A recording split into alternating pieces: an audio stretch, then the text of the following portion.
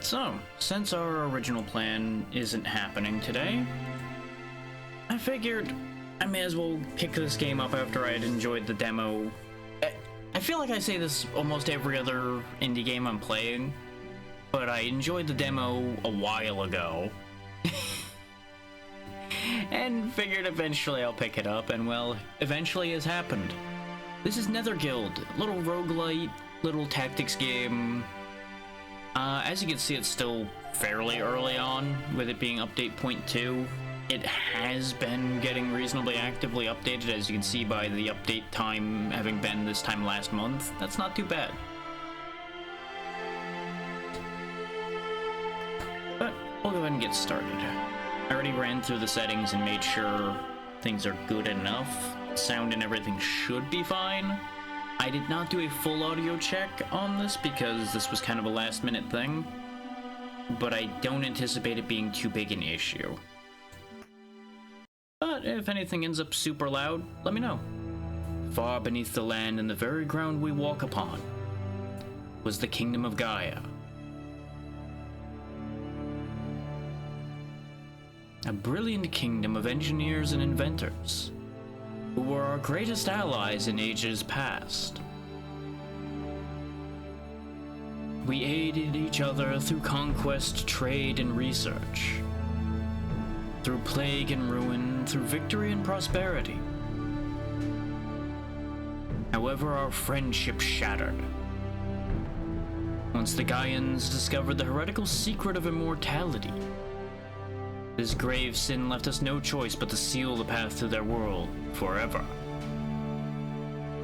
But now there are rumors of a deadly, gruesome plague on Westnor's outskirts. A pestilent calamity that threatens to destroy our kingdom.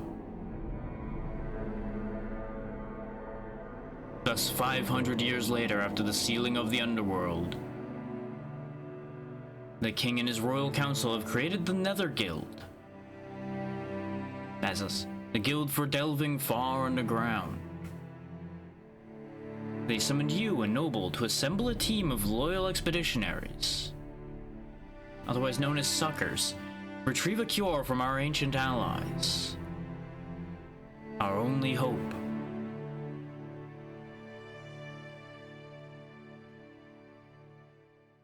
Is that the end of the speech? Okay. Hey there, Zen. I see you have more running companions now. They're multiplying. Welcome to Westnor. The king orders thee assemble a group of expeditionaries, descend deep into the world underground, and fetch a cure to the ravenous and distant plague from the ancient Gaians below. In order to assemble and supply an initial crew, you're given 75 crowns. You're off to a good start. You've doubled your crew, so clearly you're on the right track. Would you like to see some tutorial pop-ups about Netherguild's gameplay and core mechanics? Learning the basics should take about 5 to 7 minutes. Probably a good idea, I don't remember shit. Do you prefer to hold or click tutorial prompts? Holding is recommended to avoid misclicks. Yeah, you're probably right about that one. Tutorial and saving. This tutorial is still work in progress, but should cover all the basics of gameplay and then some. If you have any feedback on it, please let me know via the feedback form at the bottom left or at Netherguild's Discord. Also, please note that Netherguild saves automatically, like Iron Man mode and other games. You may also save and quit at any time. First up, we should hire a few characters to go on an expedition underground. We can do that in the guild building, this little set of blocks over here.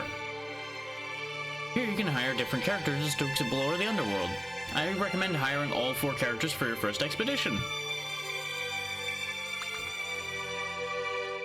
That music's kicking in harder. Yeah, I think I'm gonna turn that down slightly. Hold that thought.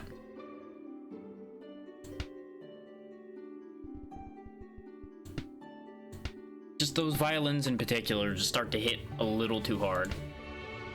Yeah, we're gonna go ahead and do what they said and grab all 4 of these, but we're gonna take a look at them first. We got Hector Reid, the noble knight. He's got knowledge of nobility, he can fight with swords, maces, axes, and he's got shields and heavy armor. A lesser noble from one of Westnor's smaller noble houses, hoping to claim fame, prestige, or a better title by assisting the Netherguild. Got a handful of skills down there, we won't worry about those yet. You go ahead and get in. Amber Wojak, the contractor assassin, gets daggers, medium and light armor, knows commerce, a killer operating in the gray areas of the law, generally either a headhunter or one who enacts justice where justice fails for the right sum. Okay. Get in the team. Manfred Smythe. Bodyguard scout with a bow or a crossbow, currently holding a crossbow, medium armor and shields. Bodyguards usually offer their services to merchants, nobility, and whoever can hire them. Well known for being loyal and reliable. Probably to the right price. They also know commerce. Okay. And Franz Smythe. You two related? Or are you just conveniently Smythes? Who knows? Wanderer Ranger, with just bows and light armor. They understand commoners, folk religion, and wilderness. Knowledgeable wanderer from a faraway village in which the old ways are still practiced, on a long journey of self-mastery. Alright. We can re-randomize that, but at the moment, that's good enough. We will probably be doing a lot of shuffling through that later. Welcome to the market. Here you can restock on supplies before you descend underground. Firewood logs are used to construct campfires. Resting and eating at campfires is the only way to heal when you're exploring underground. Therefore, I recommend buying firewood logs and a turkey leg before the expedition. Well, you can't go wrong with a turkey leg. I mean, really now. Yeah, we're kind of already running broke. So I guess we'll just make do with that. Good job. Now that we've bought some supplies in the market and hired a few characters in the guild building, we're ready to head deep underground through the underworld gate and start making our way deep below. I don't really consider us very ready, but you know what? I'll believe you this time, video game. First exploration. Head to the underworld for the first time. We get one noble standing, one commoner standing. Why they're all standing around, who knows? Crowds are gathered in expectation of the big event. Okay. Off we go. The Bluestone Mines entrance, the entrance to a deep and ancient mine from before the Gaian era, and the edge of a long ancient trading route. Who knows what dangers may lurk here? Okay, yeah, we gotta put the people in the places. We may as well just put them in the order we bought them, because honestly, these two are ranged, these two are melee. Makes sense to have the melee first. It'll either work or it won't. Yeah, obviously pick all four. That makes nothing but sense. Before you descend underground, don't forget to equip a character with firewood logs and perhaps food. You can quickly take items with that. We're gonna give the knight the food because he's probably gonna be the one tanking for us, and we'll give the ranger the firewood. They probably understand how to make a fire better than these three idiots. And here we are. Gameplay in Netherguild is divided into two parts. First is the overworld, where you can hire characters and buy equipment and prepare for the expeditions. The second is the underground, where exploration and combat take place. I guess we never get into any street fights. Camera rotation. Camera movement. Oh, I'm moving. Is it? Oh, there we go. Middle mouse or keypad arrows. There we go. Yep, I already figured out movement. You click place, whole crew goes there if they can fit. You can also move them with WSD, which is how I accidentally moved them. Notice how in order for them to move, they have to cross over somebody. They'll just keep going till they get to the other side. That's gonna potentially come back to haunt me at some point. Ending your turn. At times you may want to switch between characters or end their turn. The most direct way to do it is to simply hit the end turn button at the bottom part of the screen or pressing space. You can also click on characters to switch to them while out of combat. Try it out. Yeah, I guess I'll end my turn. Attacks often end your character's turn too. That's probably gonna be important to remember. Yep, that's an inventory. Well done, you now know all the basics. Go on forward and explore the underworld. You'll see more tooltips as you explore. Select Tanky Boy. Where's our exit? Ah, there it is. There's a skeleton. Oh, we have found enemies. Initiative, yep. Initiative works how you'd expect initiative to. Be sure to click on attacks, read their descriptions, and aim around to see their range. But what if I just click randomly and hope for the best? Have you considered that as an option, video game? Let's see, we've got a club bandit and a crossbow bandit. I feel like the crossbow bandit needs to die a miserable death immediately. He seems like he'd be the biggest problem. Club bandit's got more health, but I'm not too concerned about that. You just go around behind them and just, you know, do what you do best. Shank a bitch. There we go.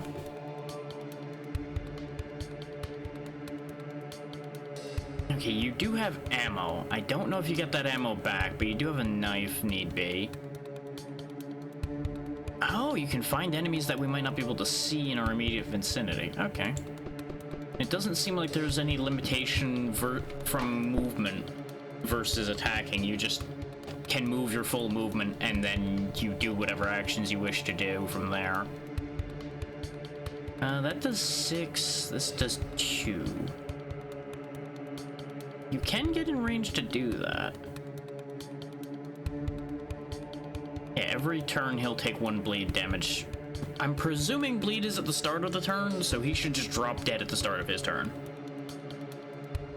Yeah, it's good stuff from what I remember of the demo. I just don't know if it's held up as it's developed or not. Is gonna be the big part of today here. Okay, so the club bandit bonks him, stuns him. That's upsetting. He bleeds out. Ooh, he dropped $1. Isn't that convenient? And he dropped $1 too. Yeah, you know, that is a good question. If this place is locked up tight, then how are there bandits down here? The answer to that question probably being the fact that, well, you know, other entrances exist. Because if it's just underground, what's stopping some enterprising individuals with shovels and pickaxes digging their way into the underground past the sealed door? Different creatures you encounter underground will have different behaviors. Some may be docile and peaceful. For example, blue crystal shrimp attack in response to being attacked. However, hunting creatures like this might give some other benefits. For example, they may drop you different useful items, give experience, or help you finish goals. Hey, ABC. So let's see what we're dealing with before I aggro the shrimp. Oddities. While exploring underground, you may come across characters, items, or events that you can interact with out of combat. Often these provide benefits or the opposite of bonuses, malices. Give more information or affect the story of the Netherguild. When interacting, certain beneficial options may be unlocked or influenced by the current character, such as the character's stats, knowledge, items, and proficiencies. At times, results may even rely on luck. Well, let's kill these 2 crystal shrimp first and foremost. I feel like that's a better idea. Just arrange ourselves accordingly. Bonk.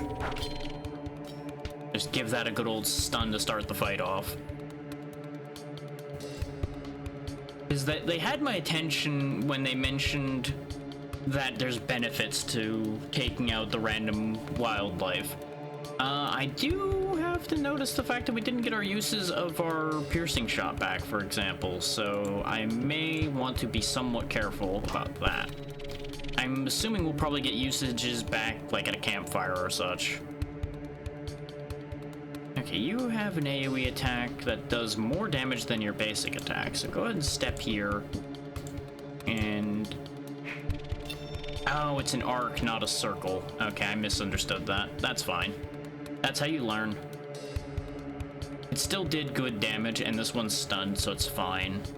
But had I noticed that sooner, I would have pointed it over here and then hit both of them. But, you know. Yeah, it's fine. Let's just focus on killing the one that isn't stunned.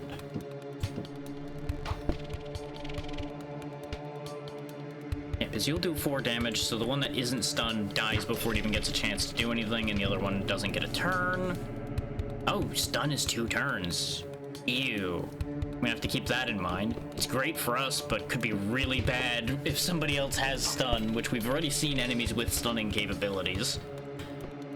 so that moves the Club Bandit up the priority list to kill when we see those. Cooldown is the number of turns it takes until a character can use an attack or ability again in the same combat encounter. Uses between rest, okay, so it is resting that gets it back, is the amount of times an attack can be used until this character returns to the overworld or rests next to a bonfire. Okay, we can't shoot the crossbow again because he's got to reload it, which makes nothing but sense. Go ahead and just trot your silly self over here and just stab him. He'll be dead before he gets a turn because he skips this turn and then we get another cycle to hit him. Don't waste an arrow. Just stab him. Boop. Doesn't look like we got anything in particular out of that aside from gaining a bit of extra experience though. So that particular time, I guess it wasn't worth it. I don't really think any of you are going to be particularly great at dealing whatever this weird dish has to offer us, so you go ahead and touch it. Mysterious pedestal. This weird pedestal seems to have burnable plant matter on top of it. Light it up or leave it alone. I mean, sure, I like fire. Common chance, light fills the room.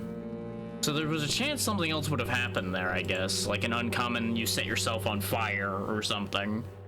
Descending. Elevators let you descend further below to the next floor, but beware, the lower you go, the more dangerous it becomes. All characters need to stand on an elevator for you to be able to activate it.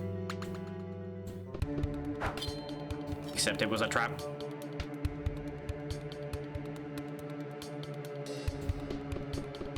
It was a double trap. Yeah, what we learned is Club Bandits can stun, so we've learned they need to die fast. So we're gonna just take care of that first. Thankfully, even though you would think they would have surprised us, we apparently have the advantage in the initiative still. So he's dead. He's gonna bleed out. I don't need to worry about him. We can start working on you now. Thud. We are gonna take a little bit of damage. Yeah, his crossbow is not bad, but it's not too scary. I'm so used to so many games where the ranged enemies are just like turbo dangerous and you need to kill them immediately. There we go. Nice and easy. Fortunate that they don't seem to drop much. But maybe this is just because it's tutorial that nothing's really dropping anything. I don't remember there being a ton of loot to be had when I did the demo either, though. I mean, why wouldn't they be surprised when we ran into them? I really wish you hadn't said that, though, because now we're gonna walk in here and they're gonna have shit like that too, aren't they? Okay, we got a club man and a knife man, and a question mark. Knife man probably can make us bleed, which will be a bit of an issue, but the stun is still scarier. I'm assuming the question mark probably is another crossbow man in the darkness over here somewhere. You go ahead and come out into here and track. Oh, I found more than just the crossbow bandit I expected to find. There's a knife guy all the way over there. And it doesn't take the turn, which was what I was hoping for. Okay, good, you can shoot through your friend. I couldn't remember if you could or not, and I just kind of sent it to find out.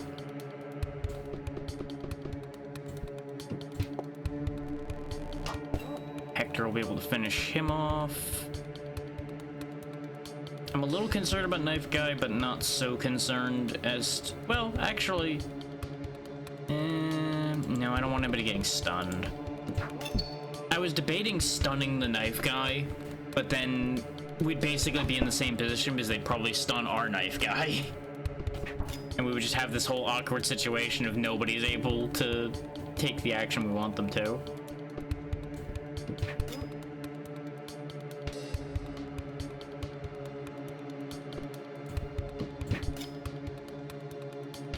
Just engage in a little stabbing circle there. I could do the target all units in a line thing, but that would hit my own guy, almost certainly. And I can't kill him, which I obviously can't kill him either. Actually, no, if I can let our knight hit him, he'll bleed out. So yeah, go ahead and shoot him. Get him started. This way we're not wasting damage. Because the more damage we waste, the more of Hector's life we're wasting. Right now, Hector is taking a beating. Which is Hector's purpose in life, admittedly, as a knight, but, you know, we don't want to be wasteful about that. Speaking of not wanting to be wasteful, don't waste another bolt. Just stab him. And you go ahead and just end your turn. There you go. I don't think we need to heal Hector quite yet. Yeah, see? Convenient. Abandoned logs. In the chamber of the mines, the air is stale and somewhat dry. It seems to have preserved one pile of ancient forgotten fire logs on the ground. Seems like no one's around, so you quickly hurry to pocket the valuable items. But as soon as you approach the log, a bandit slips out of the shadows. Stop right there, friend. We saw those logs first. Now but you hand them over. It seems that the group's composed of one bandit wielding a club, one bandit wielding a crossbow, and two bandits brandishing shiny, sharp daggers. Well, it'd be 4 on 4. Hector is hurt, but Hector's carrying the turkey leg, which I presume I can use in combat to heal. I won't be intimidated by these scum. You charge the bandits. We get initiative advantage from that, too.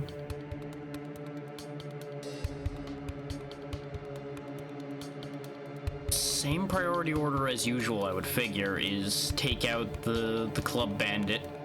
But we can actually get a good dagger storm here. Actually hit 2 people. If I could have occupied where this steamy crystal is, I could have hit both of them. Well, all 3 of them, rather.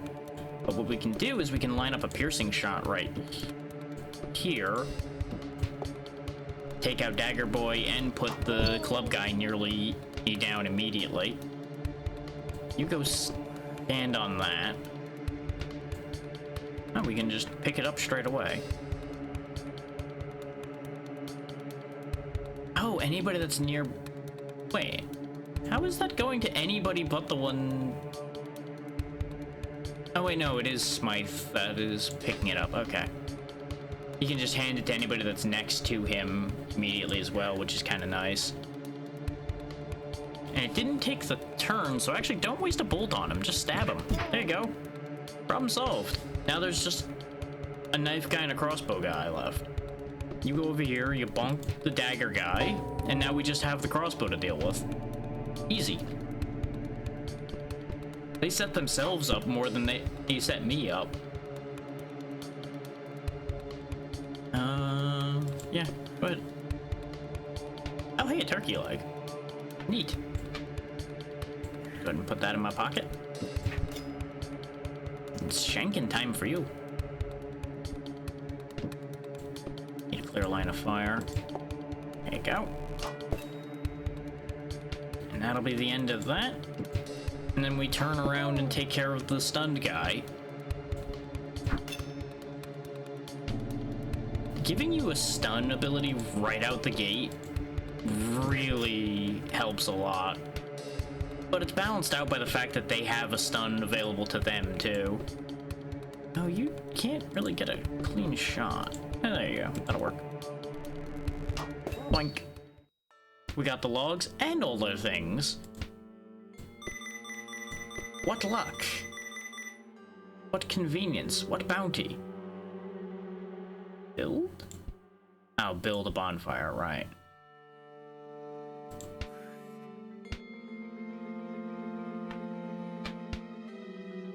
Oh, it has to be consumed at a bonfire. Okay. So I guess that's the only way to actually heal at a bonfire, then. We do have 2 bonfires available to us now, so maybe it wouldn't be the worst idea to rest soon?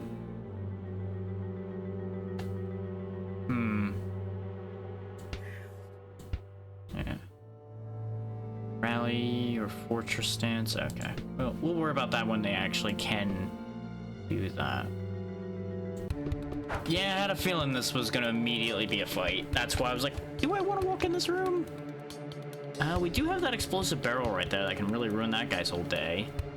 Doesn't seem to be any clubmen here.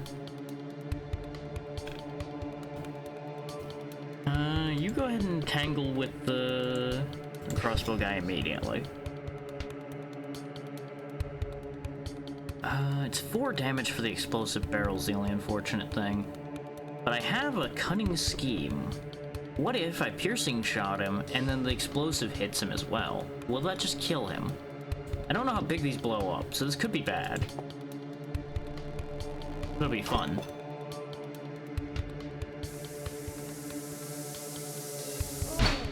Perfect. Just instantly ruined his whole day. We are about to run out of stuns if I take out this dagger bandit with the stun. And I do want to prevent him from doing any damage. We'll go ahead and stun him. This will leave the crossbow bandit still able to attack, unfortunately. Actually, no, because one crossbow bolt will put him in bleed out range. That takes care of that. Nice and easy. Level up for you. Let's see, guillotine, deadly switch, or caltrops. I do like the idea of deadly switch. Trading positions is good. But this is a ranged attack, which gives back... Yeah, it's a free action that doesn't end the turn, so it's a free kill if something's low enough. And they gain strength if they kill with it. And no, I think I like guillotine. That sounds like a great idea, and you get 5 charges of it too. Nice. Not gonna use it right now because it won't kill. We'll probably save that for getting actual kills with it.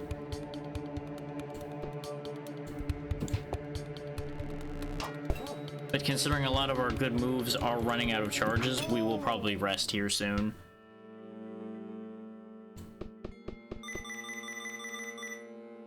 I'm just worried about resting too soon. Ooh, even more food. Excellent. And these turkey legs out to the injured. I don't think I'll use up all the turkey legs because they heal quite a lot. Treasure. That's a lot of money. And some gear. Sweet. Okay. What do we got here? Skirmisher's armor. So it's light armor. 2 to initiative, 1 to speed, 3 to health. You can wear light or medium, right, Embra? I think you can. You can.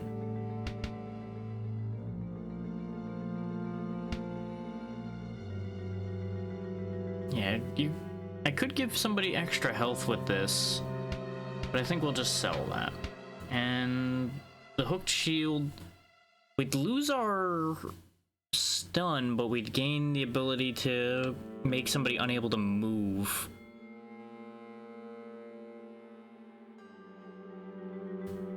That's a neat idea. I'm gonna hang on to it, but I don't think we're gonna use it over the stun right now, at least.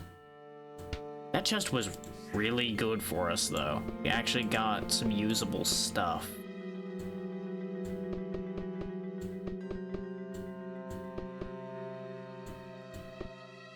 Just kind of nosing around, seeing what's what before I committed to anything. But I think a bonfire is a good idea. Now that we have a bonfire, move all characters adjacent to the bonfire and select the rest action.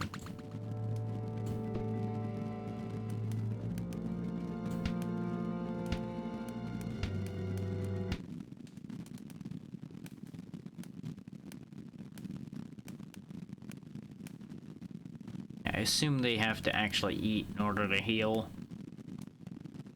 There's also... Oh, that's the experience meter. You can tell because it's empty for the assassin who just gained a level, whereas everybody else only has certain amounts. So it seems like it's kill-based experience primarily.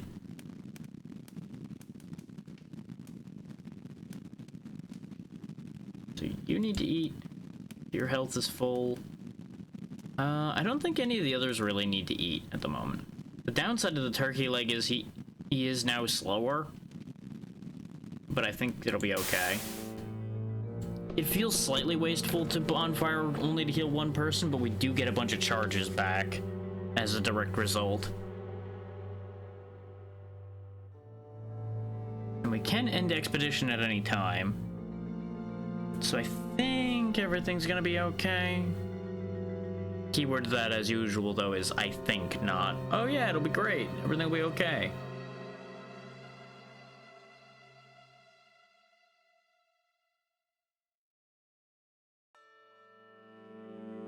Okay.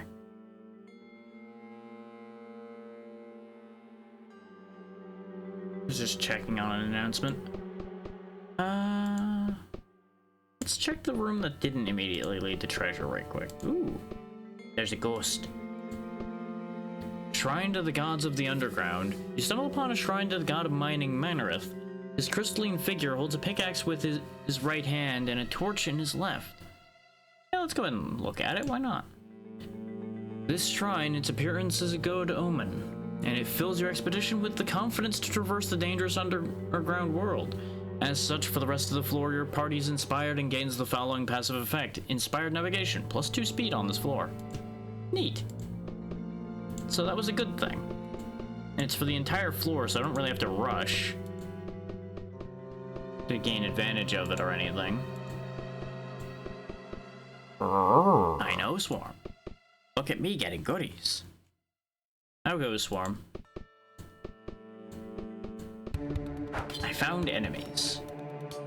Okay, we got a club man. He needs to be dealt with immediately, as we've learned.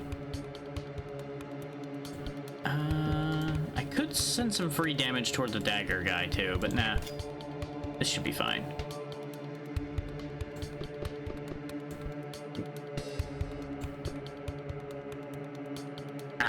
Yeah, I assume that's all part of the interviewing process and everything.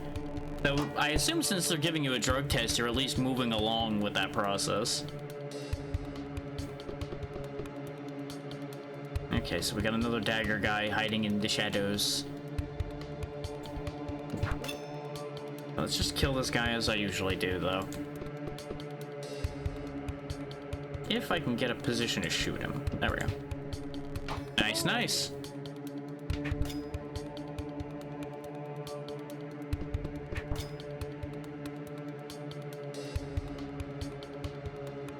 Okay, go around behind these two. Dagger Storm. This way we can ensure that these guys die quickly.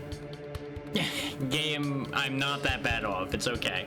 Running away and fleeing. If things get too tough and you're worried about losing your characters, you can run away by having all of your units far enough away from combat, or you can flee. Fleeing is attempted by pressing the flee button at the top right of your screen. However, trying to flee has a 33% chance to work. If successful, it makes characters drop all their inventory items and return to the overworld, but sometimes it's the only option to avoid losing your characters. I've got two half-dead enemies in front of me. I don't really think it's time to run away. Also, they're dead now. So anyway, that happened.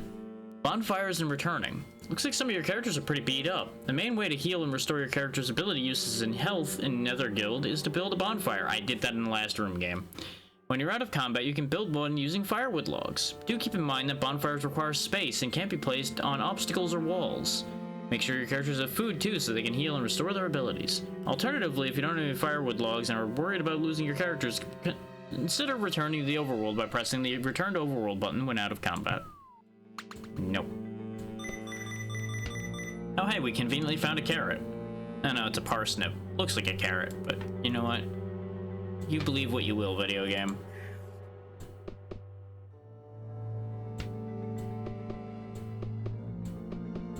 Okay, so this was a dead-end room. I could have avoided this fight entirely and just used the elevator. Speaking of fights I could avoid completely, there are some passive crystal shrimp down here. We didn't really get anything for killing the last set, so I'm just gonna ignore these, I think, this time. because we're not in the greatest shape at the moment.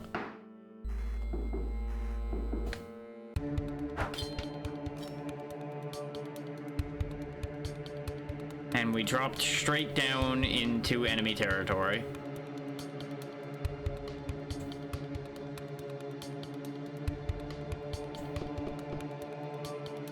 Oh wow, this is a lot of bad here too. Oh, I'm definitely gonna be reading all of it because it's early on and it's gonna be important to know these things. Hit you with the free action. There we go. He's only got 6 health left, so what we're gonna... Oh boy. Yeah, I'm glad I'm doing what I'm about to do.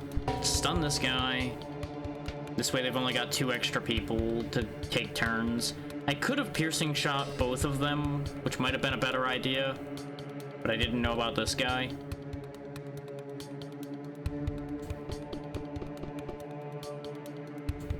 This is why our kind of terrible vision range is unfortunate. Though, the issue is this is a doorway.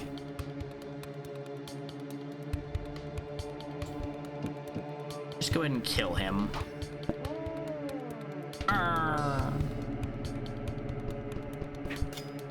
Yep, they're focusing the wounded. Of course you are.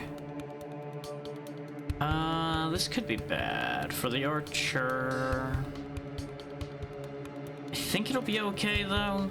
He's got 4 turns of life as long as we get rid of the ones that are focusing on him. So we do the same thing we did before. Throw a guillotine knife at him. Stab him.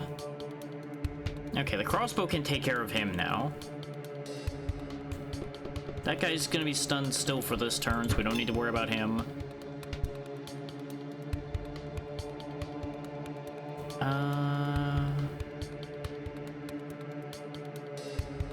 The problem is having you do anything useful puts you in immediate death range unless you can gain a level.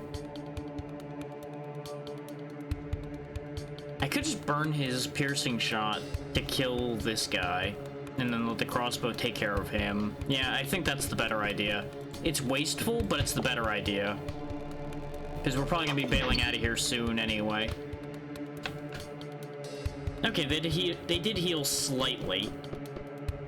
I moved you too far, also you actually couldn't fire your crossbow anyway, so this guy's gonna live. Thankfully, he has different ideas in mind now. Guillotine to get the strength boost.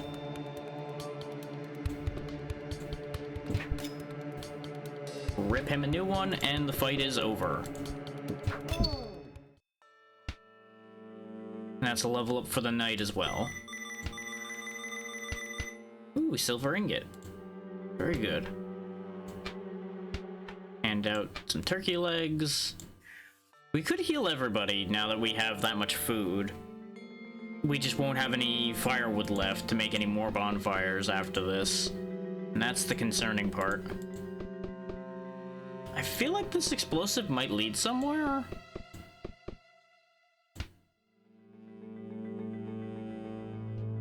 Worth a shot.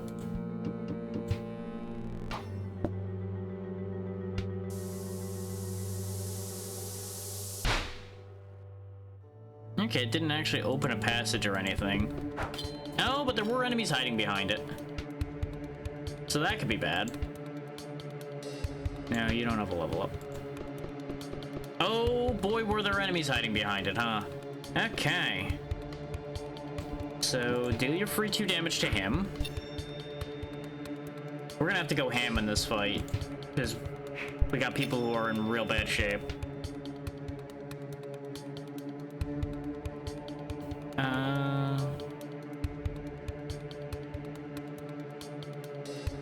Okay, the dagger bandit that's gonna go next is that one, so I don't dare go for the piercing shot play. Because if I put friends here and fire piercing shot at both of them, which would kill this one, he'd have 1 health left. What's the new skill you can get? Bleeding arrow, +2 damage to target with max health. +1 damage when abilities used out of combat. Pocket Snake. You can poison people with that. Neat. And you can move after attacking with that. Okay. I still like the leading arrow idea more, though. So the biggest problem is the only way he can do something productive, particularly in this fight, would be to risk it all on the piercing shot. And I don't feel like losing a character already. So you go ahead and play it safe back here in the corner. Nice. And it didn't matter. The dagger guy ran all the way over to him anyway. I should have just shot. I thought they did more than 2 damage. Ah, this is awful. Everything about this is awful. Well, Archer's probably dead. Because we don't have the damage, I don't think, to clear this before he bleeds out.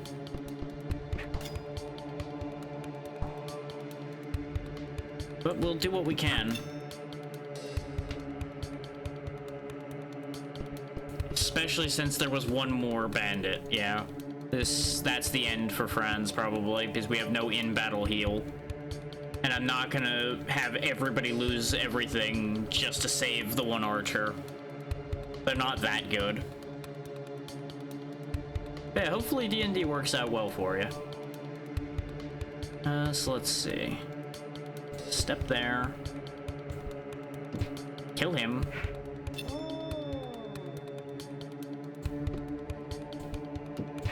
Wound him. Now he'll die from the archer, who can hide over here. I'm just concerned about the archer getting another turn before the club bandit is dead.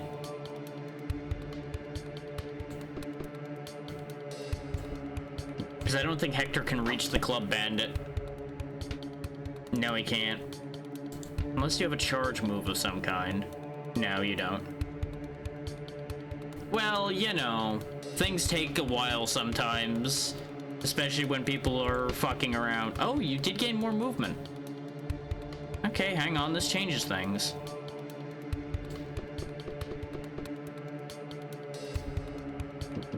Is this a free action? It is not. So hit him.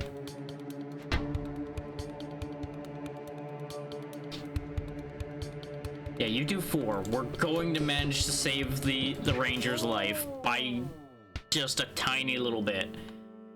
Yeah, the shorter sessions would definitely do it in, and people spend a good bit of time learning.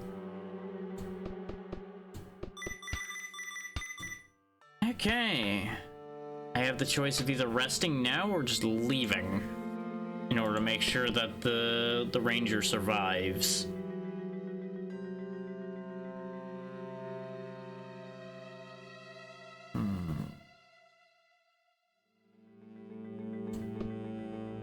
I feel a little bad having only gone 3 floors in, but no, let's abandon.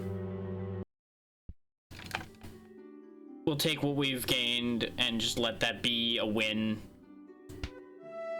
You emerge to see a huge crowd waiting for your return. They shower you with gifts and you spend the day sharing tales about the mines and your adventures. You head into the convoluted, bustling bazaar deep within, find a smith to whom you can sell the silver ingot you found and receive 10 crowns. And now we have a warehouse to put things, an armory. Nice. Yeah, it was definitely worth it to come back quickly then, if we gained access to actual mechanics already. We also could hire some more people, though we don't really have too much reason to hire on too many people. Like, we could obviously take on people of different backgrounds in order to get different information available to us. Because, like, we got a bodyguard right now and the contractor who both only understand commerce. So technically we could switch to the Watchman Scout to have criminal knowledge. But I don't really know how important that is necessarily. Like, it'll impact some of the events we'll encounter, but I don't think it'll be a huge thing. We could also get the Northguard Ranger instead of the Wanderer, which will get us military, cold, and hunting. It looks like they get different skills too, so maybe that would actually be worth it. We do also have a decent amount of money, so we could re-roll the people that are in here too. And we do have space for a 5th member, but I don't really see a reason to have a 5th party member at the moment, because we can only send 4. We could also upgrade this. Does it tell me what upgrading does?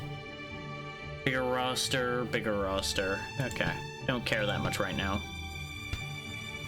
The armory. Welcome to the armory. Additional random equipment slot, or uncommon equipment, but it increases price. That also takes up all of our money to buy that, so we're not doing that. Knowledge trinket. Flask. Extra strength, but less accuracy. Okay, so you lose some speed, but gain health, and if you have heavy armor proficiency, you get even more health. Some padded armor.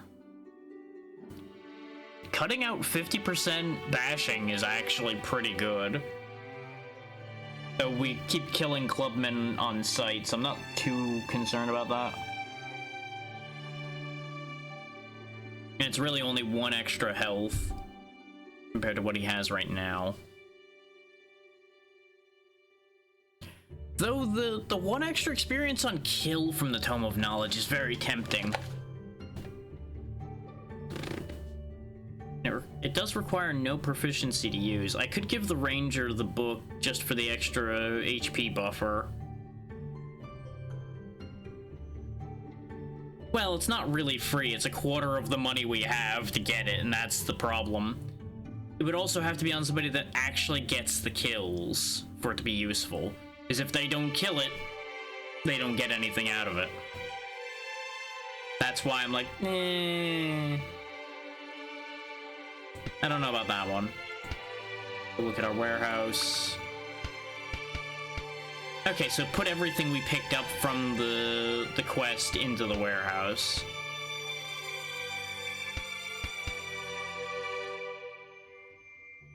How do I sell things? Like, obviously there's a garbage bin there, but I think that just throws it away. I would like to sell things if I can. Ah, there we go. Based on this, I don't think we can sell things, but we can get money for discarding them if we do that. So that'll work out well enough.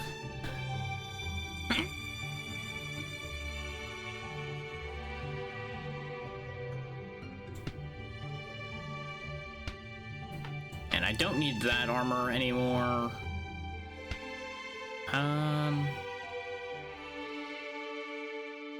We can go ahead and sell that.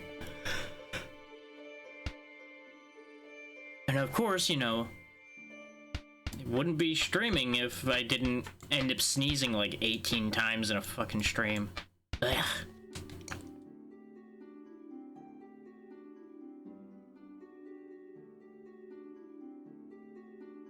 I think that's all we can really do with the warehouse in a meaningful way.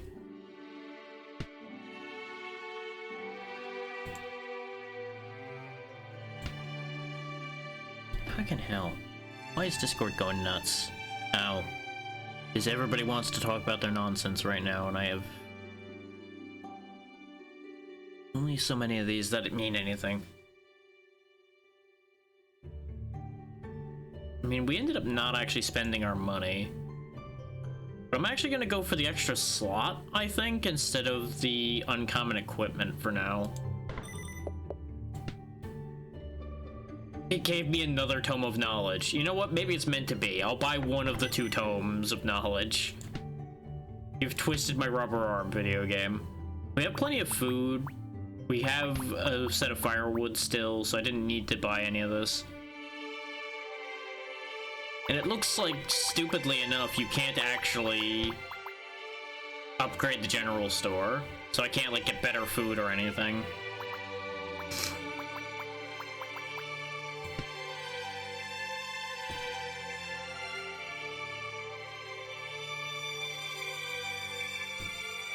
I guess we're just going back in. We go hunt 5 crystal shrimp for a noble, or take out 10 purple bandits. It's gotta be the purple ones, though. Can't be the orange, the red, the blue, or the tangerine. It's gotta be the purple ones.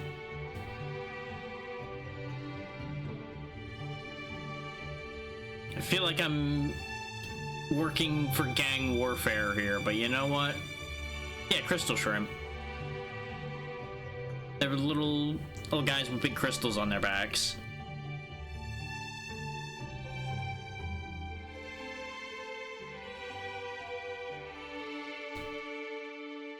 So I either gain extra commoner standing or gain extra noble standing, or I get commoner or noble equipment. I'm more inclined to think noble equipment will be valuable to us right now than commoner equipment.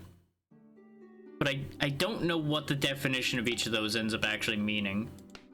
Oh, we could just take both. We could do both. We could just go take out 5 crystal shrimp and then just wipe out 10 bandits. Sure, we'll do both. Exactly.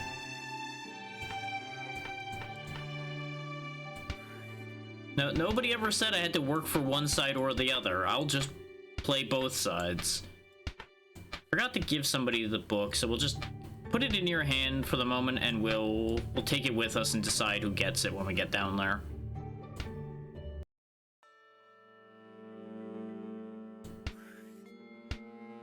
Because nobody has a trinket right now.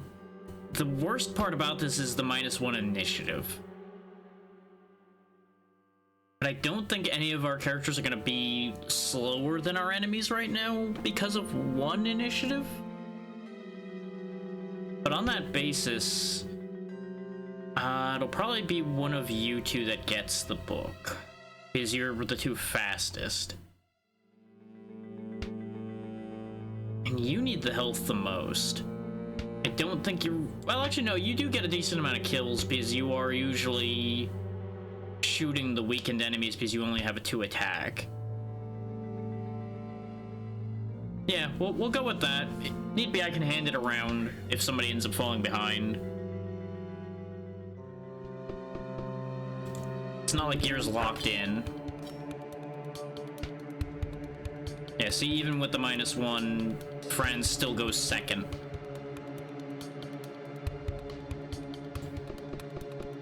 Yeah, that's what I figured. I would see is another crossbow. Sounds good, Swarm. Hopefully everything works out for you.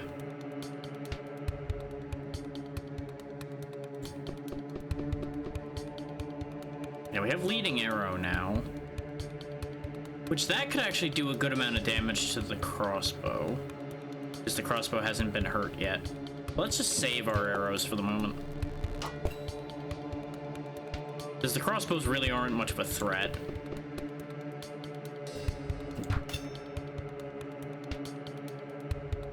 This is gonna be overkill, but that's fine. Actually, no, just stab him. That'll put him down to 1, and the bleed takes care of that. Savable. Stab a man.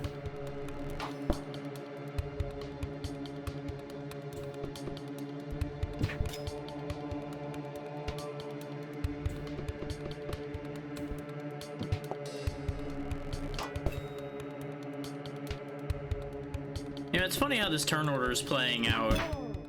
When I said, oh yeah, the archer gets a decent amount of kills, kills no one this combat. Wonder if I've cursed him. Oh well. No sense worrying about it right now. There's the crystal shrimp we need to kill.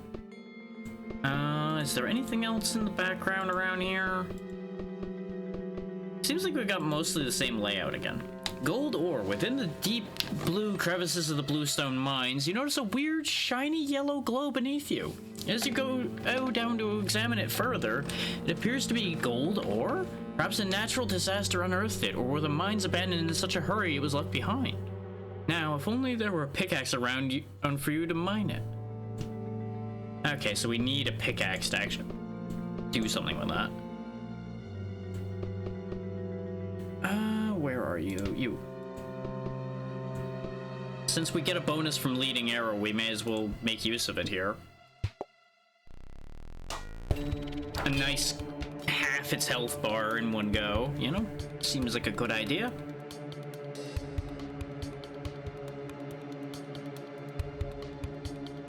Go for the free damage against you.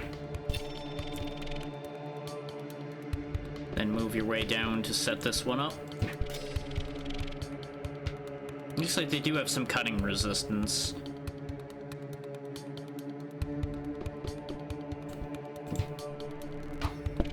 Okay, good. He'll bleed out. I could have stunned it, but I'm gonna save the stun. Ooh, they do make you bleed, though. Maybe saving the stun wasn't a great idea. But this fight won't be much longer anyway.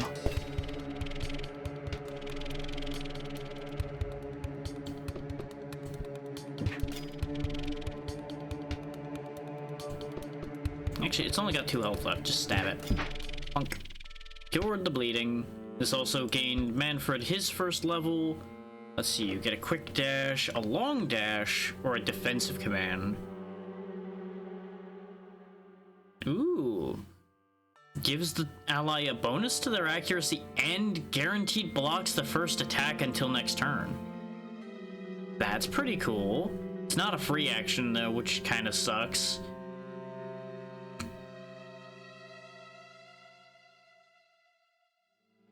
Ooh. Quick dash gives him focus and strengthen for the turn that the dash is used on. And the quick dash is a free action. Like, you get a higher value strengthen and focus from the long dash, but it takes that whole turn. Now, I think I like the quick dash. That seems like a better idea to me.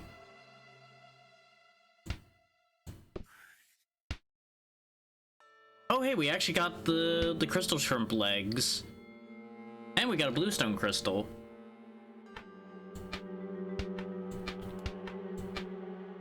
See, that was a much more profitable crystal shrimp kill compared to the first one we did. Oh no. Oh hey, there's the pickaxe. You guys seem to have something I want. I have even more reason to kill you now.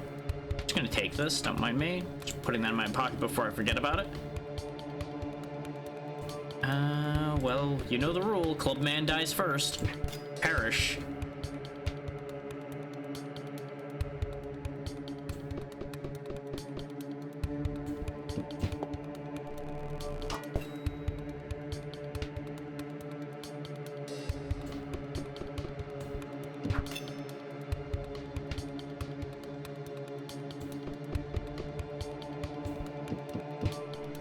And Clubman down. Also, I'm not entirely sure I believe that these are purple bandits, but the game is saying that the count's going up, so I will take the game's word for what color these bandits are wearing.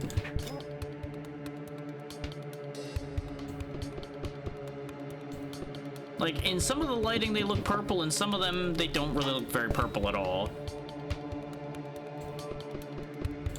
So I'm just gonna blame the lighting. We also are getting pretty full inventories already, which, to be fair, we came down with a lot of stuff. Use the pickaxe. Mining sounds fill the cave as you crouch and carefully chip away at the ground. After a while, a wait that feels like an eternity, with hands trembling with excitement, you unearth the precious ore. Once you smelt it, it'll surely cover the cost of a future expedition. You put the chunk of ore in your backpack and try to store the pickaxe too, but the ancient piece of equipment breaks in the process. So we got the ore but lost the pickaxe. That's fine.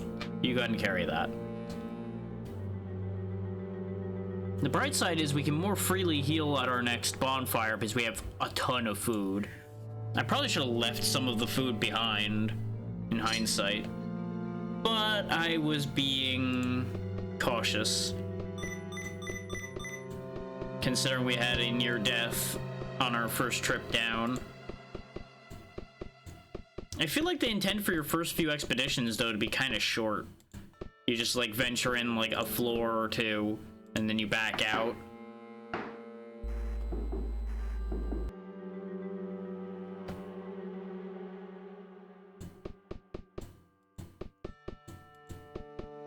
There's the crystal shrimp we need. And in fact, that's all the crystal shrimp we need. Because remember, we're staying down here till the job is done, because I'm pretty sure we fail the goals if we don't do them.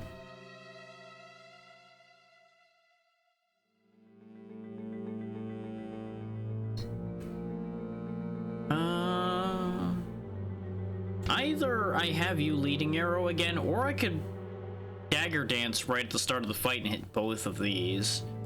And that'll be for 4 each.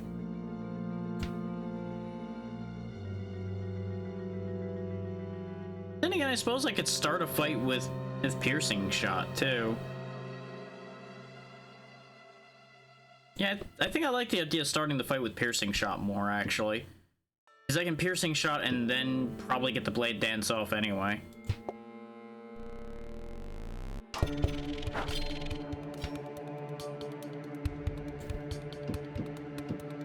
Oh, but there is friendly fire involved in positioning right now. And I don't feel like incurring friendly fire at the moment. Go ahead and give you some free damage so you don't feel left out. Yeah, because there's no positioning I could achieve because of where everybody auto-positioned to. And I didn't want to sit there and fiddle with it. It's fine. You go ahead and get the hell out of there.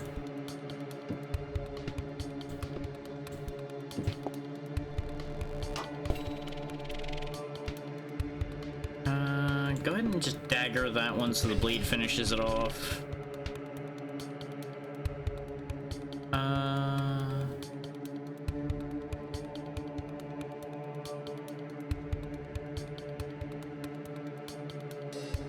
I could weaken this one further, or I could stop this one completely. I'm gonna go ahead and stop this one. Well, this is gonna become a much more complicated endeavor. This is about to get to be a really bad fight. I should have looked over there before I started the crystal shrimp fight. That's on me. That's completely on me, because now, yeah, you get stunned. Oh, this is gonna turn so bad.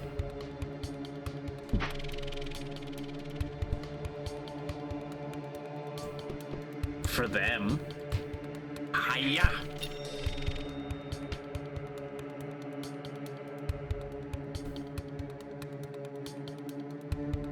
Okay.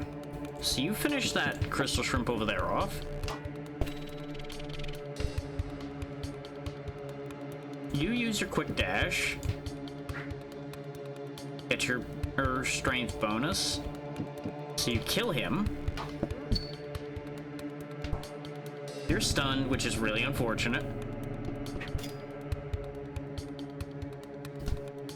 Oh good, the crystal shrimp will attack them too. Okay, maybe this isn't as bad as it seemed. Those stuns are awful though. You'll notice this is exactly why I didn't want those hammermen running around. Status stacking. I see a unit has been hit with the same status twice. In Netherguild, status effects don't stack. However, a status can be lengthened.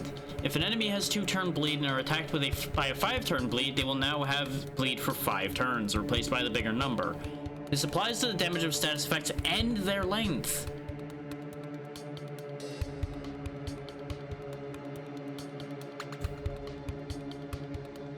Let's see.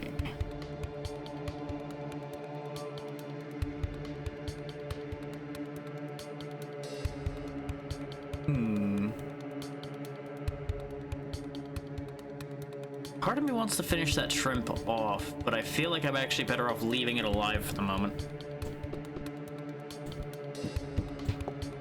So that it can help me. Ironically, considering I'm the one who started this fight.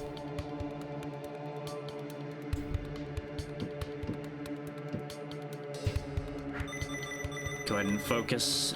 Strengthen again. Stab him.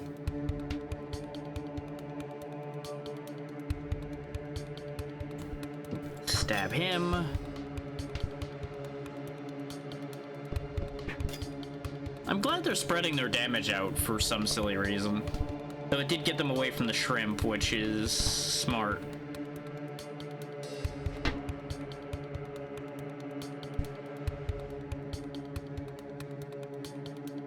Okay, so here's the plan. Step over here for a moment. Guillotine the shrimp.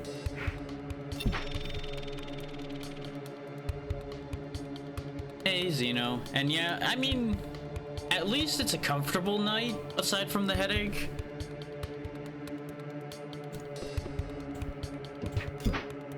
There we go.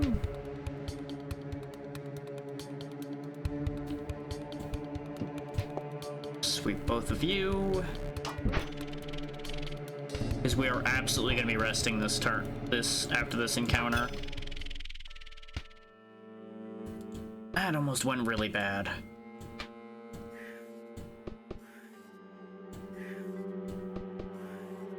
A lot of food.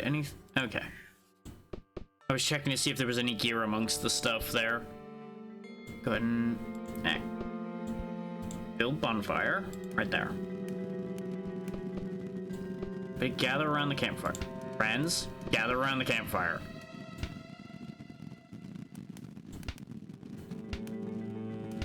Okay.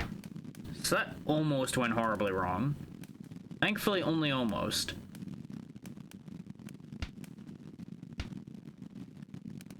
You eat a crystal shrimp leg. You eat a crystal shrimp leg. You two are fine losing a little bit of speed, so you'll each eat a turkey leg. Unfortunately, I only get to eat one thing, which makes sense. You don't want them eating a ton. But it's inconvenient because I would like to be able to fill their health.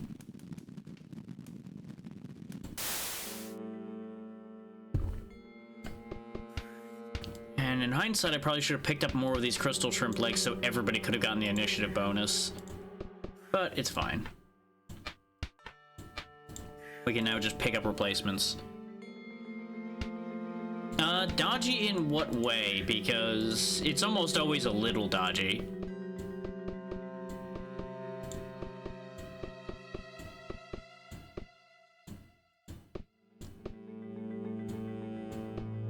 Go ahead and light it up.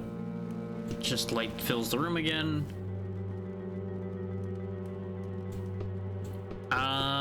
What part was cut off? Because, again, that really is going to depend on... What you say there is going to depend on what my answer is there. So I might be able to explain that depending on what the actual issue there is. Okay, this is just a better crossbow, so go ahead and take that. Can you? No, you can't.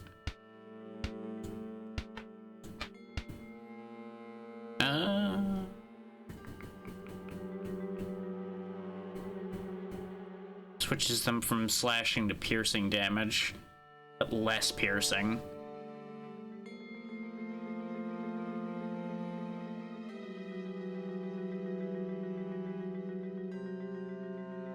Oh.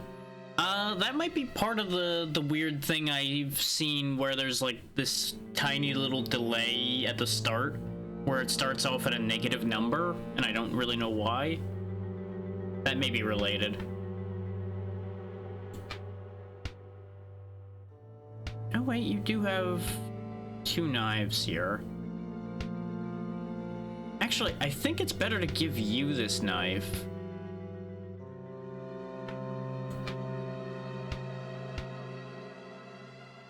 Oh, can you not use it? You got a red there. Oh yeah, because you don't have dagger proficiency. This doesn't need proficiency, that's why.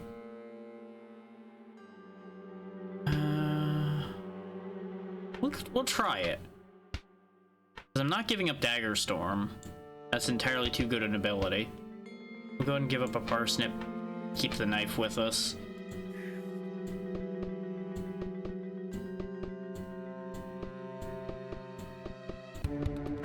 More enemies. Yeah, I've not really noticed like any cuts or anything to any of mine other than, like I said, there's that negative number at the very beginning when I look at my timer. But I've also not really sat back and watched my VODs lately, so I can't really guarantee anything there. I usually just watch a random section of it, make sure the audio is okay, and then let it be. And I've not heard any complaints, so... I've not got any meaningful information there. Go ahead and just stun him because we got too much clustered up here to really do the thing I would have wanted to do.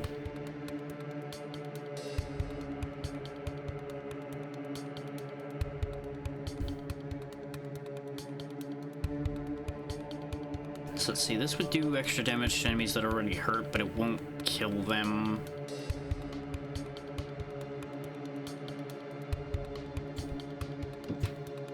Go ahead and dash over here so you'll do 5 instead of 4. Knock him out.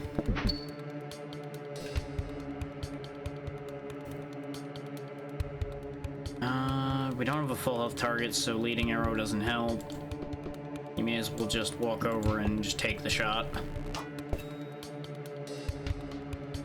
Yeah, the only thing I've noticed Twitch doing that's weird otherwise is it's been having more disconnection issues for people again recently, but it's been a little bit for that anyway. So I don't know if that's still happening or not, because I haven't seen any oddities myself. Well, there's also the extra determining factor of, is this the individual's internet doing it, or is this Twitch doing it?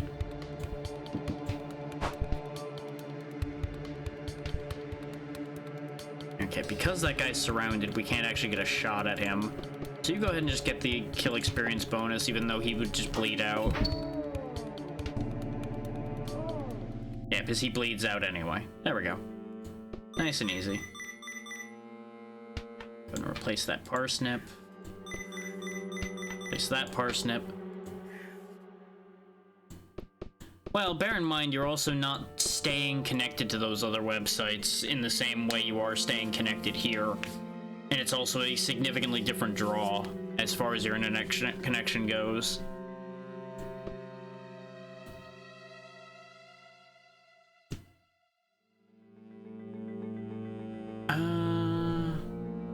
No, I want the logs.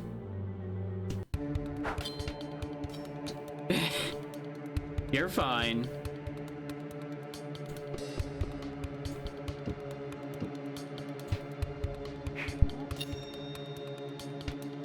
Do that to all of them. Because what we can do is we can just use those logs here in a second. Free up some space. Yeah, go ahead and shoot him. I have a plan. You walk over. Piercing shot kills both of these. Okay, yeah, you do get the bonus experience both times. Excellent. That's what I was wondering. Bonk. Put Clubman to sleep. And they've got just one dagger in play right now. Who is going to die. Yeah, I'm really not a fan of the decreased damage of that bleed knife. It's not bad, but I feel like the other knife was doing a better job for the purpose I had for him.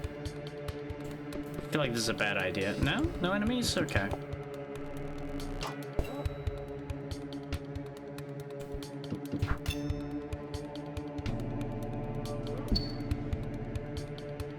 He bleeds out. Let's see, you've got 20 out of 24, 12 out of 24, 8 out of 24. You really have had the lion's share of experience, so no, you're not getting that kill. You go ahead and get that kill.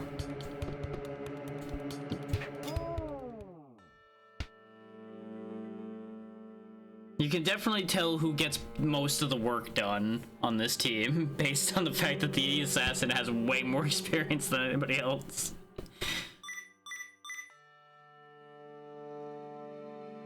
Let's go ahead and grab these logs. Oh, but if I grab these and immediately use these, we're not gonna have any resting left. So that's a problem. Oh, okay, the log pile stays even though there's no logs in it. I just put a different item in there, so now it pretends to be a log pile still. Yes, there's the elevator. And there's enemies. That's what I was afraid of, but you know what? We could probably take this combat still. We'll be overachievers for our goal, and that's fine. Okay, so dagger and club. Throw that at the dagger guy. There's another dagger guy. Put a bleed on you.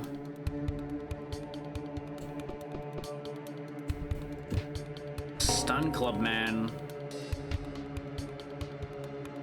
Like, leaving with the logs is fine, because we can just take them with us to the next trip. You're out of movement. I was debating moving him here and then piercing shotting, even though it's one guy.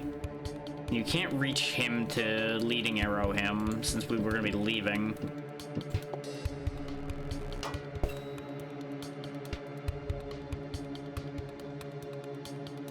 Let's see, this does 2.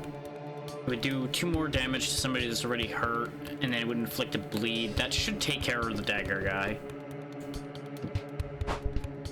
Yeah, because it does 4, pushes him over there, and leaves him with 1 hit point. You get stabbed, which is your lot in life for the most part. Yes, hello, ABC. There, I've greeted the dagger man in the traditional manner of stabbing him.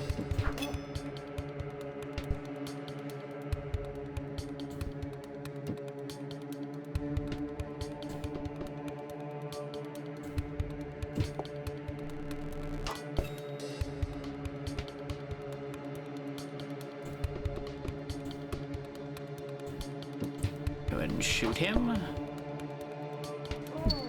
He bleeds out from all of that, and then we take care of business here.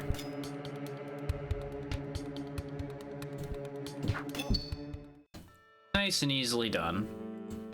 And we get even more money. This guy just dropped a bunch of food, which we don't need, and nor do we have any space to put it. And yeah, we'll just make this a short trip.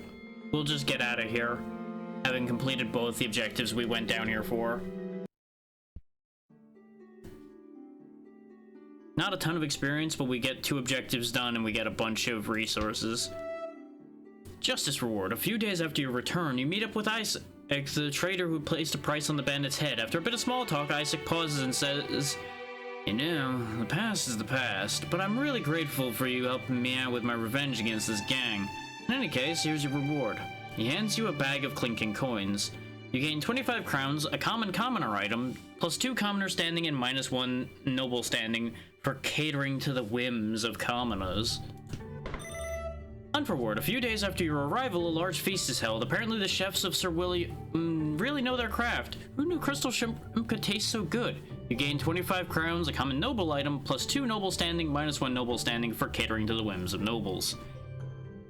But you see, the trick there is, by doing both of them, we basically just got +1 for both.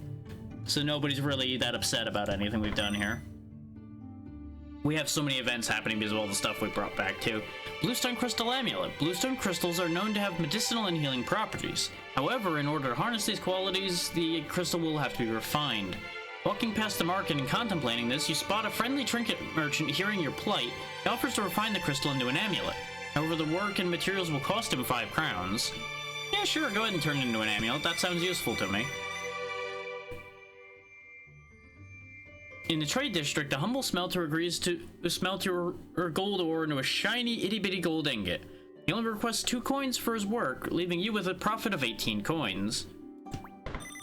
Silver ingot sells for 10, we saw that already. Another one sells for 10. We've got an embassy now, so we can check out our standing with the various factions. And we got an ornamental circlet for our noble reward. And I don't know what our other reward was. Oh, the champion sword. You know, maybe the commoner reward was better, because that seems like a pretty nifty sword. And it also boosts strengthen. Ooh, that's actually really good because we do have a strengthen effect on our knight right now. Because they can do rally, which will give them 1 strengthen. It's also just a cooler looking sword that does +1 damage, so... Oh, now this did +1 as well. But it'll do extra damage if he's missing health, which he almost always is. Speaking of... Heal 2 health every time you descend a floor and give +1 health. You are the one who's supposed to keep everybody alive by enduring hits, so you go ahead and take that.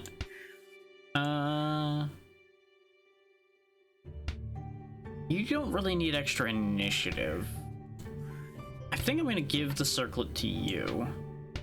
Boosts you up in the initiative order so you can get more stuff done early on. Do you benefit from accuracy?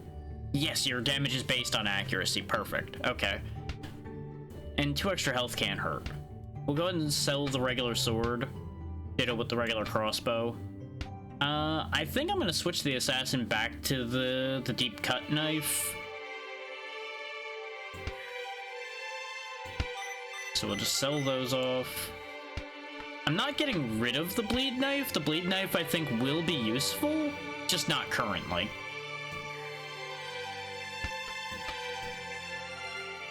We are drowning in food, and that is the best way to be. Check out the embassy. Welcome to the embassy. Here you can examine different factions and their standing towards you, whether they like you or not, and how much. The system is not finished yet, but in the future, angering factions or staying on good terms with them will have different interesting effects. Okay, so we can get faction classes if we get up to 7. Seems to be about the only meaningful thing. If we piss them off, they'll try to kill us. And there's hidden perks, but I'm not going to worry about those because they're hidden.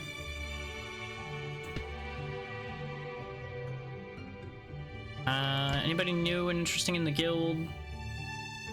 Well, there's an Inquisitor Assassin who can use swords, so that's neat. Instead of having 2 different armors, they have 2 different weapons. That could be cool, actually, because you give them an offhand and knife and a main hand sword and have them do fun things. Oh, I think they actually might roll random weapons, because I don't think the mace was available for the other Watchman Scout we had. Unless I forgot. I might have just missed it.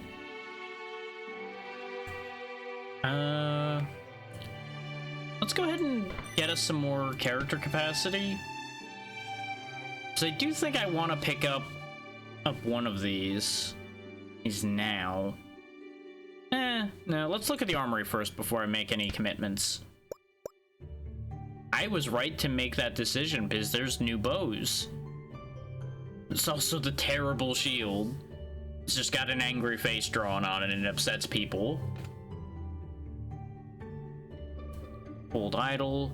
Ooh, extra health if you're a wanderer, and it gives you healing just like the bluestone does.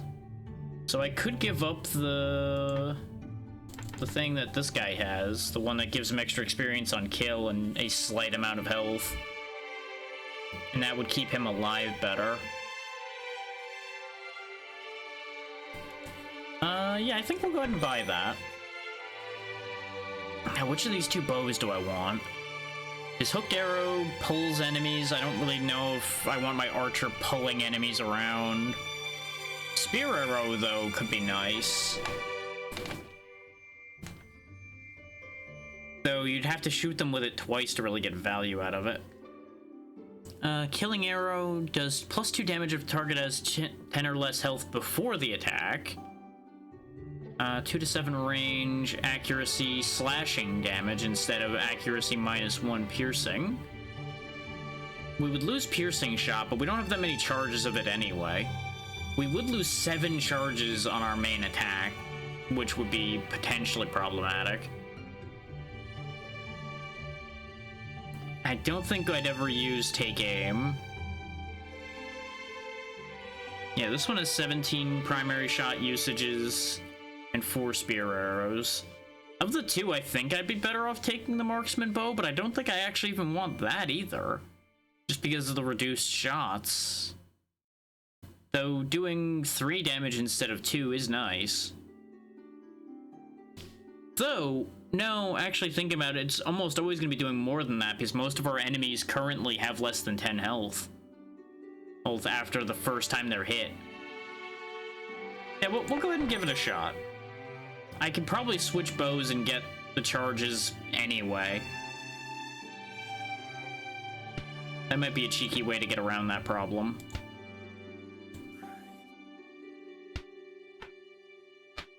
You just go ahead and hang on to that. Because I do think the extra damage from this will be huge for us. Because in theory, he'll suddenly be doing 5 damage, as long as an enemy's missing even like 1 hit point for most of the enemies we've been dealing with. I could buy some... Oh yeah, I also meant to switch the accessory. Hang on, Merchant, you didn't see me. I'm not here. I'm not real. Go ahead and switch that. You inherit the book because you're the only one now without an accessory.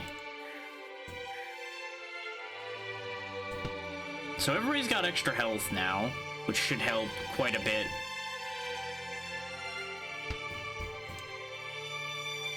No, I can't quite afford to get uncommons.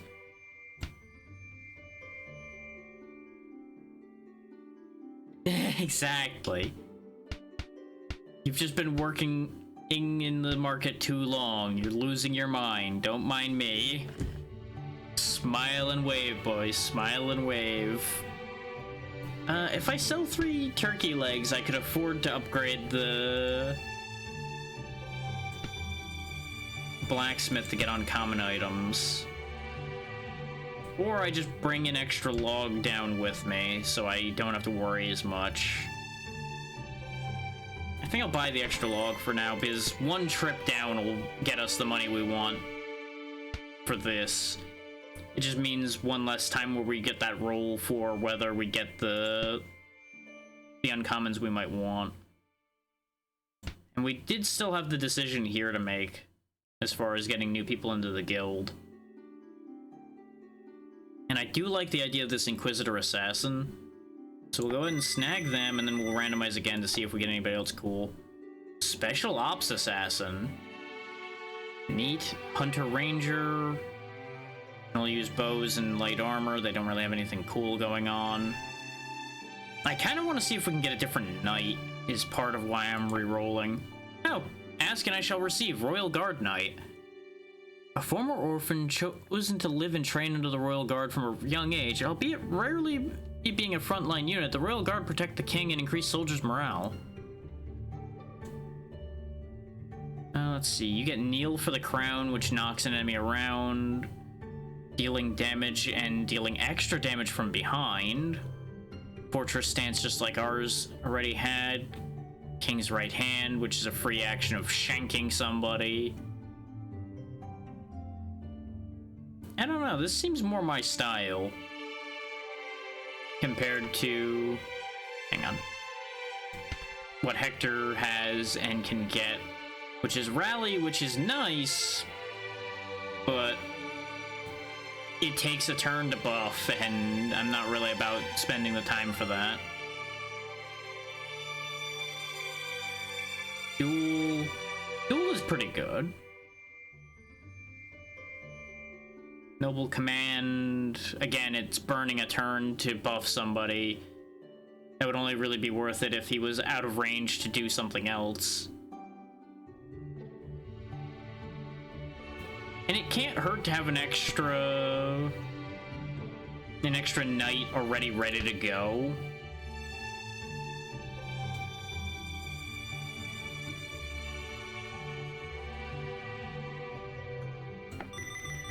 So we'll go ahead and hire Dinah. We now don't have any more room for anybody else to be hired.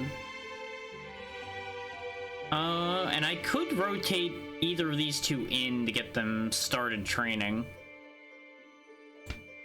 What do you start with? Plain old sword, you still have shield bash. And you start with the same knives as the other one. Okay. I figured they weren't gonna have anything different, but I wanted to check since the flavoring on the bow in the shop was that it was a southern bow, and there was southern stuff mentioned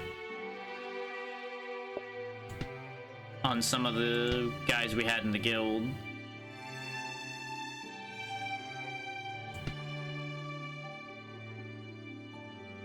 So there's potential value to sending, like, the 2 standard archers and then these 2 clowns out, for example.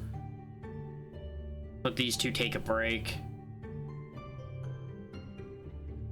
Or I just keep them in the back pocket in case somebody dies. Let's see. Okay, our goal is go below the 3rd floor. And this is a progression goal. Okay. If they need us to get past the 3rd floor, we'll go ahead and stick with the usual team then, especially since I've geared them all up. These 2 will just wait for a more safe run. Take both the logs since we're going to be going farther. Everybody will take a crystal shrimp leg with them, and that should be good enough. Yeah, we'll leave the shredder blade here. You can sit there and plot against turtles in the box.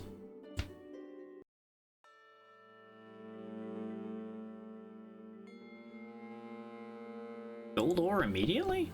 Oh yeah, there's some gold ore just chilling there. We don't need to fight these crystal shrimp, so we're not going to. So that's just a fast way for us to burn health, and we need to get some distance this time.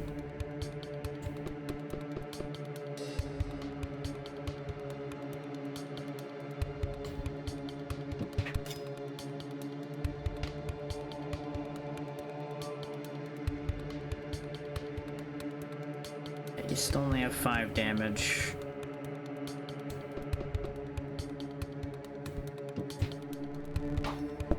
Though 5 is still the highest we have. Yeah, but see, normally it's 3, but since the target has 10 or less health, this will be a kill. Punk.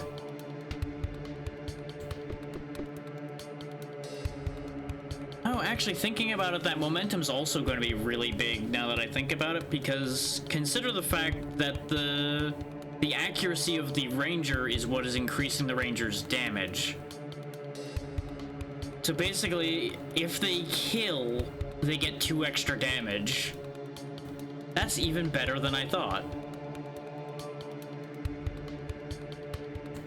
Go ahead and stun you.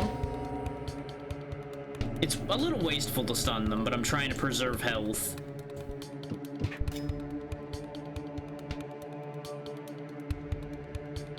Because if I didn't stun them, they would have gotten a shot off. Instead, they don't get to do anything, and they just die. Real shame for them, but, you know. Good thing I'm not worried about what's good and bad for them, huh?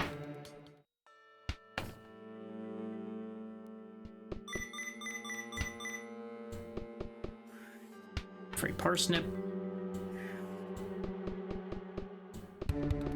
Oh no, more enemies! There's the pickaxe. It is weird having Manfred moving so early in turn order now. Go ahead and quick dash over here. And it seems slightly wasteful, but I'm nervous, so I'm gonna have you track. Okay, the only things otherwise were the crystal shrimp, okay.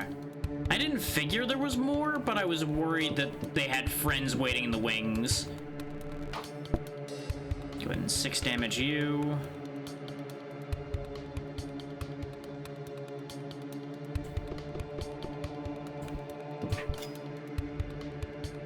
Give you the old slicey slicey.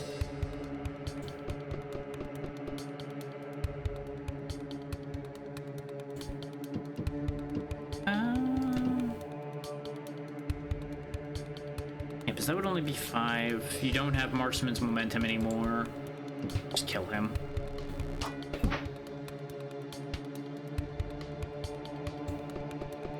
Since there's only the crossbow here, we'll go ahead and just hit him. We'll let him get a shot off. See, 3 damage that I avoided before. This is why I was like, nah. I would rather stun them and avoid the 3 damage. Shank.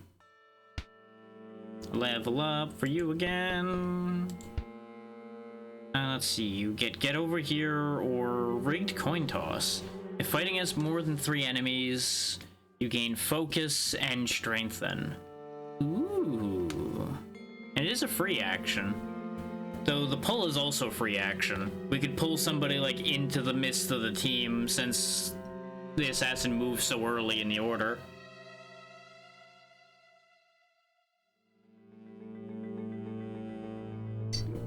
Just yank them in and immediately destroy their hopes and dreams.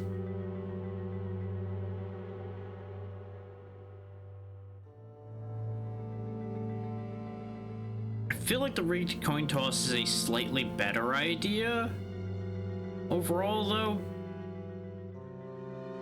the main advantage that Get Over Here has, though, is there's not a limit of uses to it.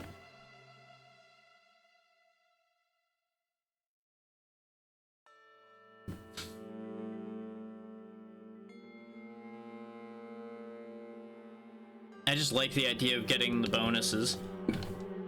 But at the same time, for example, Deep Cut, yeah, none of these are modified by any stat at the moment. So no, I think I will take the Get Over Here. Since these seem to only go up to level 4, they're going to be getting replaced before long anyway with people that are going to have skills I'm more interested in. Almost certainly. So we'll just figure that out in the future.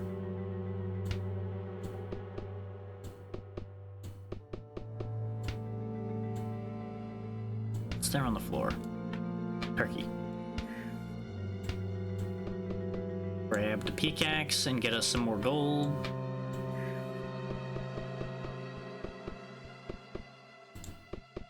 Where was the gold? There it is. Tink tink, give me the gold.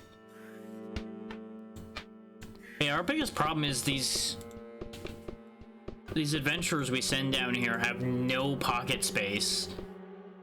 I wonder if we get 2 more people we can send out at some point, since there's 6 spaces on these elevators.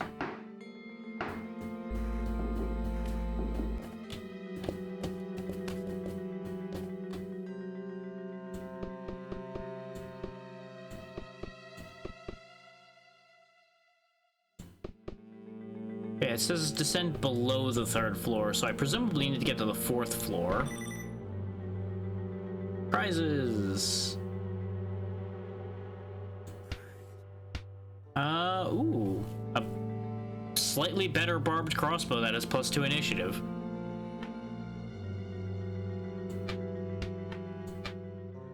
Sounds good to me. Slightly better things.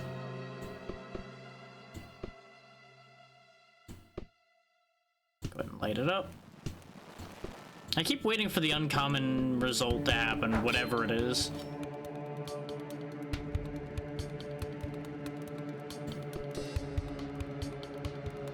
And yeah, it looks like the charges were restored when I switched weapons. So track is a native ability, so it didn't end up restocking that.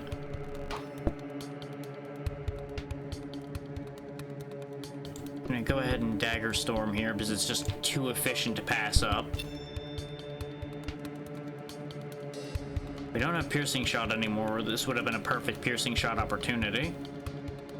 With the damage you do, it would actually be wasteful to shoot him, so shoot him instead. Get you another kill. Kill him. And now there was 1. Do an inconvenient bit of damage. Stabbed for your efforts. And stabbed again. There we go. Nice and easy. I mean, I may as well take the turkey leg with me till I run out of inventory, I guess. Worst case, I throw it away later, or have somebody eat it just to get it out of my inventory. Flipped minecart. You stumble upon a flipped minecart. It doesn't seem too heavy, but it's stuck between two bluestone crystals. It looks like something shining below it. Flip it. Random equal chance. You try to flip it. You wrestle the stuck cart for a while, but you succeed. As you finally breathe easy, you discover there's nothing below this cart. Not only that, it seems that the task has taken its toll on you, and you end up with a new passive effect. Reduce one's strength until resting around a bonfire, or returning to the overworld. RIP. Completely worthless. Glad somebody saw a non-existent shiny object under there. Good job, guys. Goddamn phantom shinies.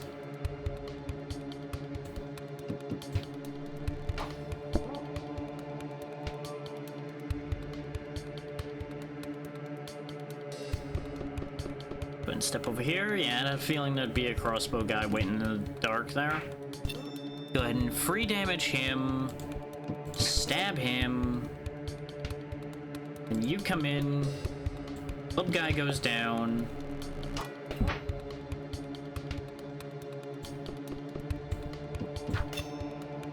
Set him up for failure. These fights are gonna get steadily sloppier and sloppier, but we'll make the best of it we can. You've only got 3 health, so I'm not worried about shooting you. Not that I can anymore anyway. I want to test something. Push him. Okay, they don't take damage if they get pushed into a wall. I was curious whether there was damage from collision in this game or not. I couldn't remember. You only do 3, so go ahead and just kill him. You come over here, and thanks to your momentum, you should be able to kill. Or not. Does the momentum wear off sooner than I think it does or something? Also, apparently there's still something left somewhere. Oh, there was another bandit in the darkness. Oh no. What a surprise. What a twist. Perish.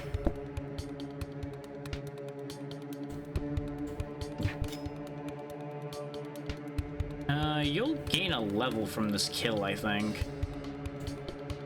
So, kill. Yeah. So you get your next ability, Rain of Arrows or Swamp Fire Arrow. Swamp Fire is an interesting concept. You do 2 less damage, but you inflict 3 turns of 2 poison. Oh, every time you attack, poison goes in this game. Ooh, scary. And it also does 3 burn for 2 turns, which is just every turn, just like Bleed is. But it lights you up and spreads to adjacent units. Ooh, I like that idea. Or we have a 3x2 area effect of causing a bunch of bleed and some minor damage. I'm too curious about what the fire is gonna end up doing. And this only has 2 usage, is where this has 5.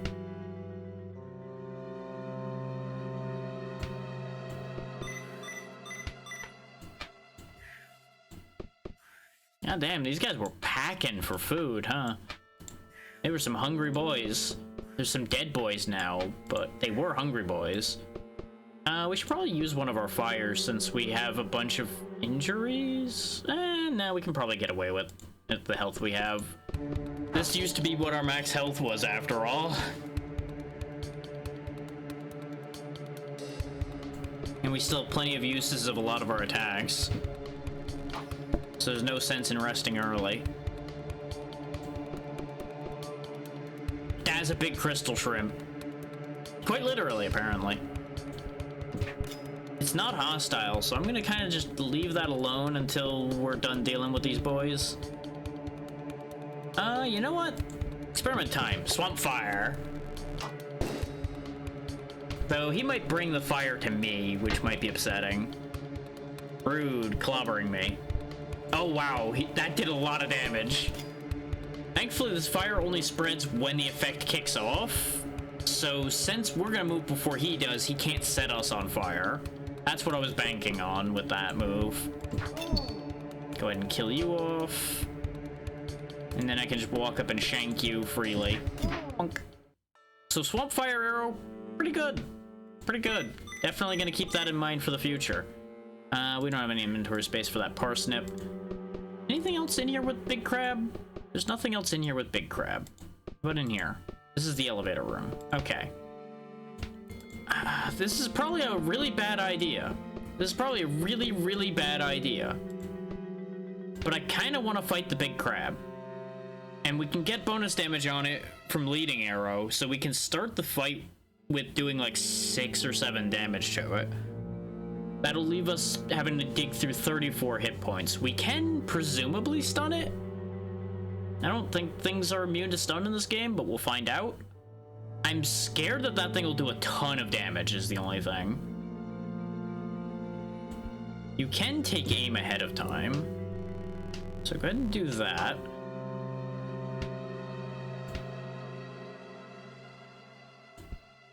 Which will make this do even more damage. The other option is I swamp fire him straight off the bat. But he'll bring the fire to me, and I'm kind of scared of that. Nice, 9 damage right off the top. I can definitely get behind that idea. You go ahead and dash so you get your bonus damage.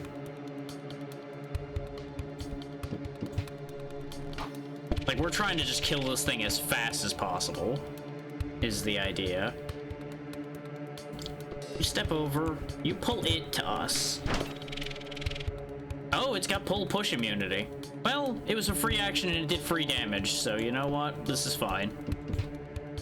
Guillotine for the same reason. It's probably for the best that we didn't bring it to us anyway. Now, how hard do you hit? Oh, you hit 2 people and you stun! Disgusting. Can you be stunned? He has 100% stun immunity. Yikes. That's pretty much what I was afraid of with that idea. Well, this could be really bad then, huh?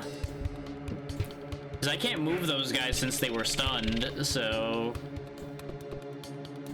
it can freely just do that again. It's almost dead, though. Oh, it's got a tail... oh, no, it turned around and attacked him. Okay, I thought it had a tail attack for a second there. But it's almost dead. We got this. This wasn't as bad as I was afraid it was going to be, but we also prepared properly for starting this fight by weakening it a lot. Yeah, we're gonna set camp in a second. Just cool it. Armor dash gives you block when you dash. Fire bolts. Flare arrow. Oh, it also increases his uses of track, which is interesting. Gives you 1 more track. This is a line attack, which is kind of nice. But again, it's fire, and I gotta be really careful about fire spread. Both of these are fire, admittedly. But this sets 1 enemy on fire, as opposed to setting a lot on fire. Which could potentially run around and make a mess of things. I don't really think I need armor dash, though it is charge. Yeah, fire can spread to all adjacent units, as you see on the 3rd line there. It spreads to all adjacent units whenever it fires off. It doesn't stay on tiles, it only stays on characters, as far as I've been able to tell.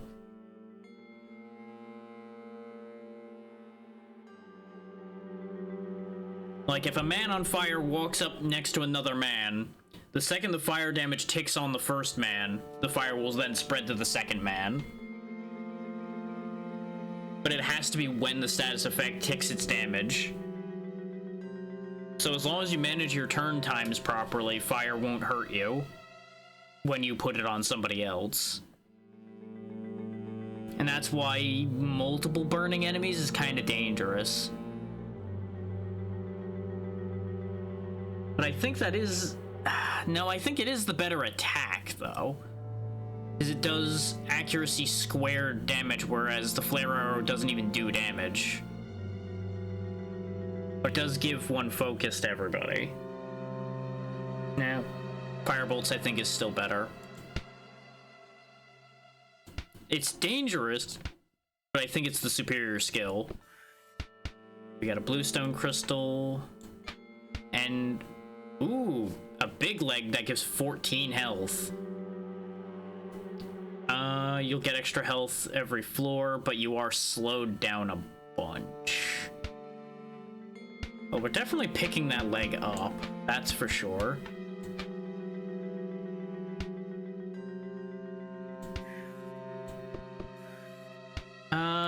On the whole, I think that fight was worth it, especially since I was gonna rest soon anyway.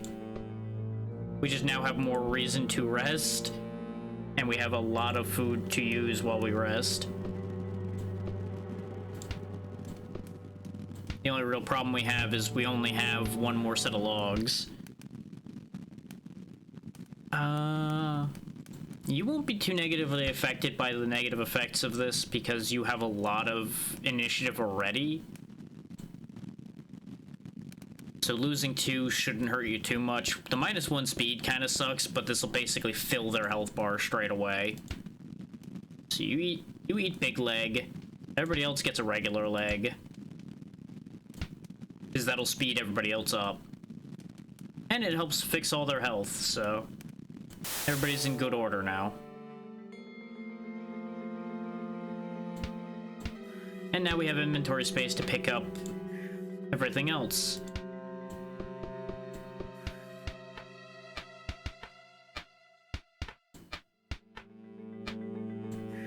I do like having to manage the status effects from the food.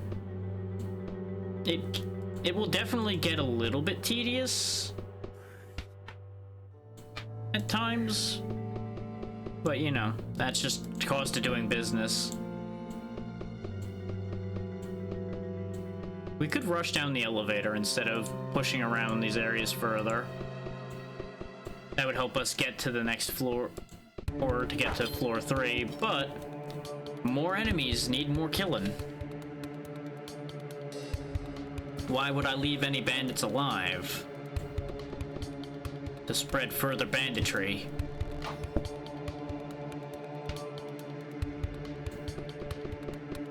Yeah, I figured there was more enemies. Here, enjoy burning. Tastes like burning. And then he died.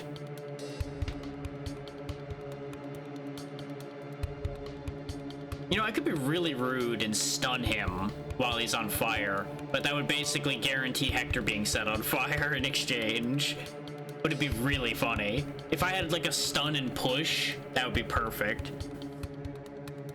Just here, you burn over there now. You go over here and then kill this one, since they were both gonna get a turn. Now, hopefully, yep, he went exactly where I expected him to. Let's see, he'll burn, and then he'll walk over and stun you, yep. But he doesn't transfer the burn because the tick already happened. And now when he dies, he won't be a problem.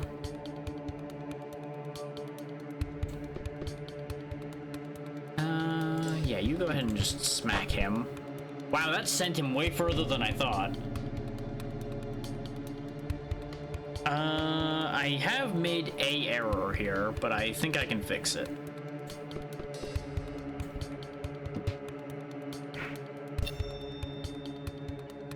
Yep.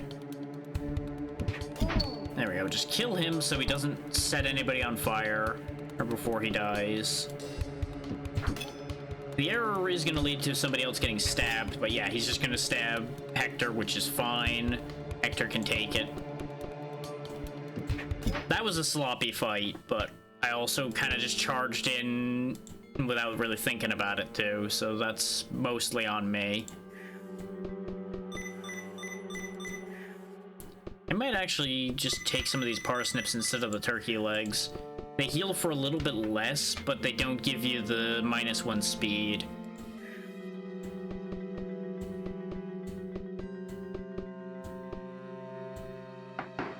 Onward we go.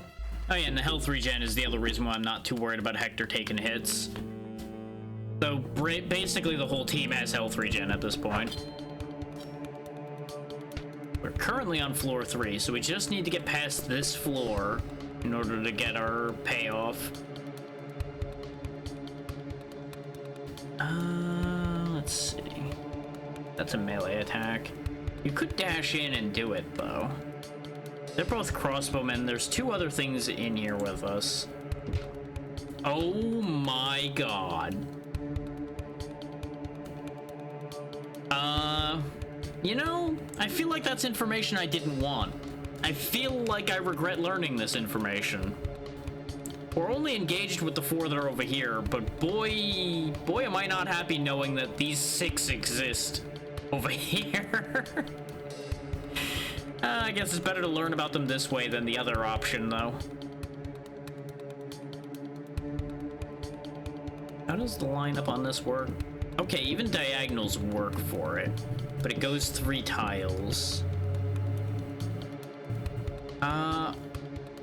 I could have you dash over here and then try to set these guys on fire.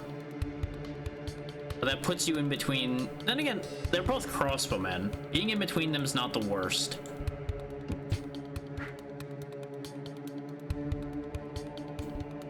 Oh, but you can't reach to do that. That's fine. Just shove him over to join the other ones then. See if that gums up the works for them at all. This way you can take up the same position. Oh my god, that worked out perfectly because there just happens to be an explosive barrel I didn't see there. I don't know how I didn't see that before, but you know what? Kaboom. Bye-bye, bad guy.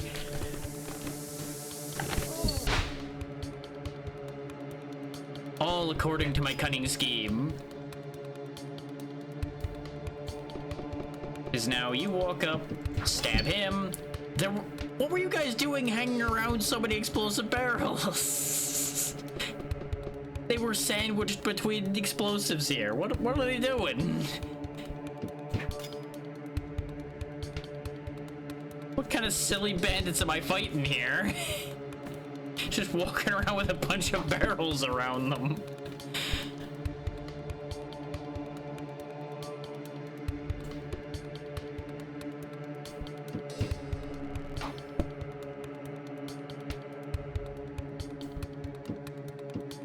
I'm realizing there seems to be like multi-tile hits here,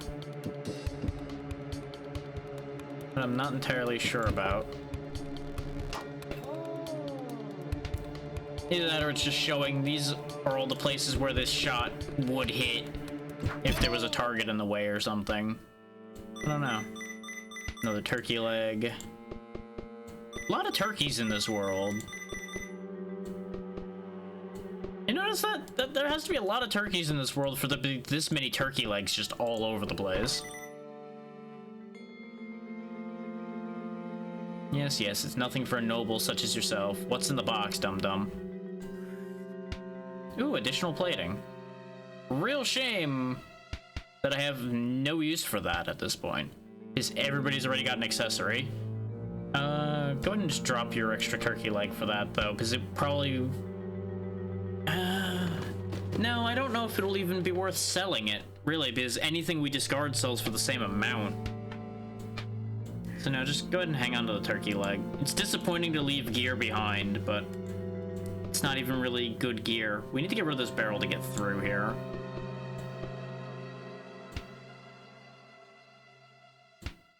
There was a very real split-second moment in my head where I'm like, I can just punch it and it'll be fine.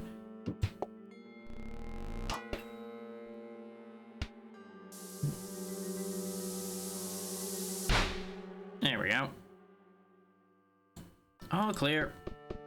Ooh, dead guy. Cave-in skeleton. A skeleton lies half buried under rocks. Seems like the poor guy was crushed by the cave's ceiling breaking apart and caving in right where they stood. Was this the result of unsafe mining or earthquakes? Perhaps it would be wise not to stay here too long to find out. I mean, we may as well loot it, right? The cave won't cave in again in the same spot. Cave-in skeleton looting success. Strength check for 2. Using your strength, you managed to clear out the rocks, under which you discover the dead miner had a silver ingot in his pocket. You thank the gods and apologize for disturbing the dead. I want to say when I was playing the demo that the skeleton got up and was like a reasonably durable opponent. So that could have actually gone really badly for us. Ooh, we can just leave and ignore those other bandits we saw. But we only need to descend below this floor. We don't need to stay on floor 4. But it seems to not be letting me go back because of this explosive barrel. So I guess we're going. It's not letting me go back. You can see me clicking over here and nothing's happening. So I guess we're just going then.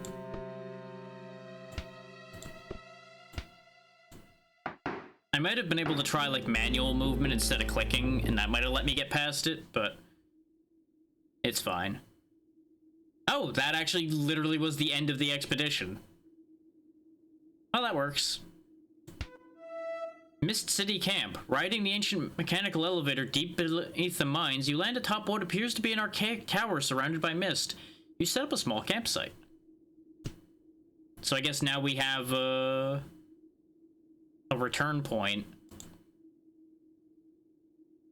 Our camp has nothing in it. I think this is like a halfway point storage deal.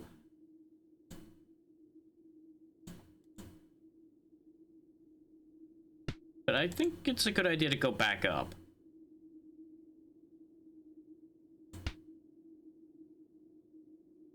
Why is it an expedition to go back?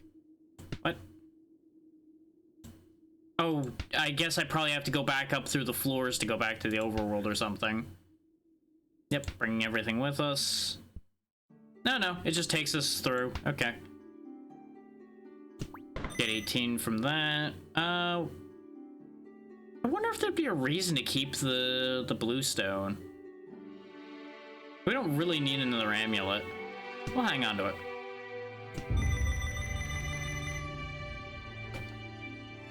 Changing moods, progression, 3 long expeditions. More rumors of the plague make their way as it does closer home. The early era of optimism and hope has vanished, displaced by growing fears, anxiety, and worry. Dark times are ahead. Plus 100% guild character hiring price, plus 25% general store supply price. Oof. Everything's more expensive. I'm glad I hired 2 more people when I did.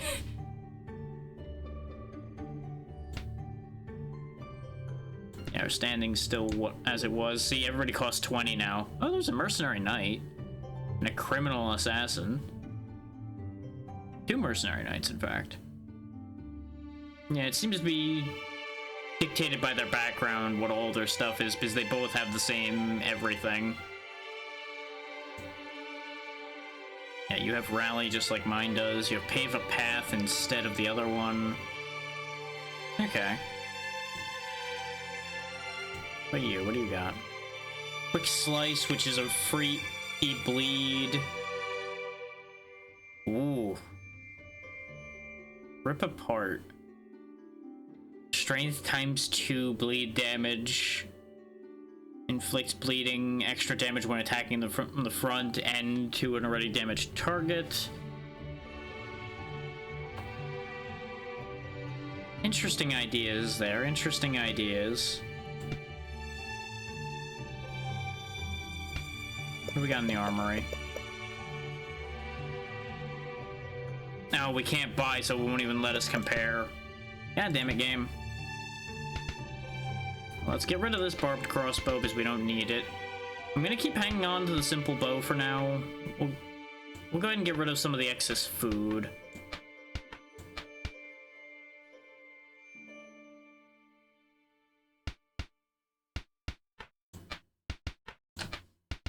We can always buy more food / get more food at need.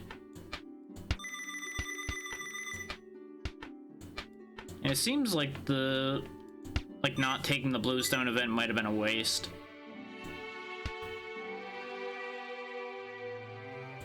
There we go, now we can actually look at these items. These are good boots for somebody with heavy armor proficiency. Though it is -1 speed, which is slightly eh. Siege crossbow. It does give more push power. But I think I'm good with what I got on that one. Long hammer is just basic mace. Oh, That looked like a knife more than a bludgeon, but okay. This is just the other standard mace, I guess. Which does give more bleeding. Parrying dagger. Ooh. You can decrease enemy strength, and it gives you a free block on the next attack. That could be really good, actually. Though it is, I guess it is a guaranteed offhand dagger, because, you know, parrying daggers would primarily go in your offhand. Does this reroll your shop when I do that? No. Sad. Give me a shop reroll, damn you. I mean, losing 1 speed really isn't the worst thing. Since you can basically reach anything I've wanted you to reach.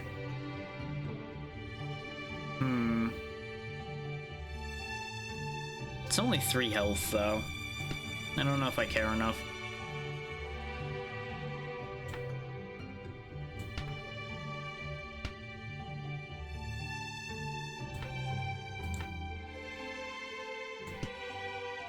Yeah, because for example, Dinah has 5 speed, Hector has 6. So Hector could get away with the -1 speed a bit more.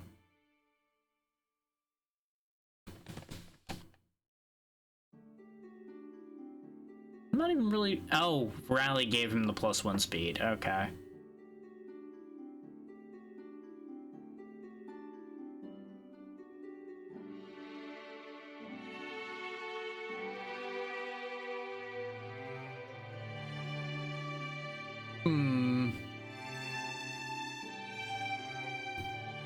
Because the thing is, 3 more health would benefit Dinah a decent bit by putting Dinah up to 20. But I think the -1 speed would kill their usefulness and make it a lot harder for them to gain any levels because they wouldn't be able to reach anything to kill it. I am somewhat tempted by having Dinah take the mace, though.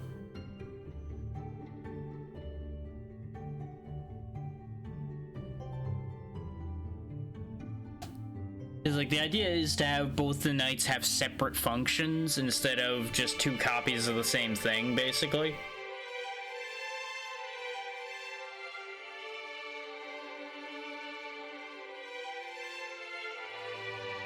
I'm just torn between the long hammer mace or the bleed from the studded bludgeon.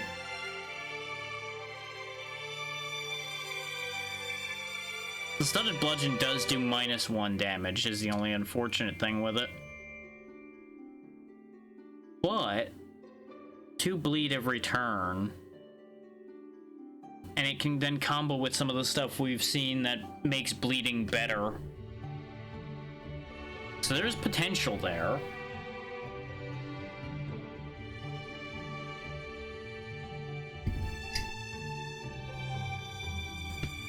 And even though hiring is currently more expensive, we can get more roster capacity to have an entire off team that I can use.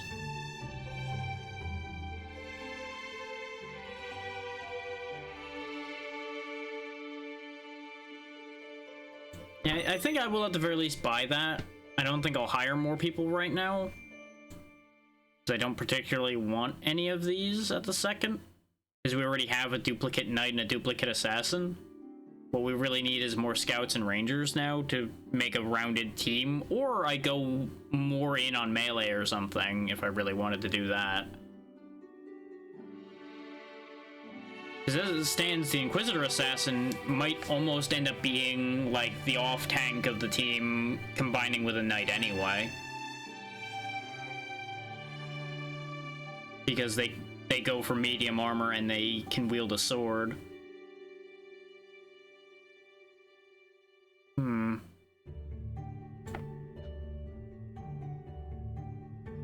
Well, we already have a Wanderer Ranger, so we don't want those. I will go ahead and take the Watchman Scout. Well, no, I said I wasn't going to hire anybody because they're expensive right now. Let's see if the increased price is only for the time we're up here right now. I feel like it's probably going to stick around, But we can cross our fingers and hope that it isn't that way. And I think we'll just let these go.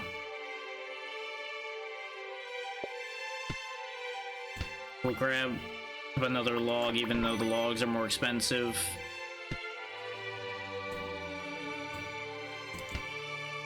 Hunt a big crystal shrimp.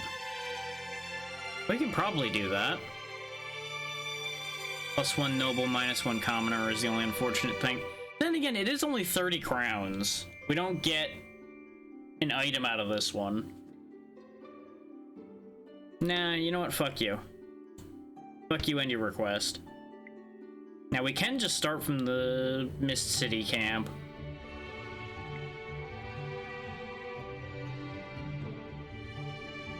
Might need a key to advance.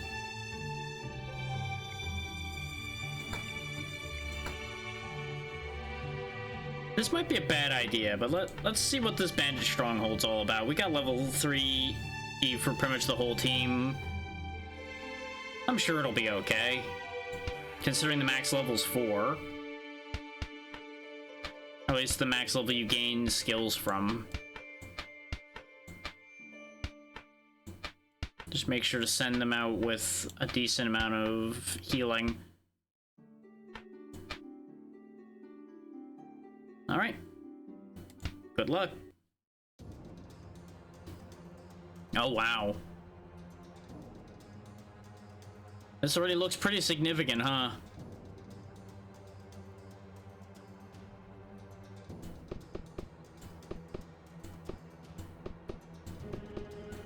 Mistakes might have been made. We'll find out. 16 health explosive bandit, 10 health sniper bandit, and something else waiting in the darkness.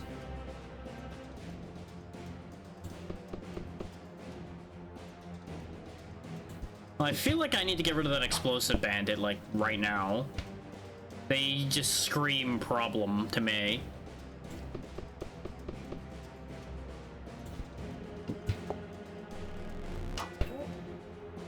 Oh, they got resistance to that. Don't like that. In case your whole shtick is that you run up and oh, bandit armor. In case your whole shtick is you run up and explode, how about you just move over here a little bit, buddy? A little further away from people you might explode on. Okay, they've got slashing resist, which upsets me greatly. Nope, he's buffing up.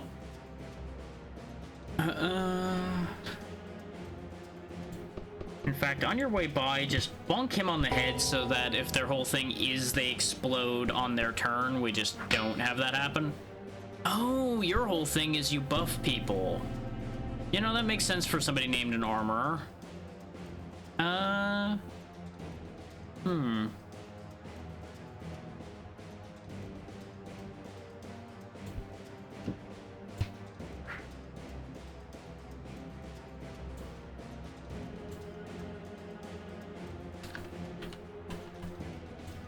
Have you considered the idea of being set on fire? You haven't? Well, that's a shame, because you're learning about it now.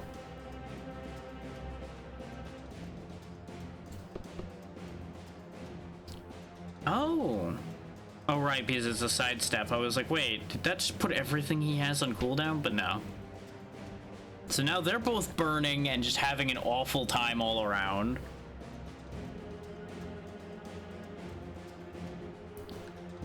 The armorer is probably the only one that'll actually go out of his way to get closer to people.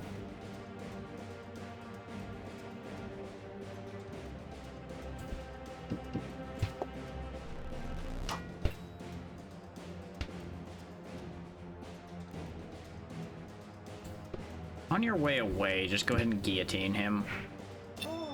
Okay, that is how that works. He starts his timer to explode after he dies.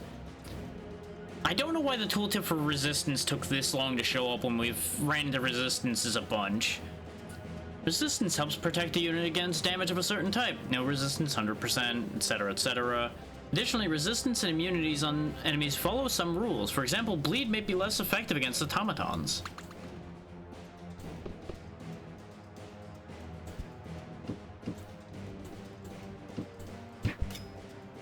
we go. He'll die. Though he might spread the fire to the knife guy we got before. Or that. Let's see. Noble Command, Duel, or Vanguard Charge.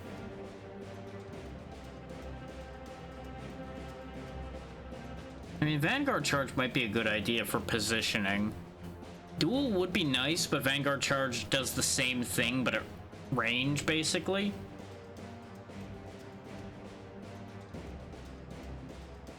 And Noble Command I don't think is an option, really, so we'll take Vanguard Charge.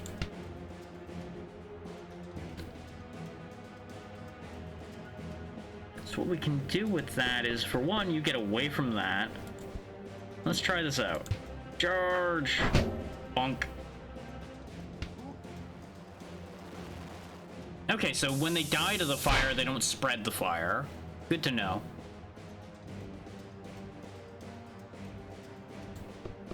There's another sniper bandit up there. So just shank this guy and we'll deal with the other one. Here, enjoy also being on fire. They should never have given me the power to set things on fire. Now I'm gonna set the world on fire. No, not Dagger Storm. Guillotine.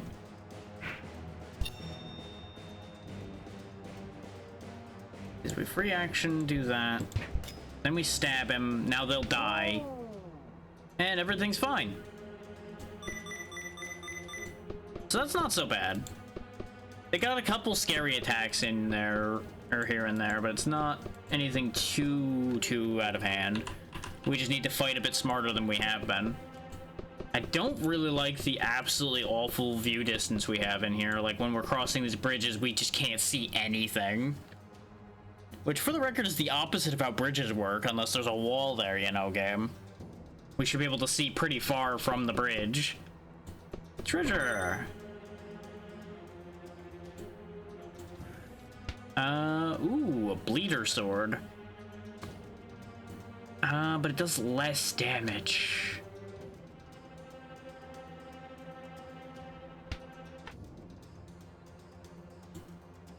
I could be funny and put the bleeder sword in their other hand, but then they lose shield bash, and that's a terrible idea. This will be a great sword to give to the Inquisitor assassin, though.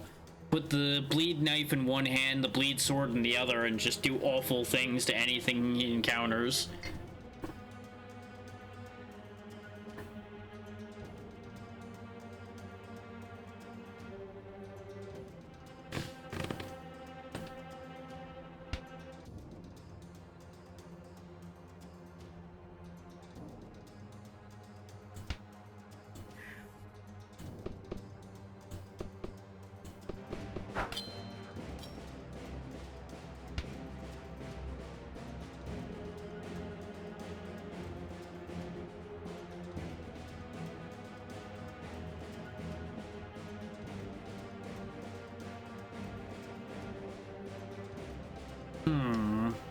This is a really awkward place to be caught, and this is exactly what I was picturing when I had mentioned the lack of visibility on a bridge. Let's be risky. This way you can get up and track. What the hell are you guys doing down there? Loot bandit, huh?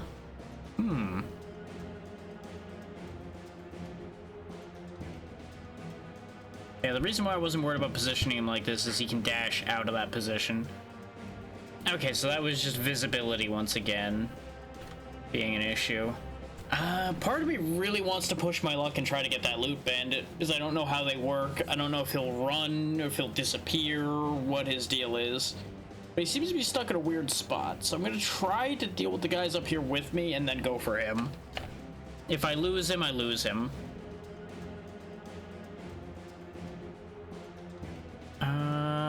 Barbed push might not be a bad idea in this position. But we can also work on getting rid of that sniper bandit, because the sniper bandit could be a real issue. Because I don't know how strong any of this stuff is yet, is we really haven't let them take action. And I would like to keep that trend going, honestly, so twang. Because what we can do is then run you over here. Dagger Storm kills one and half kills the other. I could have snuck a guillotine in there too, but it's fine. 2 damage, okay. So their main thing is just slowing, I guess. That's not that bad. Yeah, you only do 4.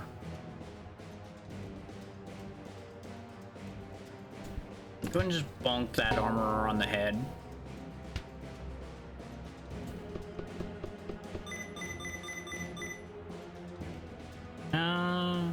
You know, go ahead and set the loot bandit on fire. Because they'll share with the fire breather. Or not. Oh no, they did. They just have fire resist, so it didn't do a lot. Don't like that. That's gonna get really messy.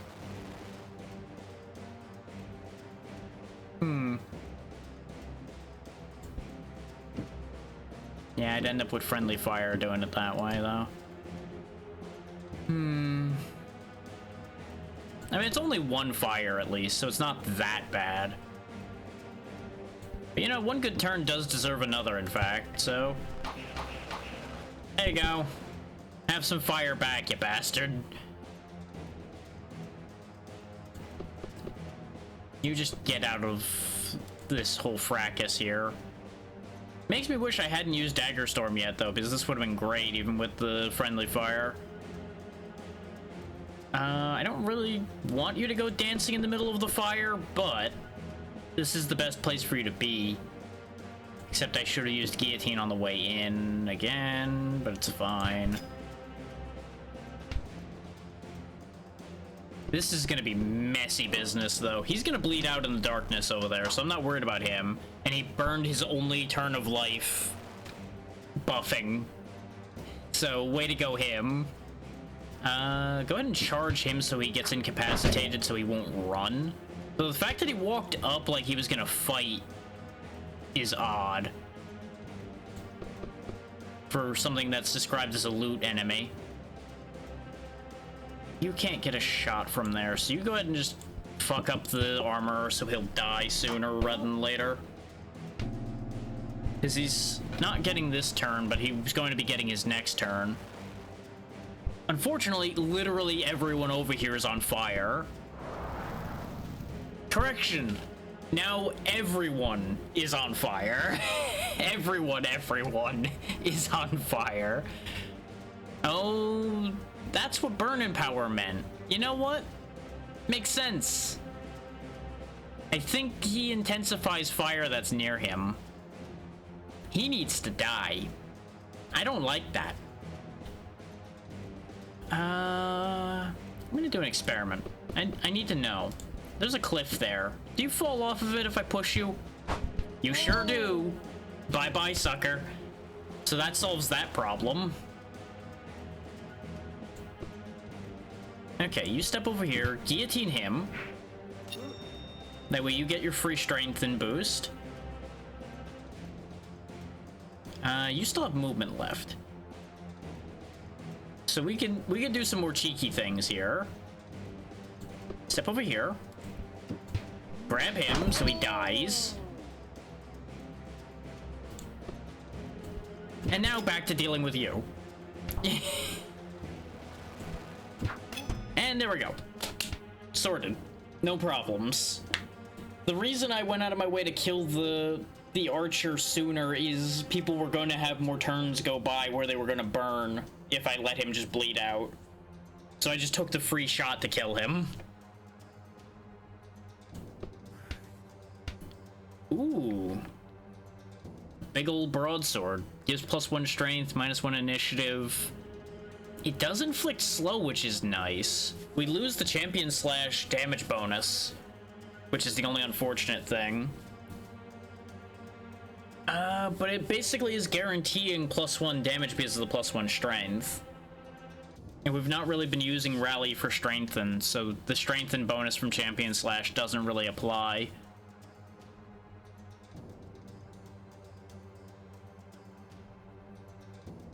It seems to be a set number. Everything seems to be set numbers in this game. So since it got boosted up to 3 damage, it would have been doing 3 damage every turn. And that's a lot of damage for people who only have, like, max 18 health. Which is why it needed to stop, like, as soon as possible. Do I heal? Becomes the question, because our assassin's in rough shape. But everybody else is kind of okay. I think I just play it a little cooler with the assassin for a bit. Oh, we reached the exit to this section.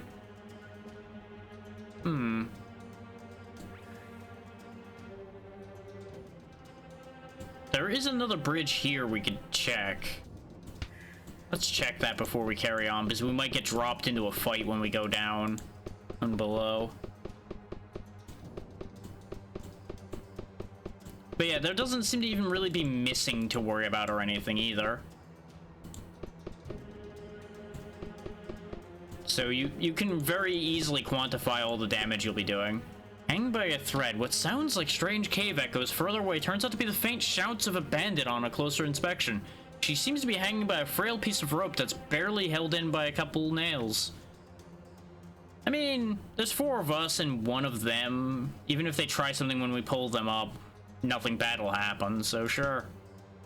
You managed to pull the bandit up. Trying to catch her breath, the bandit embraces the ground and proclaims, "Thank you, you saved my life. I'm so happy. This is it. I'm gonna quit this life of banditry for good, I promise. And if I do unsafe building work again, I'd rather do it above ground, you know?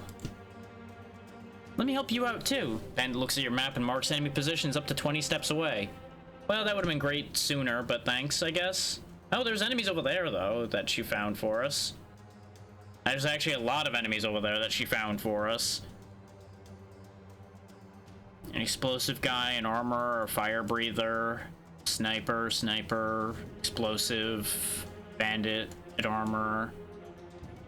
Well, we were about to walk into a nightmare if I hadn't rescued that bandit, so, good deed goes unpunished for a change. Well, mostly unpunished. I've now been burdened with knowledge to make a decision with. I either go down there and fight all those guys and hope that there's something worth it down there, or, alternatively, we go for the latter, or alternatively, number 3, we run away. I'm glad, Zeno.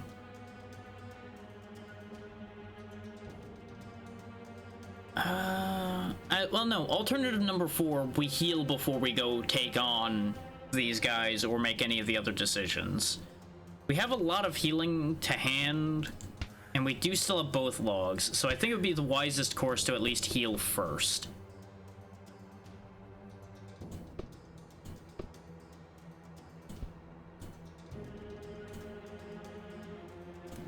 Okay, it needs to be unobstructed at all.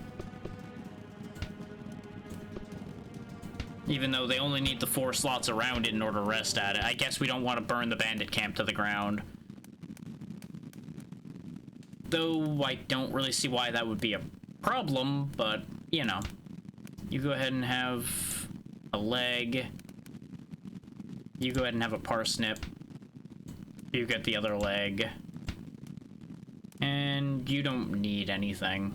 I could give you your 1 hit point heal, but there's no reason to. That would just be a waste of resources. This is when they finally die the death that they should have earlier, and I just go, you know, maybe I should have healed them. Oh well. Yeah, it looks like this room is gonna be safe, and then it's the next room where we get into the big fights. Bandit crates. Before you was a massive pile of bandit crates and various items. There's a whole lot of junk as well as some sharp and dangerous objects, but there might be some valuable finds in here too if you dare search for them. Well, obviously. Let's see. Among the crates you find an intact turkey leg. To your surprise, it appears relatively fresh. We did lose 1 health for that, apparently, but that's fine. Continue searching. Deep within a pile of items, you find a discarded paper, hand-copied from a training manual. While the content of the manual themselves are nothing new to you, knowing what the training of these bandits consists of and how they fight might come in handy in the future. Every expedition member gains 2 XP. Hector still has 19 out of 20, so sure. Keep going. That's some caltrops. Okay, that's a shame. A silver bar. Rusty nail. And nothing. Okay. We came out of that pretty good. He took a couple scratches, but we gained a good chunk of crowns, some experience, and another healing item. All in all, not entirely worth the damage he took. But hey, 2 experience is 2 experience. Since we know that they're there... Everybody move around a little bit here. Since they don't know we're here yet, we can actually get a leading arrow off if I can just get the right position. Oh, he's in a weirder spot than I thought. He's down below. And I'm betting if I take another step forward, he's gonna spot us. So at the very least, take aim first, then. This way, if we do get caught, he'll at least have the buff for his first turn. Yep, and we immediately got caught. That's what I was afraid of. But like I said, we at least have the buff right away. Oh, let's go for it. You know, I wonder. Will you fall off of this cliff?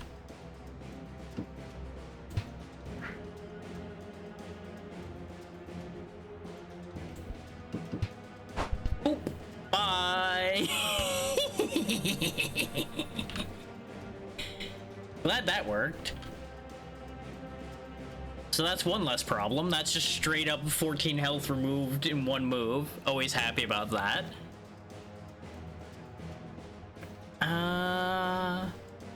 Now I have a different idea. Can I pull people up elevation? No, I can't even target him. Okay, I was gonna yank him up the cliff, and then he'd be here so we could more easily deal with him.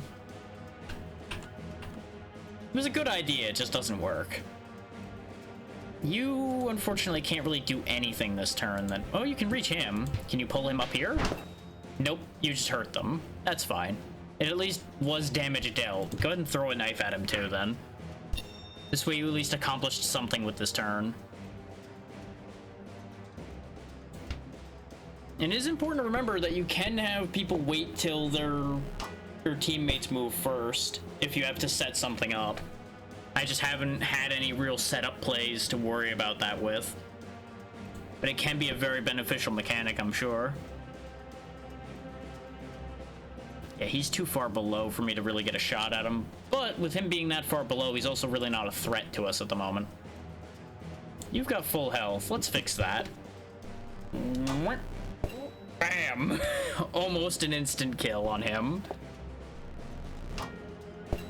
Ow, rude. You remember how I said I was going to be more careful with my assassin and then I just charged him straight down the middle? Yeah. I remember that too. What happened to the other guy? Like, he really ran off somewhere. He's just gone.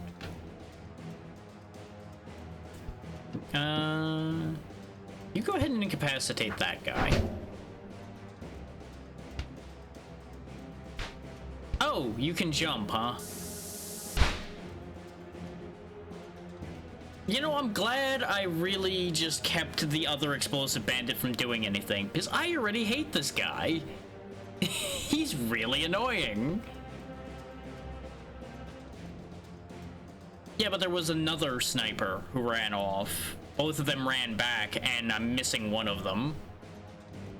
We saw that guy, but if you look at the list here, you'll see that there's 2 somethings. There's one more that's missing.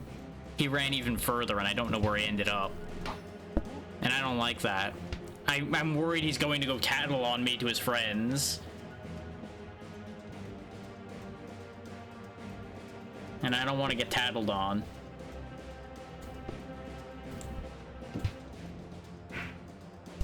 You go ahead and hit him with that, because friends should be able to kill him and then he'll blow up.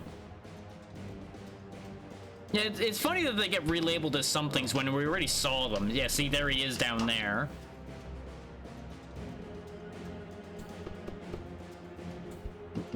So that should be a kill shot on you, because you don't resist pierce. Oh, right, it's slashing with that bow. I forgot. Yeah, dang it. So he's still alive.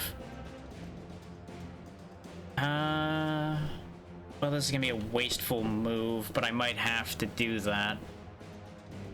What I'm thinking is I run over, stun him. Oh, that it does 1 damage too, so he's gonna blow up regardless of what I do. Well, Hector, you're gonna take one for the team then. Oh, right, you have a push on that now. Never mind, we're fine. Pushed him away. Everything's good. Oh, push is a wonderful mechanic. Push is the best mechanic you could possibly have sometimes. Shank.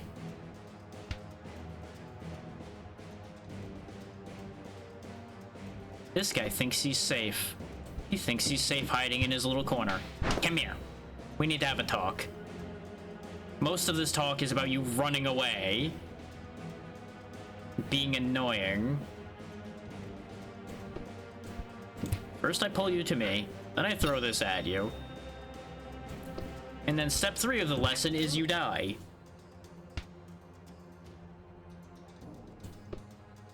This way the combat ends. So we're gonna have another combat right afterward, right over here. With a fire breather, an explosive, and an armor. And that's why I was worried about them running back, though, is that they'd run back to these 3 and trigger a second combat with them before I could figure out what I wanted to do with them. Which I think is gonna be a case of second verse similar to the first here. Where we walk partway down the bridge, take aim, and hopefully get a shot of that fire breather before the combat starts. Nice. There we go. Half his health in 1 shot.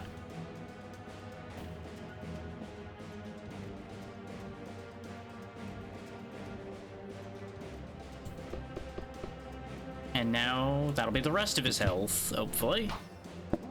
And now he won't be spreading fire all over the place. That explosive guy's gonna still be annoying, but with us lined up on the bridge here, he can't AoE us. There's one more guy hidden in the wings somewhere. Probably an archer. Yep, using take aim, so that's a sniper. Way to give yourself away there, buddy. Good job. Proud of you. See the lay of the land here. Okay. We could charge the explosive boy, but he's gonna just jump again probably. But at least we hit him by doing that, so. And we get blocked, so if he blows up in front of us, it's fine.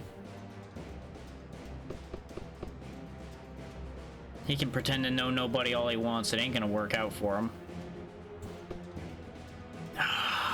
Positioning down here is awful. You're telling me that this little ledge here is enough to keep you from shooting there? I swear you are the worst archer. You just shoot upward, idiot.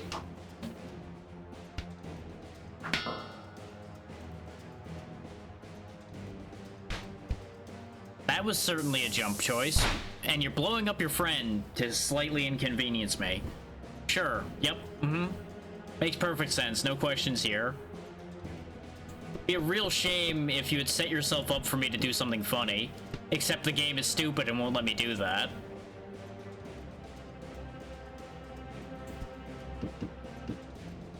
Yeah, the sight lines in here seem kind of bad. Like, worse than they should be bad.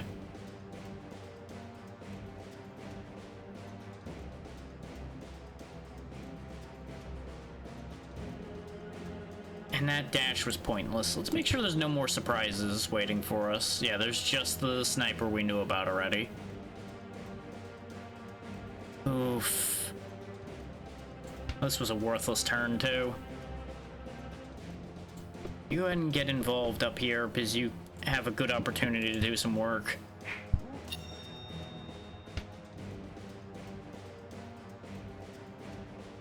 Okay.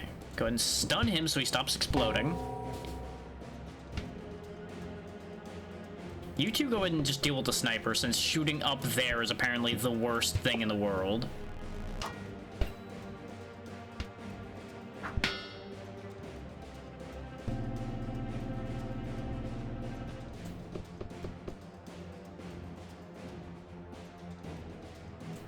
It's a little bit of a waste of a dash, but I'd rather use that right now than more of my handful of bolts stab him so he's gone.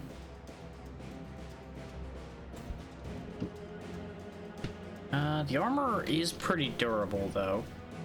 We can do our cheeky little dance, though. Step over here, throw a thing at him, step back over here, stab him. And now he'll die. It would have been really funny if the push pushed my assassin off the cliff. I would have been real upset, but I also would have been laughing.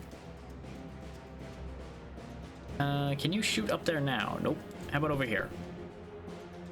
Nope. Upsetting. Very upsetting. Because I know standing there doesn't work.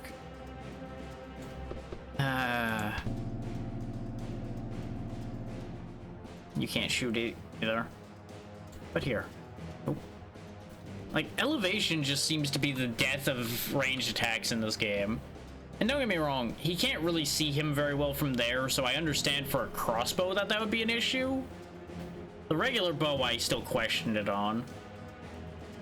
And obviously he's out of range if he moves this far back in order to have a better view. This is the edge of the known area here, so can't go around.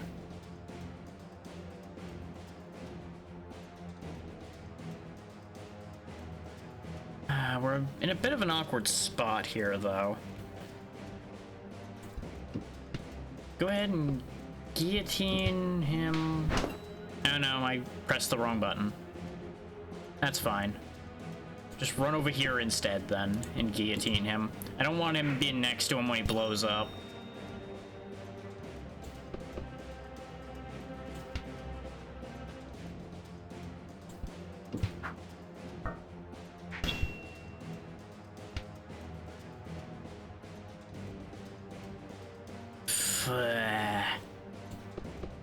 Those crates are just in the worst spot. Okay, you can get a shot here. Thank fucking God. Now you explode, and everything's fine. Ugh, that was messy. Ooh, silver. Ooh, piece of candy. All of that just for a silver ingot, though, and a bit of experience. Not worth it. Probably shouldn't have bothered going all the way down here. But we had no way to know till we came down here how bad it was going to be.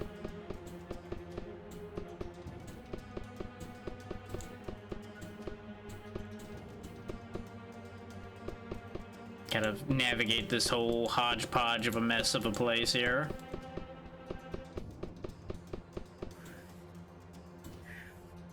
It'd be funny if we could pick the chest up and pawn that off too, but no dice on that idea. Let's have a look at what's further down. I don't know if I'll commit to fighting anything down there. We'll see what we're getting into.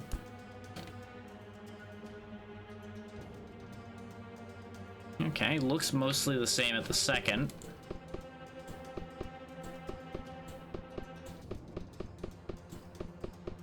Based on all the nothing I can see.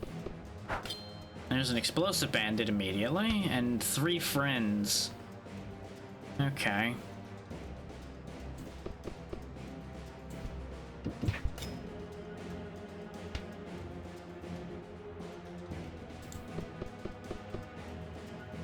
Okay, so we got a sniper and a fire breather. What's our other opposition? There's also a sniper and an armorer. I only see 4 of them in the initiative list, though.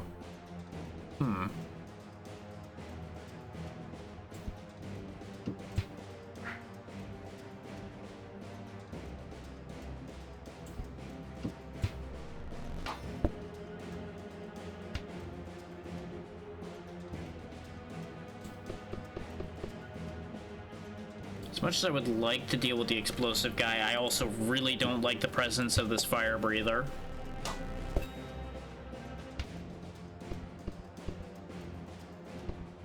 There goes the sniper, who's gonna take aim, which is why I wasn't too concerned about him. Just concerned enough that he is injured. Okay, there's more ground around him. I was really hoping I could just punt him off and be done with it. Well, we'll just stun you then. So I'm not dealing with you setting my whole team on fire right now. I have enough problems. Yep, you hop over and explode.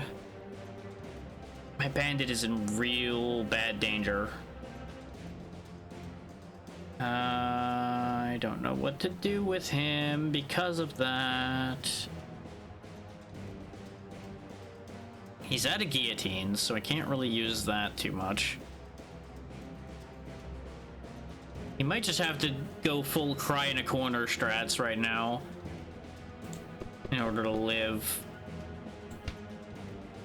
Even though that's going to make the rest of the fight harder for everyone else, that might be the only play he has where he comes out of this alive.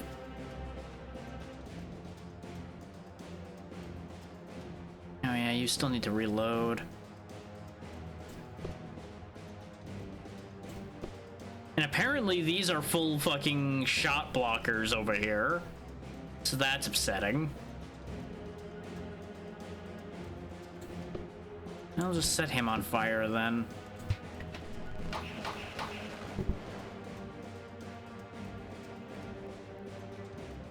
I could have also had him wait till Franz's turn so Franz would get out of the way, but that wasn't worth it for any of that movement, really. I'm gonna position you here on purpose to give him a good explosion target so he hopefully doesn't target Ambra with that. The problem's gonna be that sniper might just pop him since I moved him up there, but I'm hoping they have the same limitations as far as elevation goes as we do. Knowing full well that that's probably not gonna be the case. How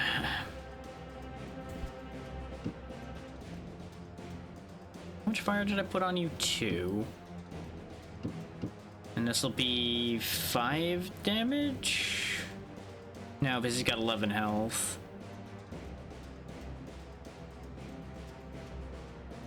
I could set him on more fire.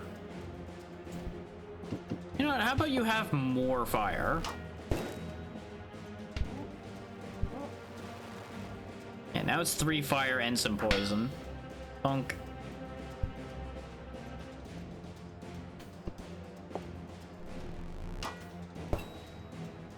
Oof. Yeah, we're gonna need to heal after this one.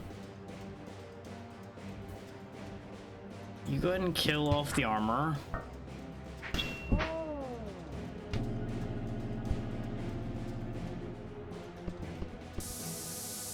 Really?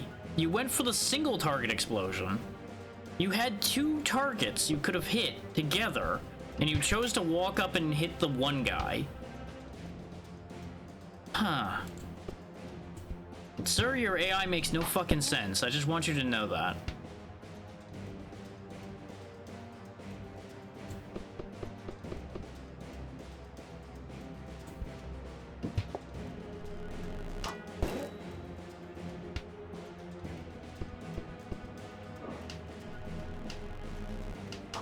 They really burn a lot of time focusing, huh? Okay. So here's the problem I have.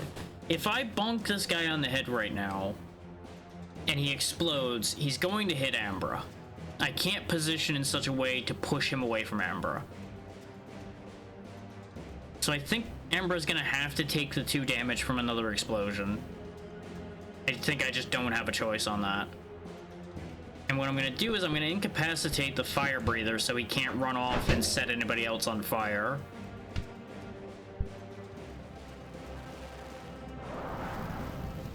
Yeah, that's the best they'll be able to do, is set the archer on fire, which is fine. Then they die of poison. Yeah, now they go for the 2 target explosion. You get the hell out of there, because I don't want him exploding on you. You just go hang out on the bridge now. You go ahead and step over here and just push them over there, so that when they explode, they don't cause any problems. Now we go snipe hunting. Found it. Die.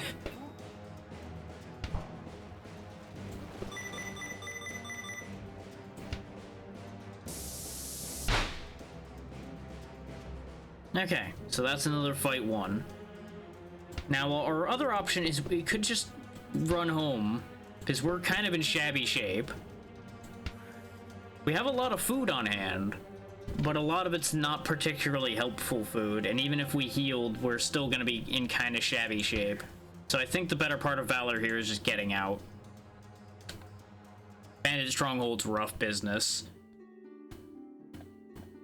And we got some pretty good stuff out of it, so I would happily say that it was worth it. Sell 2 silver ingots as well. Oh, the uncommon thing literally made the entire shop uncommon. Okay, you know what? That was worth waiting for. Duelist sword gives you duelist stab, which... Ooh, free incapacitate.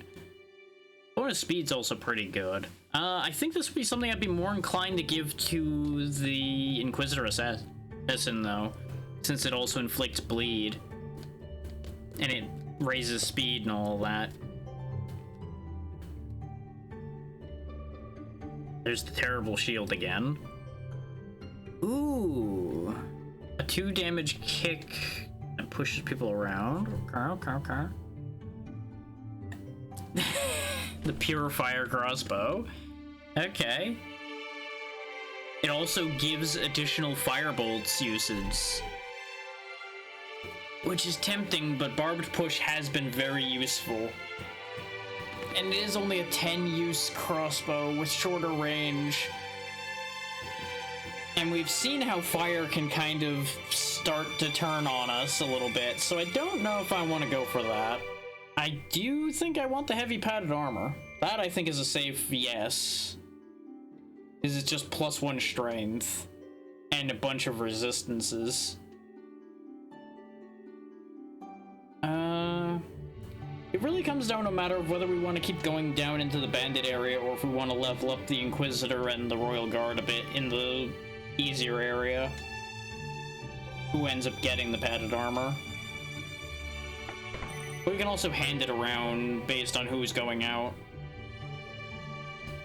The studded boots give you -1 initiative, but they do give explosion resistance, which is nice.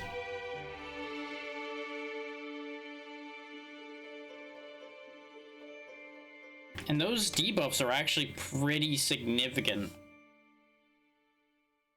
And it's something that can be used 5 times instead of 3. Like, that's the biggest thing that's killing Shield Bash for me at this point, is the fact that I can only use it 3 times per rest. Which really limits out how often I can actually solve problems with it. Like, it has to be used for serious problems. So, ironic to the name, the Terrible Shield's not actually that terrible.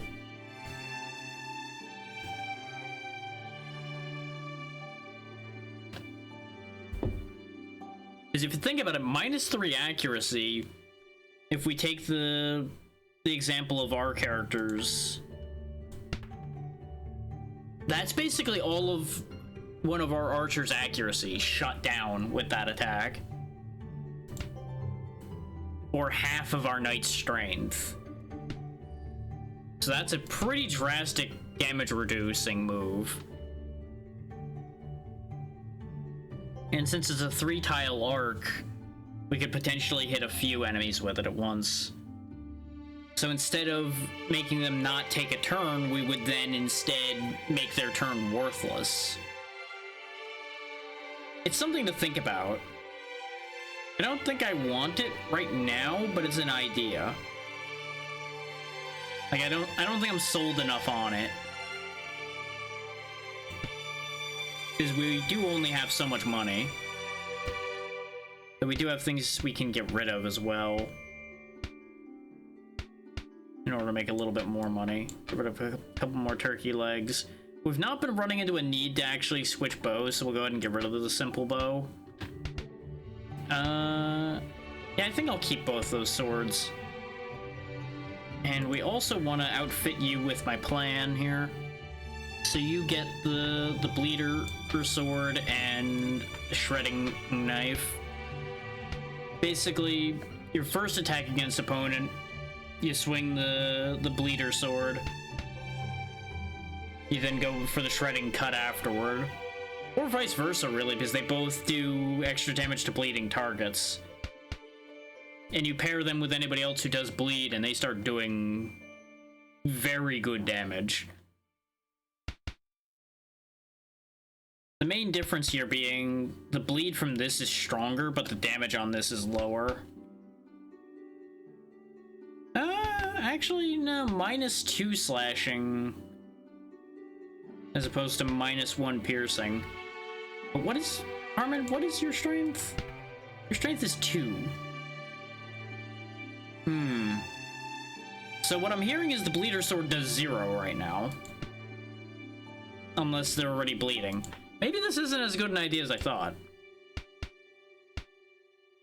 This really seemed like a clever idea, and now I'm starting to question how clever an idea that actually is.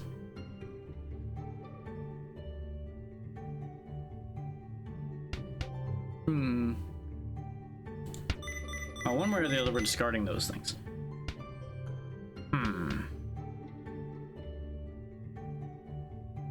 The champion sword would at least do 3 damage in Armin's hands.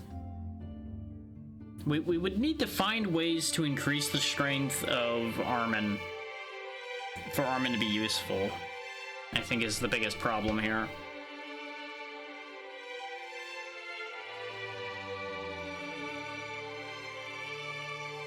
And I can't be like, oh, maybe I just hired a bad Inquisitor. I'm pretty sure all of them that have the same background start with the same stats. Okay, we look at Lola here, yeah, starts at 2 strength. So it might also be that that strategy just needs me to level them up a bit first. See if they gain more strength.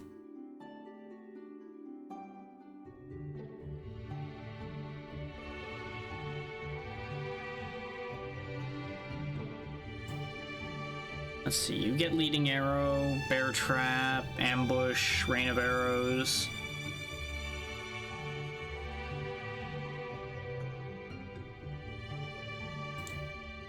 And yeah, the price increase stayed, so skipping that last batch really didn't help us at all. I'm not super jazzed by the Hunter Rangers moveset. And we already have a Bodyguard Scout, so let's go ahead and reroll and hope that we get something. Soldier Scout, what do you got? You got Quick Dash, Long Dash, Powerful Charge. Oh, because you can use swords. So open up with crossbow and then charge in with the sword is an option. Explosive Charge. Firebolts, Flare Arrow. Okay, I see you. I like the idea of what you are. Explosive Charge could be really funny. You chuck it somewhere, shoot it, and it explodes. And it does 4 damage, which isn't half bad. So you know what, Hamlin? You're coming along. You'll be part of Team 2.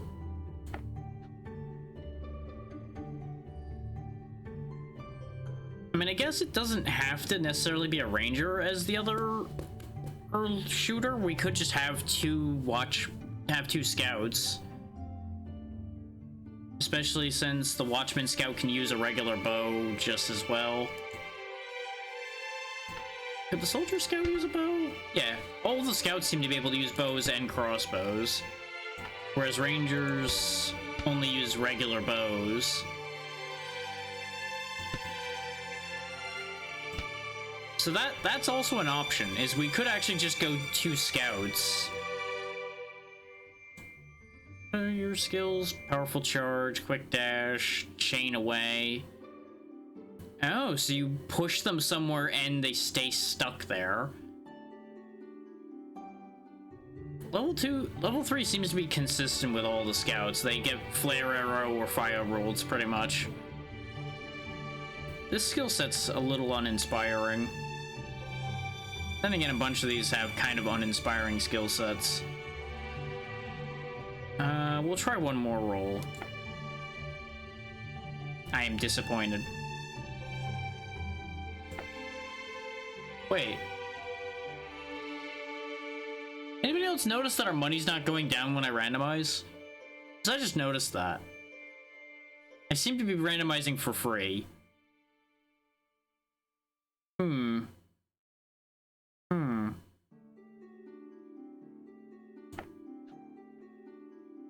Well, there's the Northguard Ranger. What do you got? Spike Trap, Warhorn. All allies get strengthened and he gains focus. That's pretty good. Also can get Leading Arrow, Rain of Arrows, Icicle Piercer. Does extra damage if the opponent is slowed, and it's unblockable. And it's a piercing attack that goes through multiple enemies. Okay, you're winning me over, We already have a Wanderer Ranger, so we're not taking the other one. Keith, you've got a pretty strong case, but unfortunately for you, I have free reroll right now, so I'm just gonna keep rerolling till I get something I really want.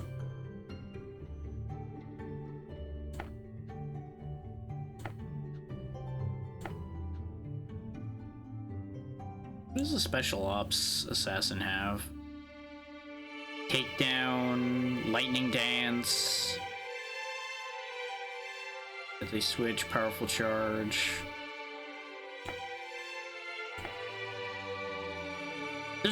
Isn't there one other type of ranger? Northguard, Hunter, Wanderer. No, I think that is all of them.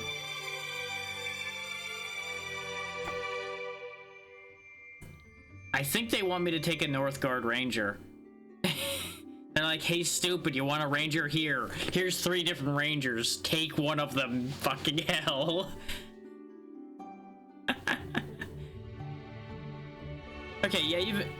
Background doesn't affect their stats at all, because we can see all 3 of them have the exact same stats.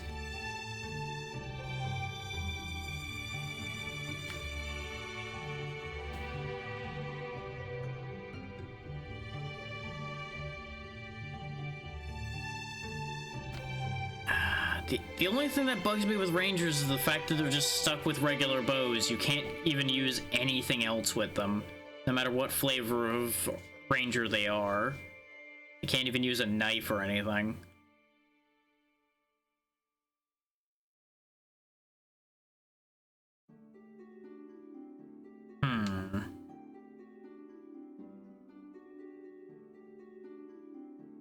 They do have 2 good abilities. That's the one thing that the Northguard Ranger has going for them. Like, Spike Trap's a thing, but I'm not really too fussed about that. It would be Warhorn and Icicle Piercer. Warhorn can only be used twice per rest is the only real issue with that. So it could potentially end up being Leading Arrow, Icicle Piercer.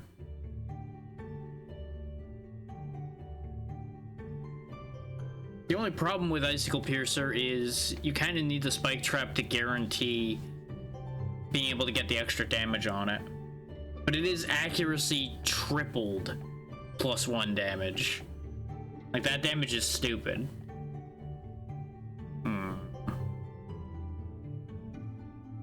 But I have free rerolls. I know I shouldn't keep fucking rerolling, but it's becoming a joke to me now that I can just keep doing that. What was the other thing Hunter had? Oh yeah, Ambush, which is just bleed shot.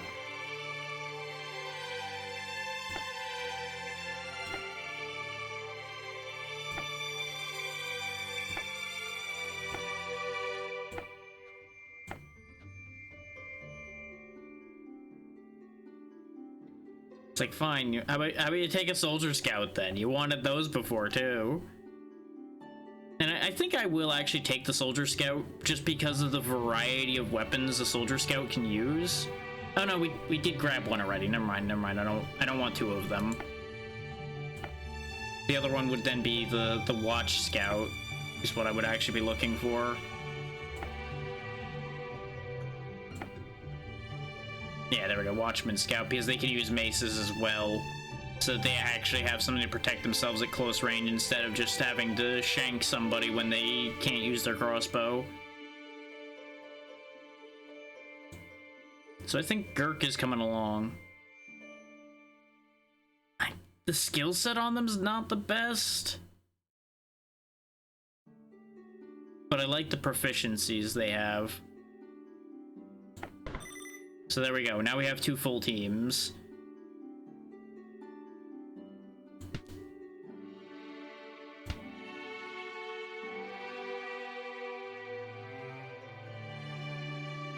And I think I'll stick to the just trading gear around plan for the time being. I don't think it's worth it with the amount of money we have to just buy more gear. We'll buy another set of logs. It's big, it's heavy, it's wood. 3 fire breather bandits, 17 bandits in the bandit stronghold, or we still have the job to kill a big crystal shrimp.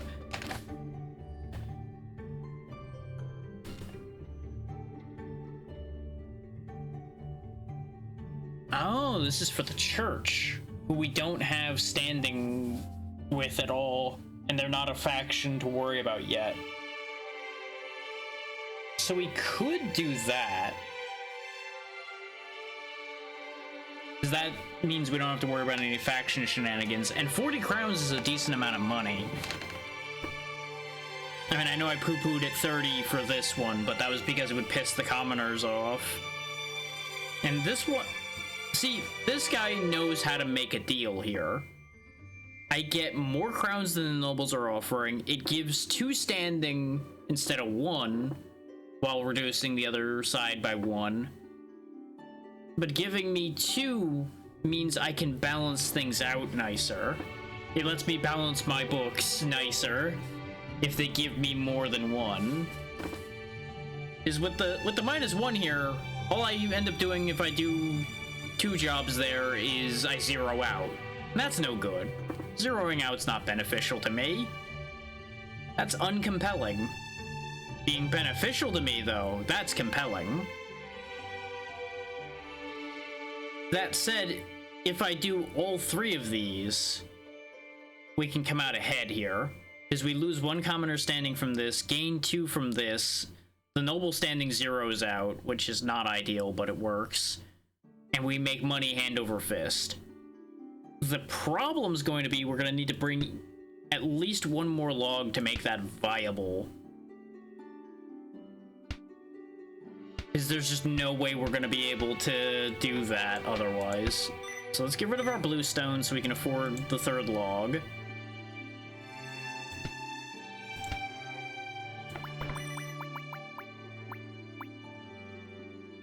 Trust me, if you weren't overcharging so maliciously for these logs, I would buy 15 of them. But you want to charge me an arm and a dick for a fucking piece of wood. Okay, so what we do is we start at the top so we can find the big crystal shrimp, and then we work our way down. We just go through as few fights as we can on our way down, I think is the idea. But let's get our gear sorted out first. So if we're gonna do something this silly, we need to give you the armor for the moment.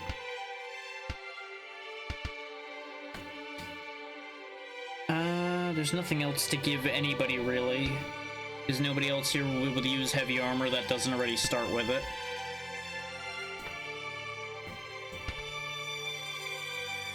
Yeah, because you've already got Dagger Storm. I could give you two deep cut daggers, but why would I? Deep cut works infinitely, so there's no point in giving you that. Admittedly, I feel like we have the worst assassin type here. Is the contractor's main advantage they can wear 2 different armors. Joy. What a great thing to have.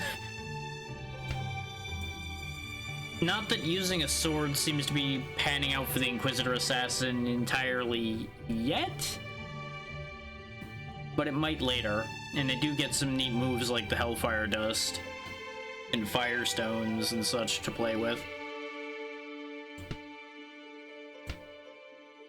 Yeah, we'll see if we can make this big play work. I mean, I guess we don't have to start at the top? Yeah, because apparently we can start at any floor we want. we saw the big crystal shrimp here on floor 2, right? I genuinely don't remember, so I'll go with my original plan and go through all 4 floors. Just all of the floors. Oh, the bandit leader lives there. Huh. Alright, let's see if our merry band here can do this. If this fails and they wipe, we have backups. So that's why I'm willing to do this much of a crazy play here. And this will probably be the last trip of the night, because we're already at 3 hours. And I anticipate that this trip's gonna take a while. We're taking all of the food, because we will pick up food on the way, so it's not too bad as far as that goes. But having some food to start with is a good idea. I just need to not end up using up too much of our stuff early.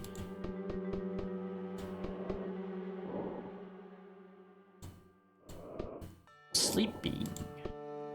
Drunk bandit. The air fills with the stench of booze as directly in front of you lays a sleeping drunk man in filthy leather armor and a colored cap, likely signifying the gang this purple hooded criminal belongs to. We could wake them up, we could let them be, or we're gonna attack them.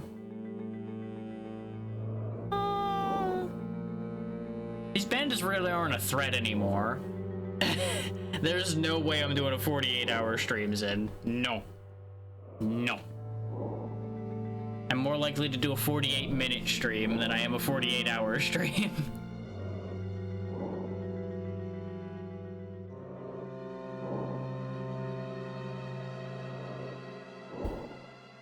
We can take him even if he causes a problem. He'll probably raise the alarm.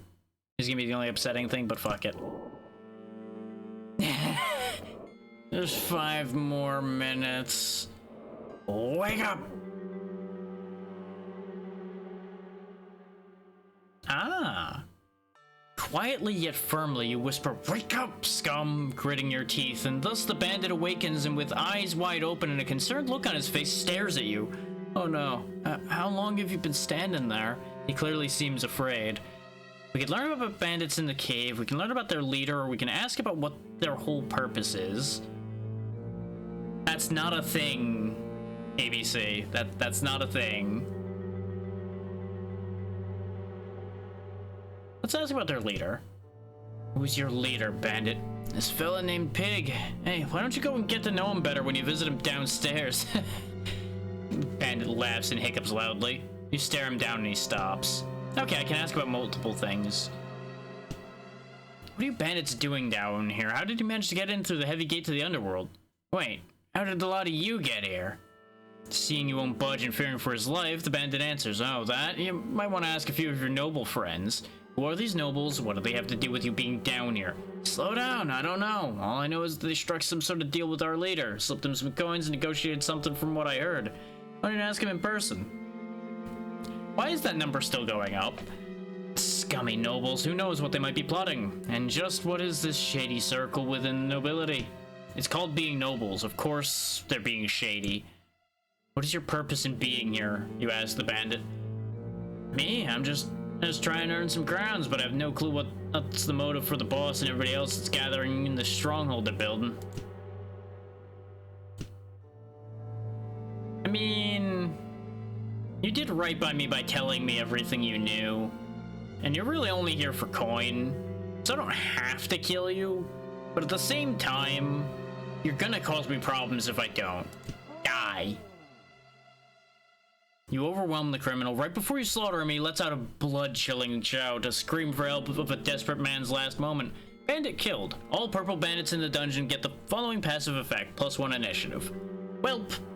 So what I'm hearing is I was damned if I do, damned if I don't. Because that's what I was assuming was going to happen if I didn't kill him. So I'm feeling decidedly ripped off right now, but not surprised. Whoop. There appears to be an error behind the thing here, and I can't see it.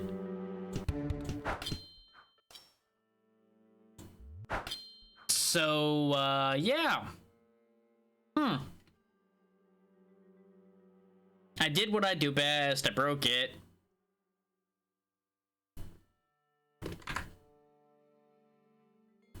I don't think I would want to save and quit. Save and quit would probably just put me back in this position. So it might not. I'm gonna go ahead and just crash it. I think is a safer choice in this situation. Because it should have auto-saved either when we went in there or when we were doing our stuff in town. So at worst, we'll have to redo what we did in town. But what this tells me is I guess that man's not allowed to be allowed to live.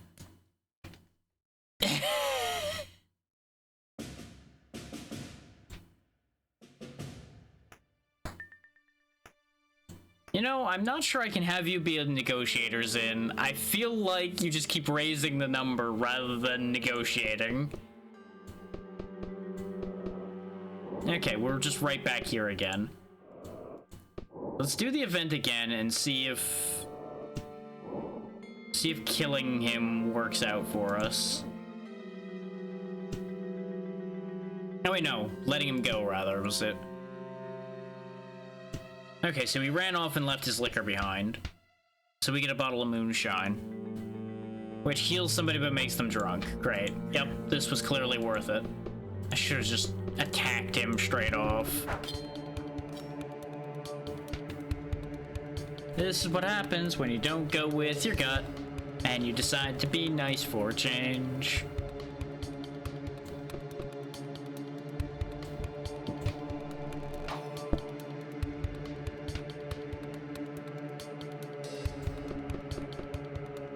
Bright side, they don't get their bonus initiative anymore, because we undid the reality where the guy got to yell.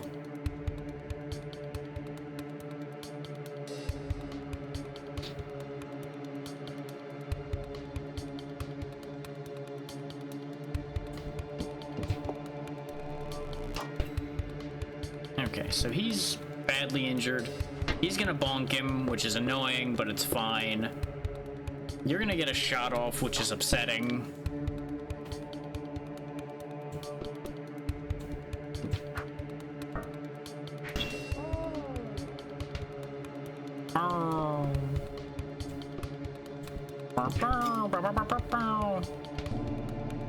Suddenly blues.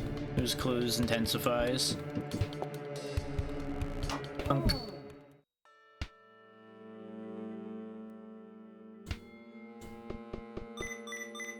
Give me money. There's so many explosives this time.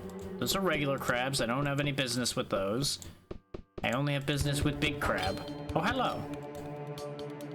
Time for all of you to die. Because I knew there was more of you. There's never only one. I mean, I guess I could kill the crabs for food. That might not actually be the worst idea.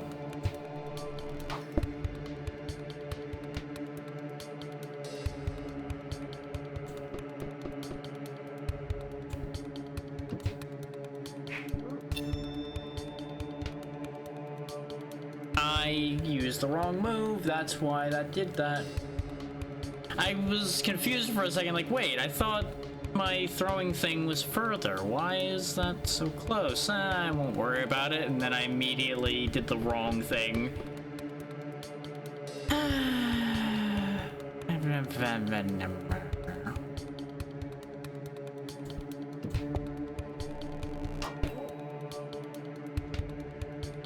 And that's why I'm upset about it, because if I had done the guillotine throw like I'd intended, they both would be dead right now.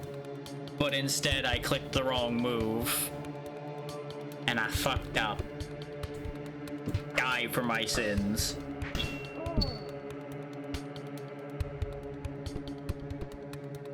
What?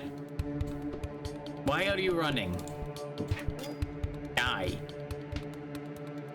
You should know running won't help you.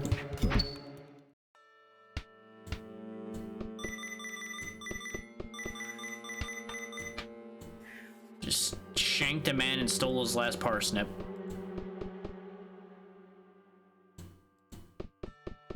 You know what? No, we'll go ahead and kill the crabs too. Eliminate the witnesses. They know what I did.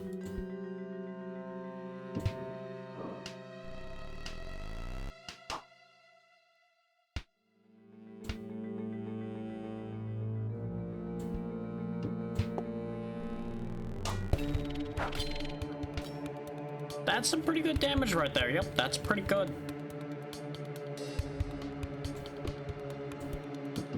So that's just one crab dead straight away. And it didn't even use up Franz's turn, so Franz can just run over here and leading arrow this one as well. You might think I'm burning my abilities rapidly here. I'm planning on using a rest point before too awful long. Not because I want to, but because I'm expecting to have to. But this way, these things didn't get a chance to do any real damage. We unfortunately got no food out of that exchange. So, that plan didn't work out according to the intentions. Anyway, just gonna ride down this and figure out my life at that point. Some more small crystal shrimp. Am I really just gonna not get any big crystal shrimp? Ooh, a chest. Goodies? Goodies! Flanking dagger. If background is criminal, you get at +1 strength. Real shame that none of them are criminals on this team. Unless contractor counts? I don't think so, though. It is lit up green. +2 damage when attacking from behind. +2 when attacking while not adjacent to an ally. So that is pretty good damage. That is a main weapon replacement as well. We lose the bleed, but that is a lot more damage. Let's see if you do actually get the +1 strength from that.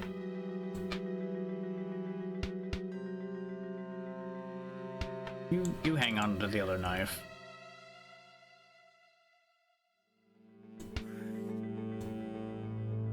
How do I actually see your stats right now, though? So I can see their skill tree and I can see their gear. I don't think I can actually see their stats at all. So I can't actually tell if that worked. I know if something doesn't work, it turns red, so I'm gonna just assume that that's working.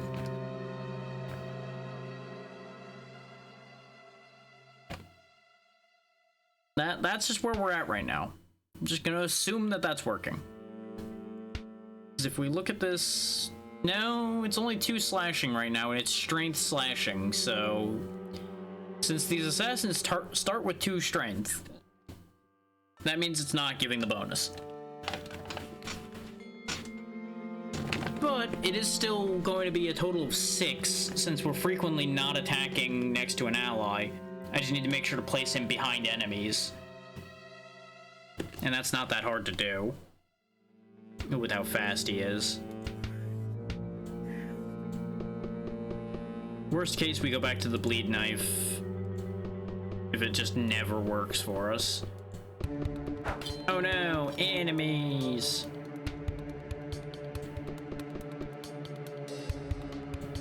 Let's see. Whose day do I want to ruin? Because none of you are a club man, so none of you get priority. Eeny, meeny, miny, fuck you.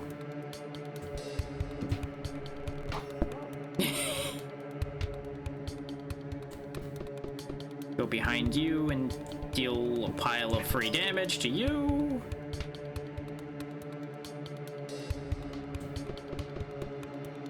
So now we're going to be able to take 2 of them this turn. So shoot you. Because you were the one who was going to go next, I think. Yep. Now we slice you down. And all that's left is 1 knife man. All without really having used up much of our abilities that have uses, limiting them. We go ahead and just stab. No point to even move. Yeah, I think the damage increase from flanking maneuver is definitely worth it.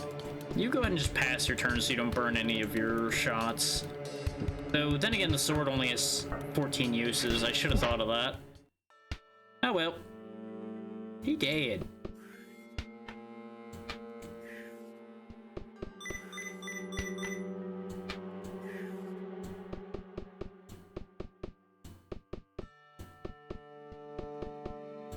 I would like to find big crab. It's a fucking lot of little crabs. Big crab? Big crab. That's a bandit, not a crab. The game is clearly not listening to what I'm asking for. Just hop you over here. Track so we know what else is in here. Yeah, I know about the crabs game. It's okay. Clubman, though. Clubman I'm noticing and acknowledging, and he needs to die.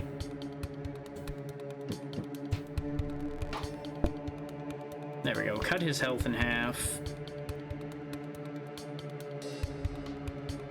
Oh, you have no angles because that guy's got his back to a wall. Unless we do something cheeky, and it works. Now this is only a straight line move. Well, you've just wasted your turn completely. You know what this game kind of needs? Undo button. Undo button would be nice. Just because you can't really measure what's gonna happen somewhere too well. So it'd be kind of nice to be able to undo putting yourself in a completely useless position like that.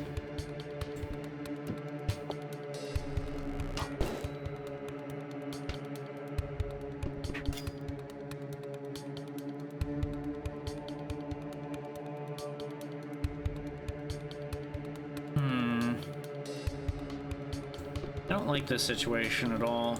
Mostly because Clubman's gonna live and he's gonna cause issues. He's gonna go up and stun somebody immediately. But he's going to die for his sins immediately afterwards, so we got that going for us at least. Because now you walk over and shank him, and that's the end of him. You haven't been hit yet, so you know what? Eat leading arrow, you bastard, man. I feel like that did the same damage as a regular shot was going to. And I don't know what to do with that information. Aside from not be happy.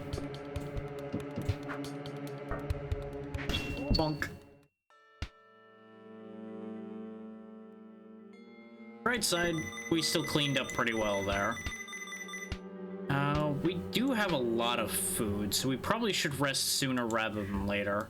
Just so we can pick up some of this extra food that's sitting here. What we can do is, since the crabs really aren't going to be that big a problem, we can kill off some of them to see if we get crab legs, because those will be very useful. And then we can rest afterward.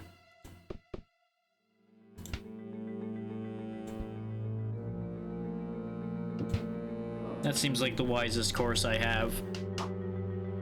And this positioning is for a reason. Leading shot that one. Manfred firebolts both of these.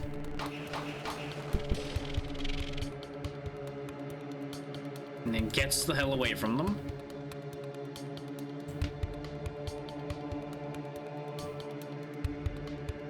You go ahead and run away from them as well. Kill the one you wounded.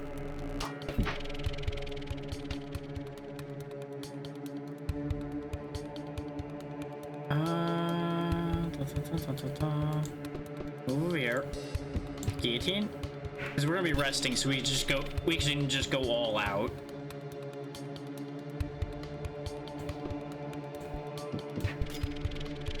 You're probably gonna get set on fire a little bit, which is inconvenient. You're also gonna get hit a bit, which is worse, but that's okay.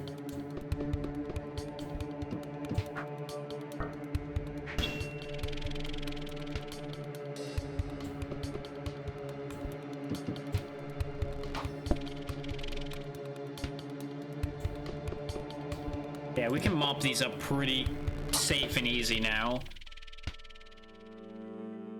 As long as we're willing to use up a little bit of stuff. These are just better than parsnips.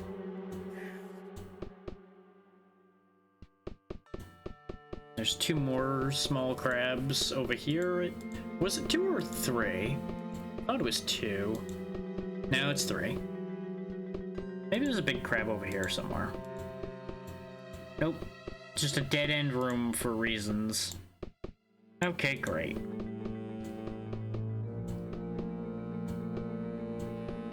Let's open the fight with a dagger storm then. Because that'll do good damage to all of them. Firebolt's idea still was good, so we'll do that again as well. It sets them up quite nicely. And then you get out of the way. Okay, that one's facing this way. So you run around him, end him. Good night, ABC. Work that one over. Flawless victory. That's the goal.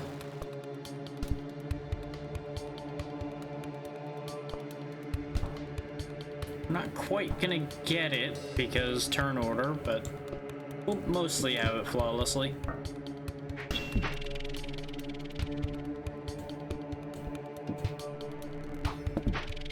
Yeah, that 7-shot crossbow is gonna be the biggest reason why we end up needing to rest.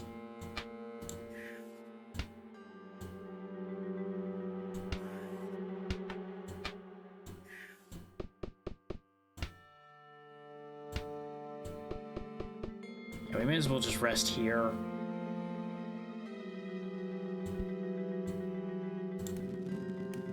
Since there's more food just sitting right there.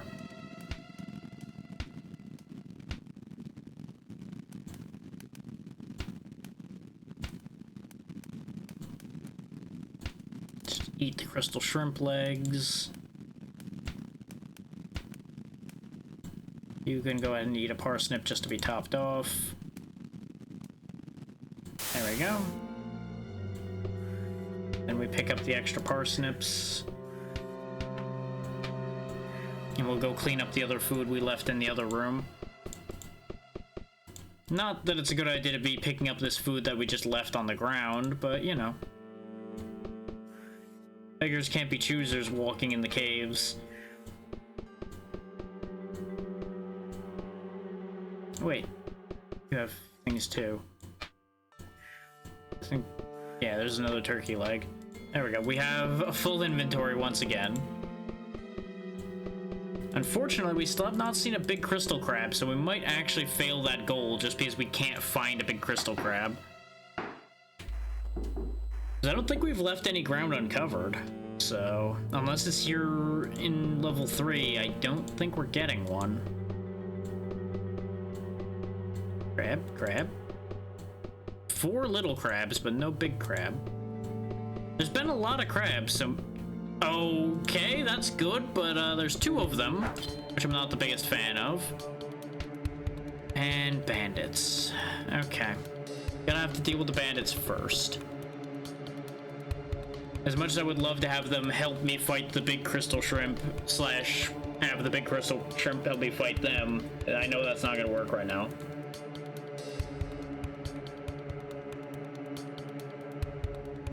Oh, I will, don't worry. It's just a matter of how.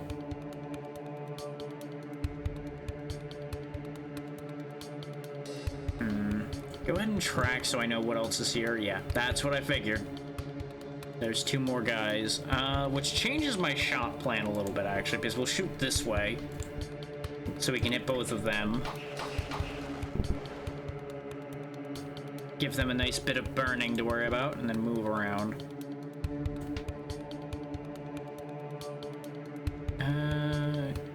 Step up here. Throw a guillotine his way. So the burn will kill him now.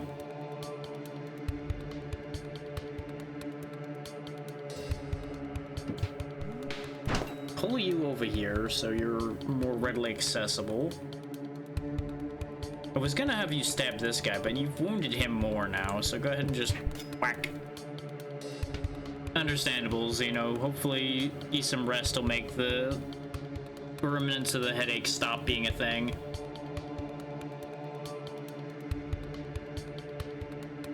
Yeah. Oh, so I just need to reach the bandit stronghold. I don't need to kill all 17 in the stronghold. This is working out even better than I thought it would. Convenient. Very convenient.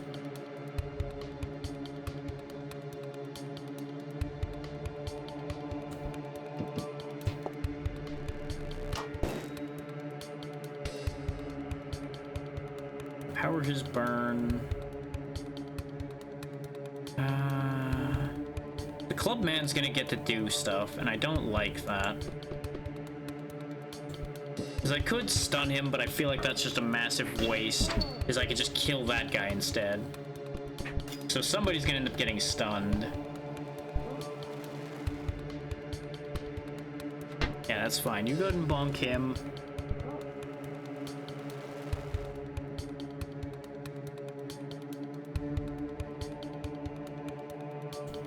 You go ahead and step up, shank him.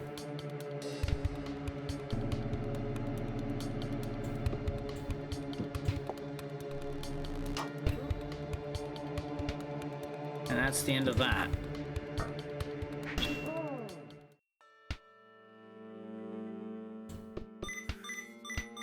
More parsnips.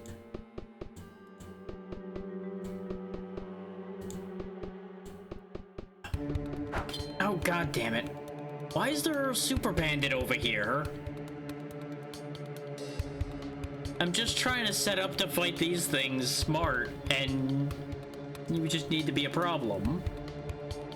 He's apparently got friends, too. Yeah, he's got a crossbow guy here. And then I don't know what else. Oh, he's got a club guy, too. Great. That's what I need right now. Well, let's get Hammerman first, because we don't know what he can do, and I don't want to find out. Wait, at least... Ooh, he's got, like, mega slashing resistance. Yikes. Alright, new plan, then.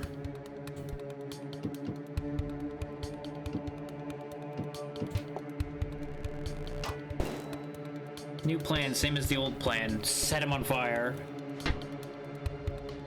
Curse you and your stunning. Turnabout's fair play. Hopefully he's not stun immune. Punk.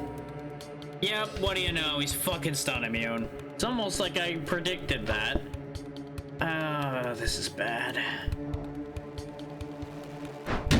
Yep. 5 damage and stun. Ew. The good news is he'll burn to death now, so I don't need to worry about him anymore. But she's like, youch, that hurts.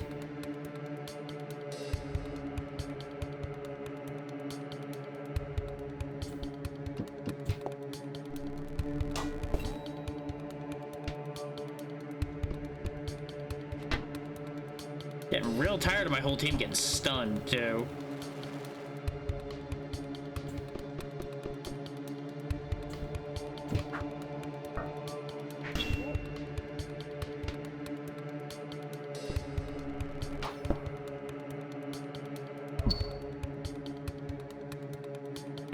Dropped a nice big coin, but dealing with him still been a nice big middle finger to me. Our assassin's now in awful shape. This guy's hiding in a fucking corner.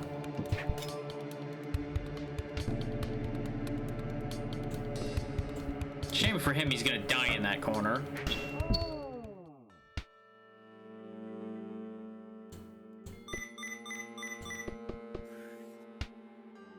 At least this guy had a silver ingot. Hooray for us on that one, I guess. 11 crowns was all we got out of fighting the super bandit, huh? Disgusting.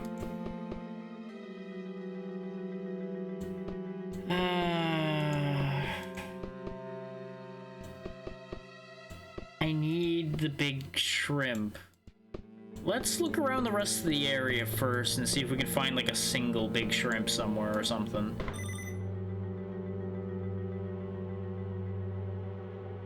Which sounds like such a weird statement. Oh good, I bought the padded armor and we've... Oh wait, no, that's regular padded armor, not heavy.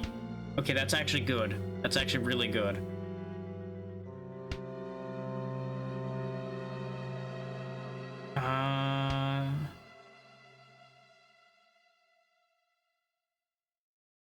Yeah, you're not the fastest one on the team anymore, so I'm not sure I want to take away your skirmisher armor.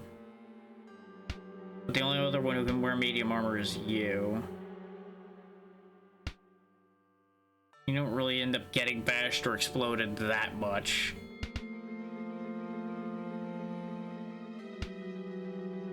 We can flip those two, though. Yeah. You take that armor, and you get the skirmisher armor. Oh wait, no, skirmisher armor is light armor, so you get the skirmisher armor. You keep your bodyguard armor. And then you flip those. So he gets the initiative boost. I know he loses 1 accuracy, which sucks.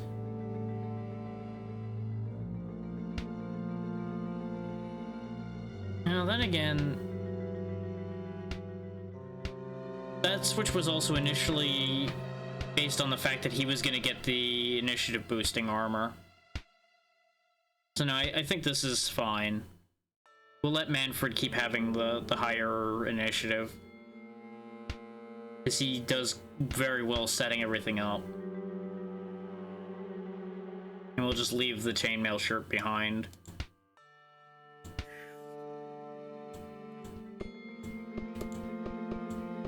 A lot of room for a lot of nothing in here, other than that chest that was at the beginning of the room.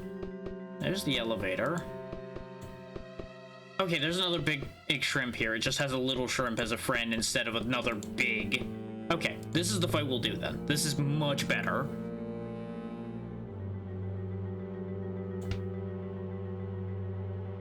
So what we can do is we can basically set up to delete the little one straight away. We could do that to hurt the big one faster, but I feel like getting the extra opponent out of here is the better idea.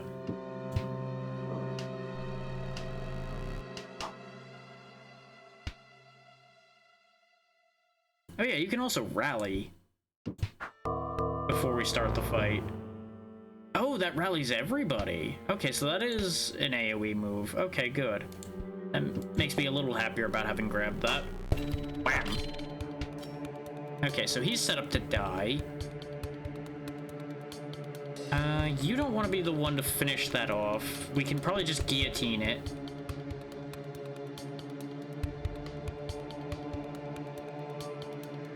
Seven piercing damage or 5 and 2 fire. Since this is one of the few times it'll be starting its turn not next to somebody, we'll go ahead and burn it. This also gives you room to get the fuck away from it. We can also compound that fire if I want to. Yeah, let's go ahead and compound the dot damage straight away. The start of the fight's the time to do that if we're gonna do that. Guillotine you so you get another layer of strengthen.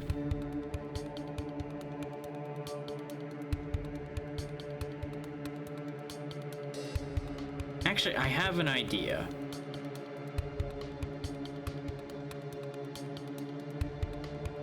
Pull it out of the corner. Oh, right, it has push-pull immunity. Never mind.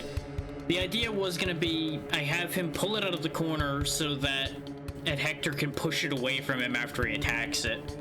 And he'd also be able to get it to hit it from behind. This way he would have had a safe way to attack it.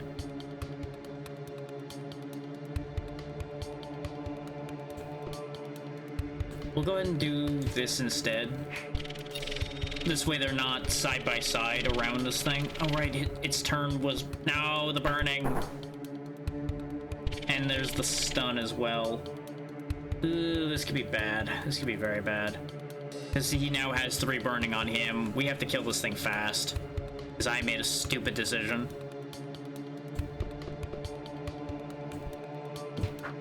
Thankfully, it won't live for much longer. This is basically the end of it already here. One more shot and it's over. So he won't end up taking the burn damage. There we go. Whew, that could have gone horribly wrong. So that's basically 2 of our quests in the books. We just need to go find 3 fire breathers, and then we're good. And we just got a bluestone. I'm just gonna leave it there. I was hoping for a big leg. Where the hell did you come from? Why didn't you act up before? Why are you just deciding to be a bitch now? Are you fucking kidding me, game? Why is there another hammer bandit in here? The fuck? Anybody else in there? Yup. There's a dagger or guy back there. Oh, for fuck's sake. So, dash back away from that.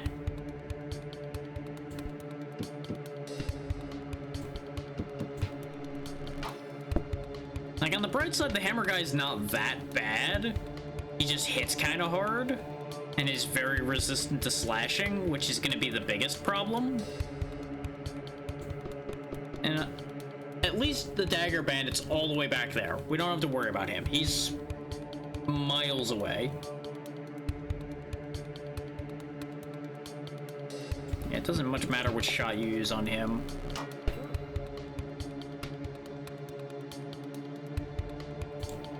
You maneuver over here, kill him. I'm not gonna have him go in because he's just gonna get hammered and die. Okay, you get your bonus now, though. As much as I would love to get the initiative speed and accuracy, I kind of need him to take one of the strength ones so he does more damage. So it'll be the strength and speed of creative destruction. Because all of his attacks are based on strength. Actually, no, Dagger Storm is accuracy, but his main attacks are strength.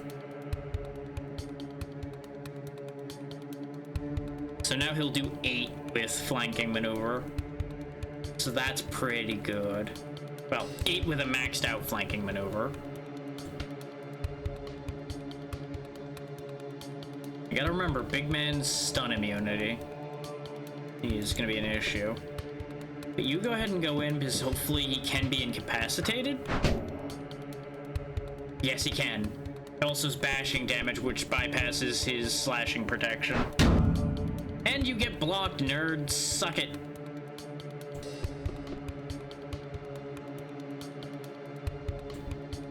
And now you get set ablaze.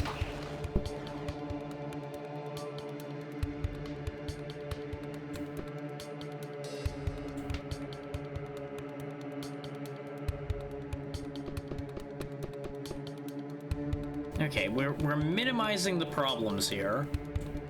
I don't think this is gonna do much with the damage reduction he has, but it should do enough.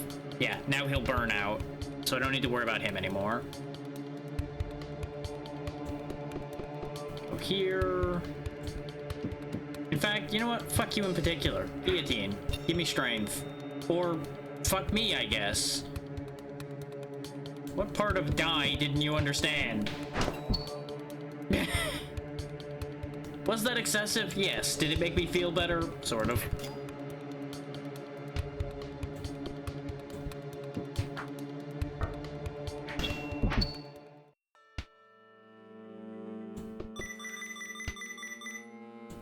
Killed a man for a parsnip again. Right side, we're getting a lot of money. And we're gonna get even more money when these quests pay out.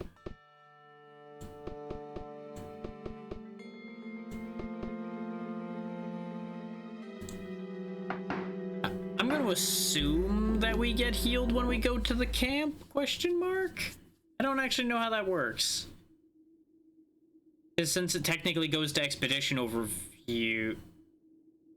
Oh, does that count us as failing them since... Oh, that might fail those. Also, I just realized members 4 out of 5. Apparently we could have had a 5th guy with us? I don't know. Yeah, goals selected 0. I don't know if we actually get to have credit for what we set up to do here. I might have actually fucked up.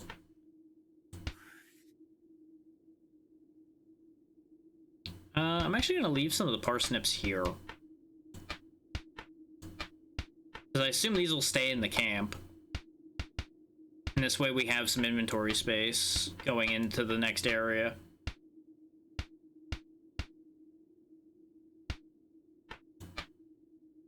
Unless they, like, pick up the stuff on the way back through the camp, which would be nice, but I doubt it. Yeah, the goals are gone. Okay, I can't cheat the system that way, then. That's a shame. We wasted 2 goals, but we got the big crystal crab. Hooray? I don't have much point to being here anymore, then. But we did get healed, so let's at least look for some treasure. That's so disappointing, though. My clever scheme foiled by video game mechanics.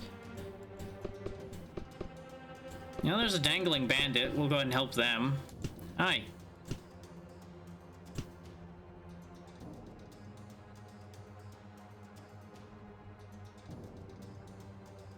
Now, I guess I just get the... Why is this the small chance reward? I don't have anything to give you in return for saving me my life, so I guess you can have this? Bandit hands you the rope and nails. What am I supposed to do with these? Use it as a weapon or something? A memento? You stare down the bandit. Look, I'm just a poor former bandit. This is all I have. Please accept it. Okay, fine. I guess this is useful. It gives us a pull move, a bleed. It increases the damage of get over here. Okay. So that's actually pretty worthwhile. And this book really isn't helping us that much anymore, aside from the 2 HP. And now he's got 2 different pull moves, I guess. One of which having an extra bleed on it, though it's not a free action. I would have rathered have the intel. But, you know what? This is fine.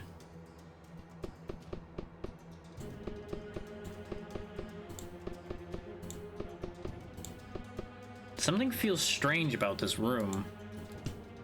You've been ambushed. Many bandit trainees wielding clubs, crossbows, and daggers line out of their hide spots within the room. Prepare for heavy fighting. Your expedition members gain the following passive effect. Surprised, -2 initiative until the end of combat. Oh, fuck me! I mean, it's all low-level bandits, but goddamn, the game's just coming out swinging on this expedition. It's just fucking me over left and right.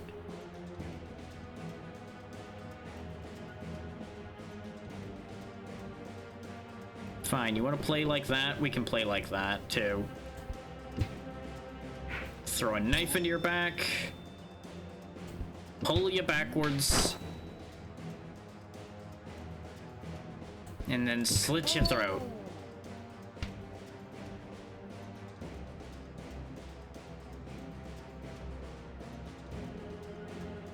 If they want to play the vicious game, I can play the vicious game too. Bye, fucker. Off the map with you.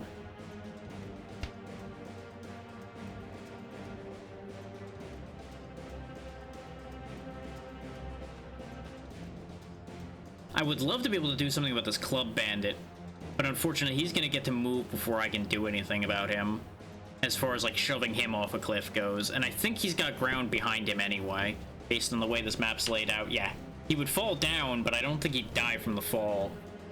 He would just take damage.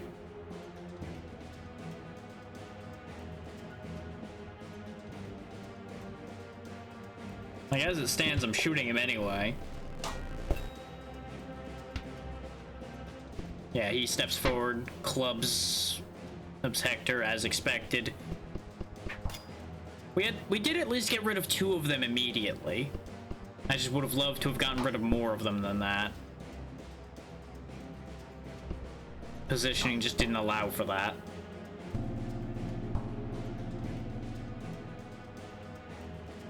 You can go ahead and kill Clubman immediately.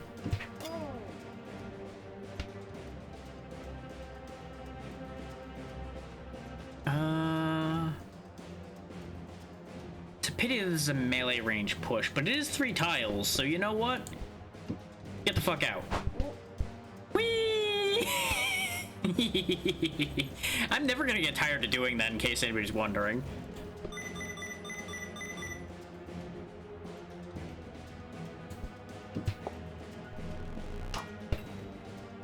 It was even better because it looked like he went off a ramp on his way out of there.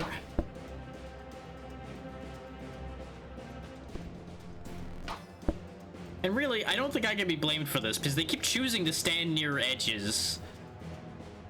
So really, they have no one to blame but themselves for the fact that this keeps happening.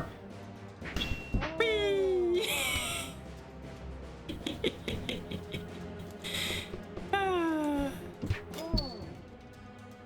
Really, at the end of the day, I'm not sure who got ambushed there. I don't think it really was me. They just kind of signed up for their own destruction. Like, sure, Hector got hurt a fair bit, but they got wiped off the map like nothing.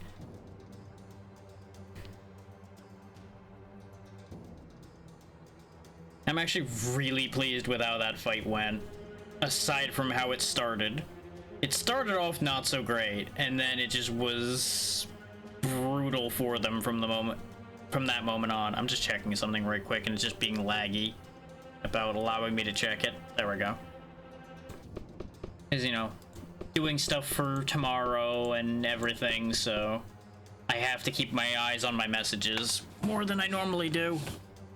So I obviously do pay attention to them a decent bit even when I'm streaming anytime. 35 crowns, not bad. What's in the box? Wagon wheel. So I can just throw a wheel at people. This wagon wheel could be used far more nefariously than initially intended. That's pretty good. It only is a 1 use per rest, though. Because I guess, you know, you gotta go get another wheel or go get the same wheel. That's pretty funny, though. I like that. I might actually make use of that, but not right now. Because it is a free 4 damage line strike, so it's not a bad item. I'm just not sure I want it in our current setup.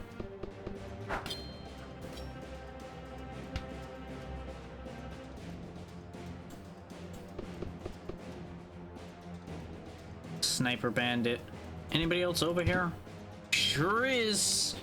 There's the fire breather we would have needed. Lay of the land wise, I don't think there's any. Well, then again, you don't have any push power left anyway.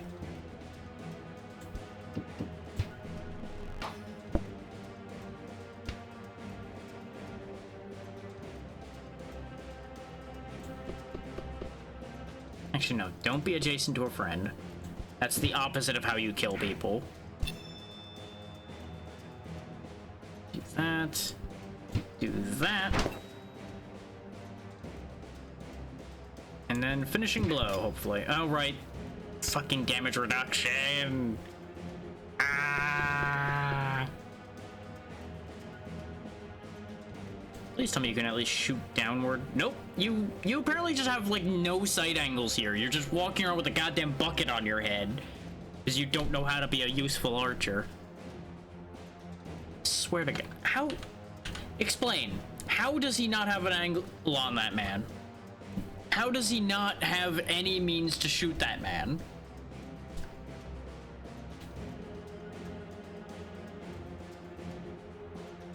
Oh no, the very corner of that box is blocking my line of sight, my lord. I can't shoot there.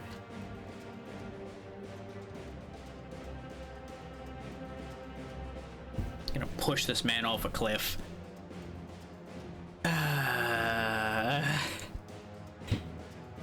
Like that I think might be the only thing that genuinely upsets me with this game is the awful line of sight for this game. It's like, what do you mean there's a guy there? I can't shoot him. I can't even see him. Fucking XCOM all over again. You want me to shoot what? Where? Who? Why? What do you mean there's an enemy right next to me? I can't see him. I can't turn my head 9 more degrees to the right, sir. I can't see.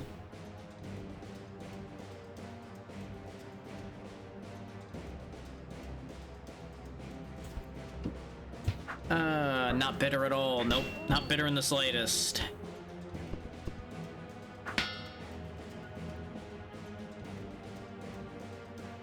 Ah, yes, that's what that enemy archer needs. More focus, yes. Yes, great idea. You know what he actually needs? Fire.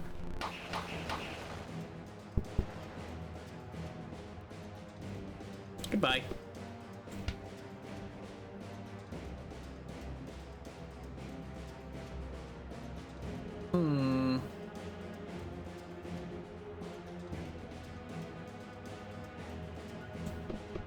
At the cost of you being set on fire slightly, I think this is still a better idea. Throw the guillotine at him. You shank him for yes.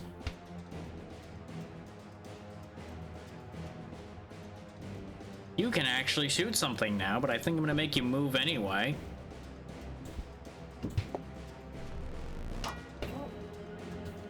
I'm starting to wonder if like an all melee team might actually in some cases be better. Oh, that could have been bad. If he had more than one space of push, that could have been tragic with the assassin being yeeted off the edge. Ooh, heal 1 health every time combat ends. Or 5 initiative and 1 strength. Ooh, that's actually a rough choice. His initiative is tragic. But 1 health at the end of every combat means I don't need to keep him with the Bluestone Amulet.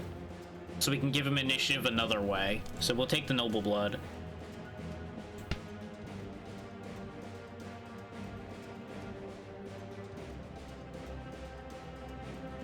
Go ahead and charge you, so you can't run off anywhere, Mr. Loot Goblin. Oh, you didn't die to the fire. I calculated that poorly. This is how you know we're toward the end of the session, is I'm starting to make real dumb mistakes.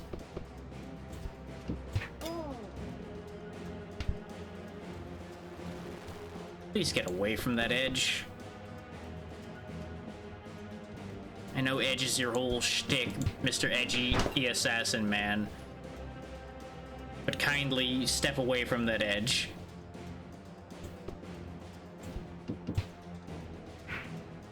I know that sniper bandit's right there, but... Loot man. Let's see, your top tier thing. Extra accuracy, less initiative and speed. Just extra accuracy, extra speed, extra initiative. Go ahead and take the +2 accuracy. I don't really want to move you around the initiative list at all. But you're definitely going to hit way harder now, which is the best news I could have gotten.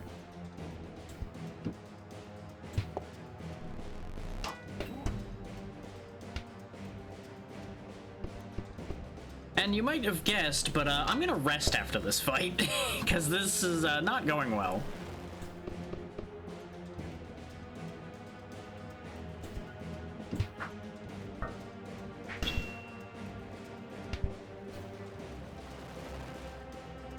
I know I'm just gonna upset myself by doing this, but I need to know. Can you shoot him from there?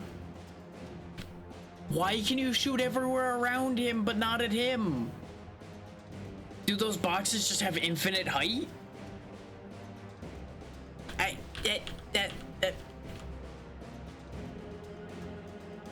Explain.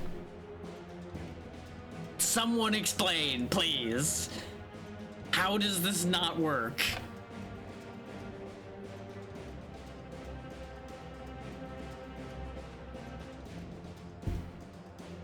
Maybe if I zoom in more, I'll see the magic 1 pixel that's blocking this shot. Nope. Nope, still not seeing shit. Nope, still nothing there.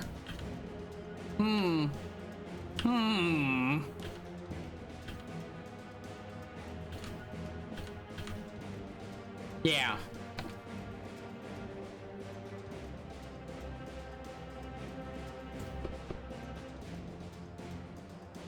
You can shoot him from there for some reason.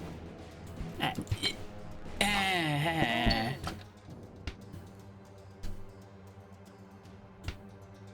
don't understand.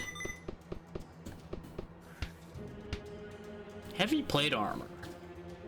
Which is good against piercing, and otherwise completely and utterly garbage.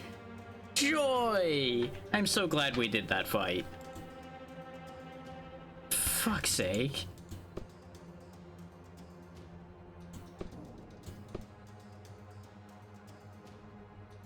You know, maybe it is a good thing that this is the last run I'm doing tonight, because the game's in full fuck you mode now. It's honestly impressive.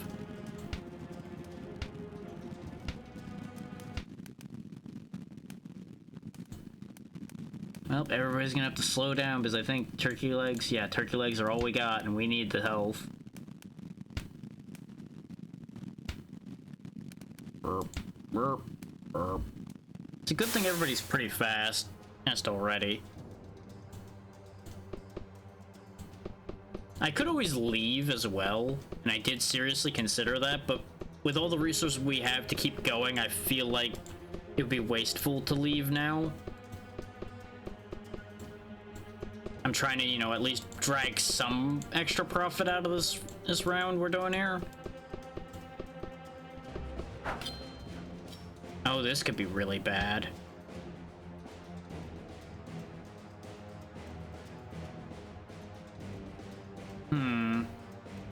Actually, I have an idea for how to utilize that barrel in a favorable way. First and foremost, though, dash around you. And, farewell, sir. Bye. Now, where are your friends? Okay, there's one of your friends down there.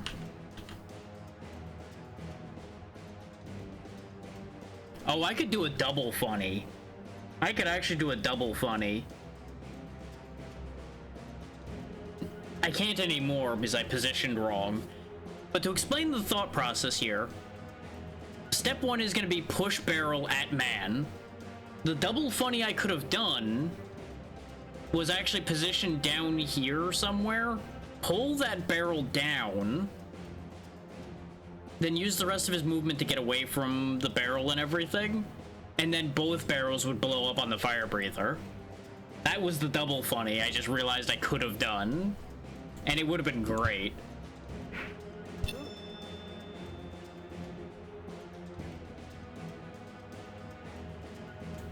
As it stands, hey you, come here.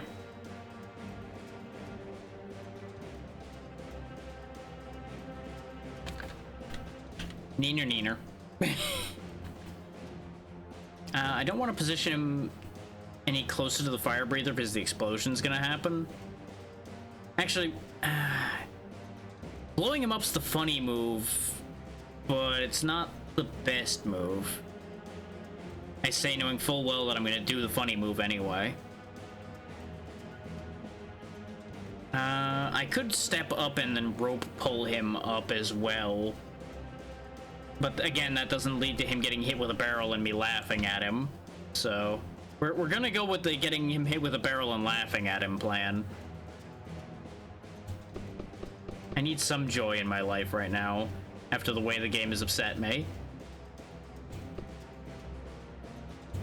And is continuing to upset me. Okay, good, I can actually shoot him.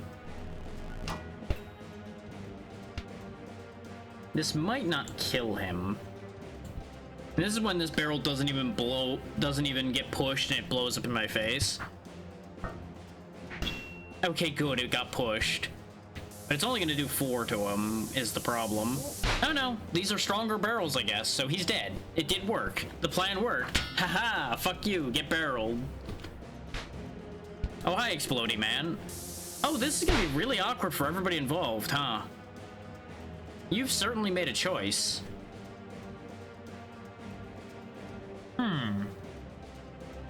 You sure did make a choice. Also, the very slow swaying of these bridges was fucking with me for a second. I'm like, am I losing it? Because I was just seeing them moving slightly on the edges of my vision because I'm focusing here. And I'm just like, are those moving or am I having time here?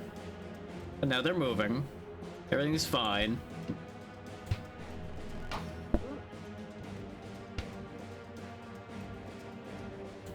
Get you away from the comedy barrel here.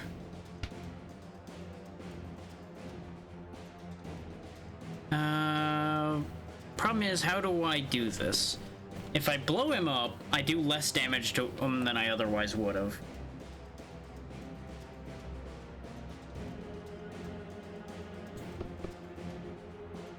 Then again, apparently the game wants to vex me, so you know what? Fine. Kaboom, motherfucker. Yeah, and of course he's explosion resistant. But this gives me another funny opportunity. Yeetus deletus, motherfucker, get out of here. Whee! Oh, he didn't die from the fall either. Disappointment all around. Sad days are here. Yeah, he's gonna keep blowing up on the assassin who has explosion resistance. Because he's a fucking genius like that. The enemy AI sometimes makes me question a lot of things. I know this won't kill because you're weakened, but again, mostly spite. We'll just shoot him rather than hitting him with anything because I do not wish to have him explode on anyone else. There we go.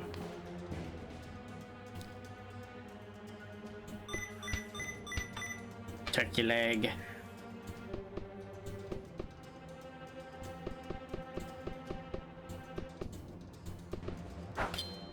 Enemies! More explodey bastards, huh? What's the lay of the land around you? Plenty of land, that's what it is. Will you go up that ledge when I push you? You will. And he might be gone? He's at least out of sight. I don't know where I sent him. Away. He's away now. Actually, don't stand there. That would be a bad idea.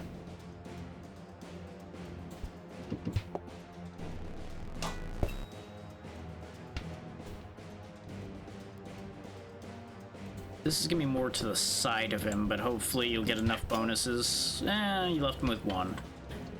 And of course the snipers are everywhere. Thankfully they're stupid and are gonna waste turns focusing before shooting.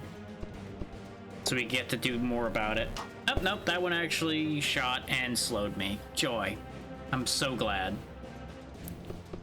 Okay, yeah, Explodey Boy would never have gone off the edge because there was a bridge there. That's a shame. Well, we'll just send you over a different way. Specifically, just knock you over the edge of sanity for a moment here. Deal with you in a minute.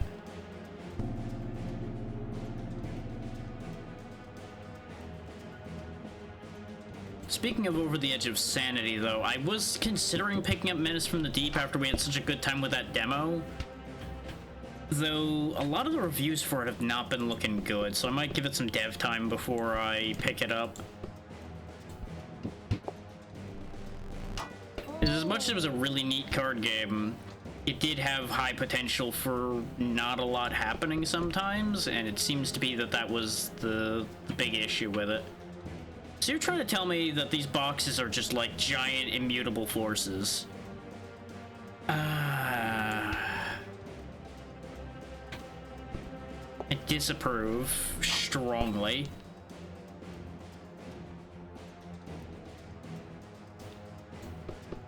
You know what? You are gonna pay for your friend's sins down there. Perish.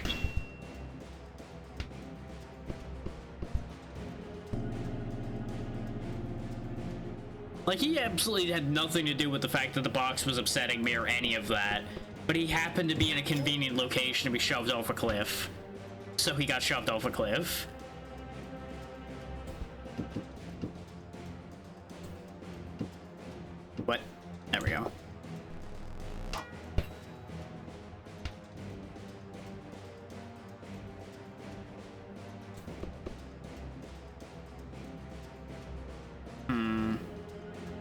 There's nothing you can do that won't get you exploded, so just don't do anything.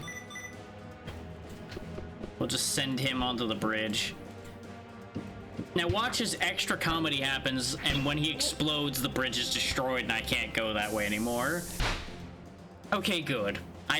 There was actually a genuine concern there about that possibility after I said that out loud.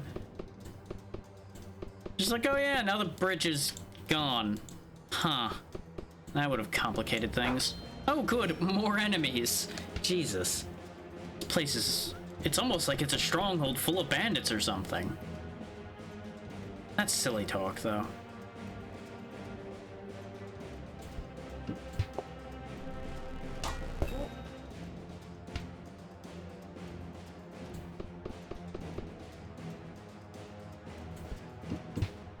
Use that at point-blank range just to ensure the kill here. Throw a free blade at you, too, because why not?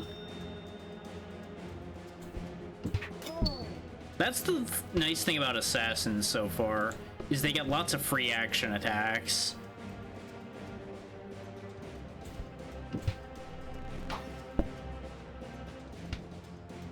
Yep, you're gonna run away now. You're gonna run away and focus. Because that's gonna do so much for you with your 3 health.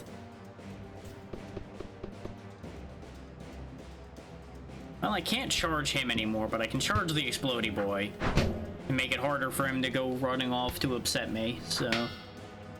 Oh, good, you've boosted his strength. So it'll be a real shame when he dies before he can use any of those buffs, huh? Just be a real shame if that happened. Just such a complete tragedy. I don't know how they could have prevented this tragedy from happening.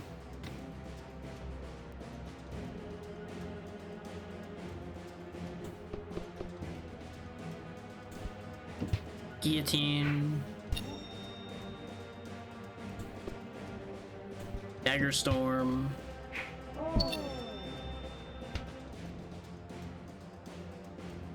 Swear to God.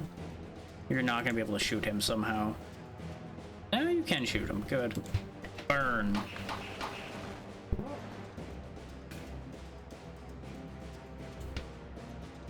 My original intent was to just normally shoot him, but we didn't have a normal shot available. But now he burns and explodes. Except he's gonna stick around for the moment because technically the point where he would have exploded passed, which is very silly. I would really like Offensive Defender to give him more strength so he could do some of his other stuff a little bit better. But it's impossible to argue with Mobile Fortress for him, really, because we're primarily using his crossbow.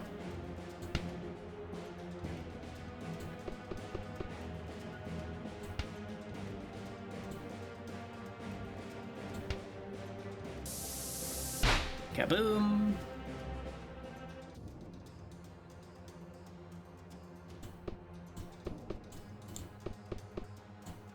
So everybody's at max level now, unless there is like level 5 and such that just don't give skills. Okay, we've reached the end of this area. Do I go to part 2 of the stronghold in our current condition? That is actually a fairly important question.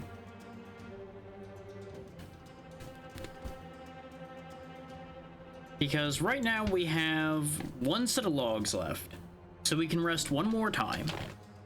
So there's the potential where we could go fight the boss. And we're max level, so it's not like we're gonna get better aside from potentially getting better gear. Which our gear does actually kind of suck in a lot of categories. Like, we don't have any better boots. Some of us don't have better armor.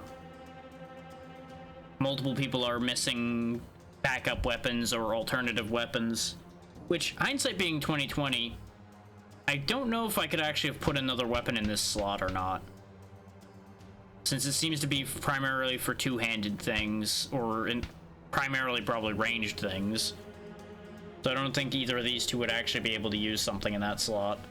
But we do have almost 200 crowns as well.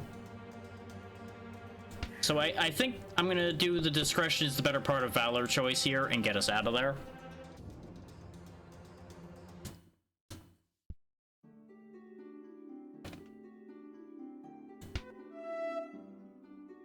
Oh my, a magnificent cries Lady Emma. She seems very pleased with the new shrimp head decorating her wall, among several other creatures from different lands in Westnor. You only managed to recognize a few. You've gained 30 crowns, 1 noble standing, minus 1 commoner standing.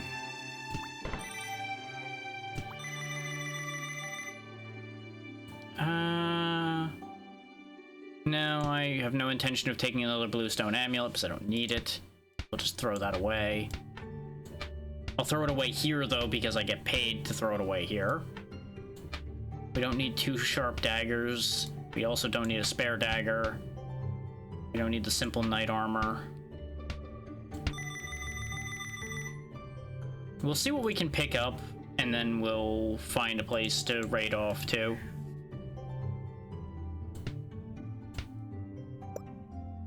Why did your shop not change?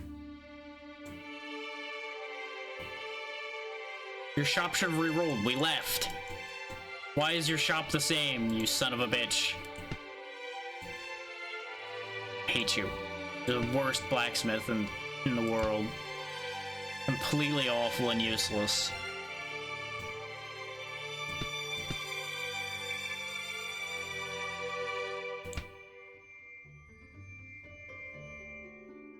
I'm gonna assume this is bandits, probably, since we have -1 standing with them. But then again, no. No, they're up here. And they weren't here before, so... Oh, no, I think we learned about them because that's the, like, corrupt noble faction, probably. So we learned that they exist.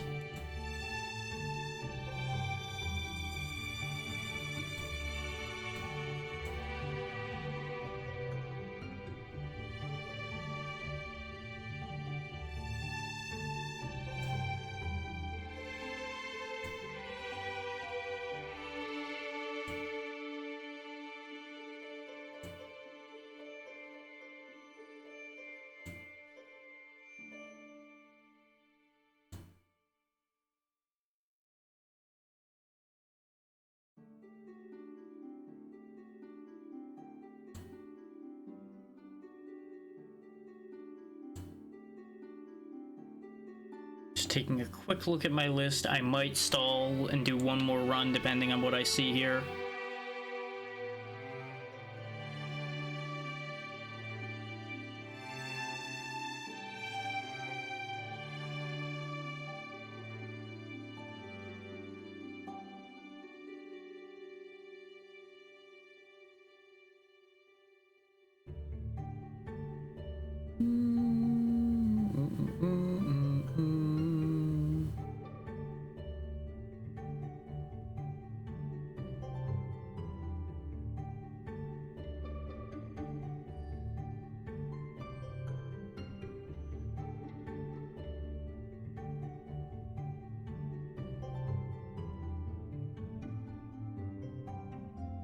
There might be value in stalling, but I don't really think so.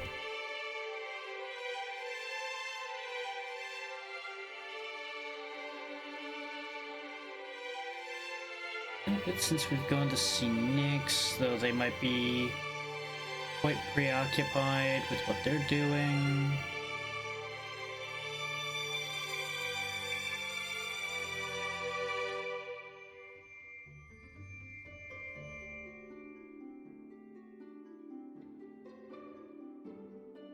It's also been a while since we've been to see Kemia. See if she's close to ending, because the last time we tried to send a raid over there, our times were a little too well linked.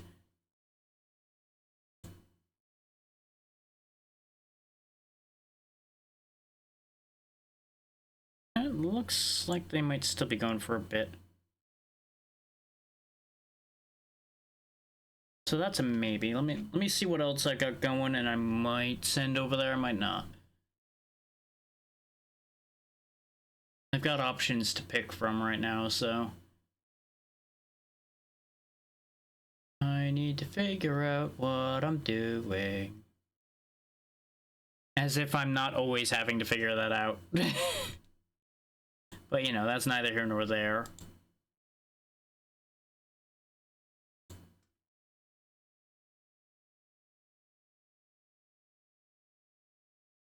Convenient timing that they're playing that, but no.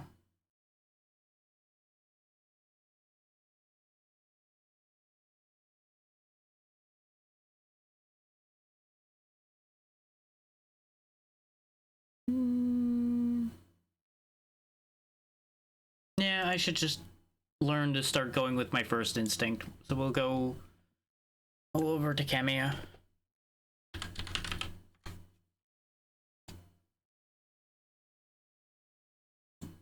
And honestly, it makes sense to send some love that way anyway. Both because Kemiya is good people in general, and Kemiya is the, if I remember right, the one who got me in on Blue Sky because they had put out a thing offering Blue Sky codes. So a lot of my recent benefits would be attributed there, so, you know. Seems only fair at that point.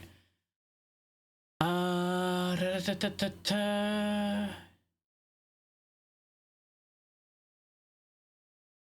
I don't have that much else to add at this exact moment. So, thank you all for taking the time to be here. We will be back tomorrow. It sounds like 7 Days to Die will work out. We are still going to be down a body, but that's not enough to stop that from running. As long as I don't get any other news, which could still easily happen, we'll find out.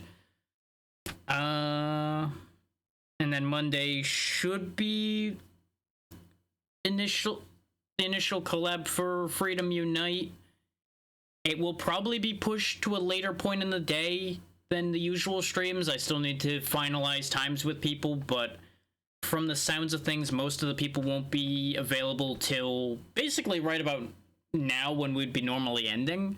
So I will be probably pushing the time back. I think I might start a little bit before that so I can get a little bit more prep time in. We'll see how that ends up working out. Depends on how I feel and all of that.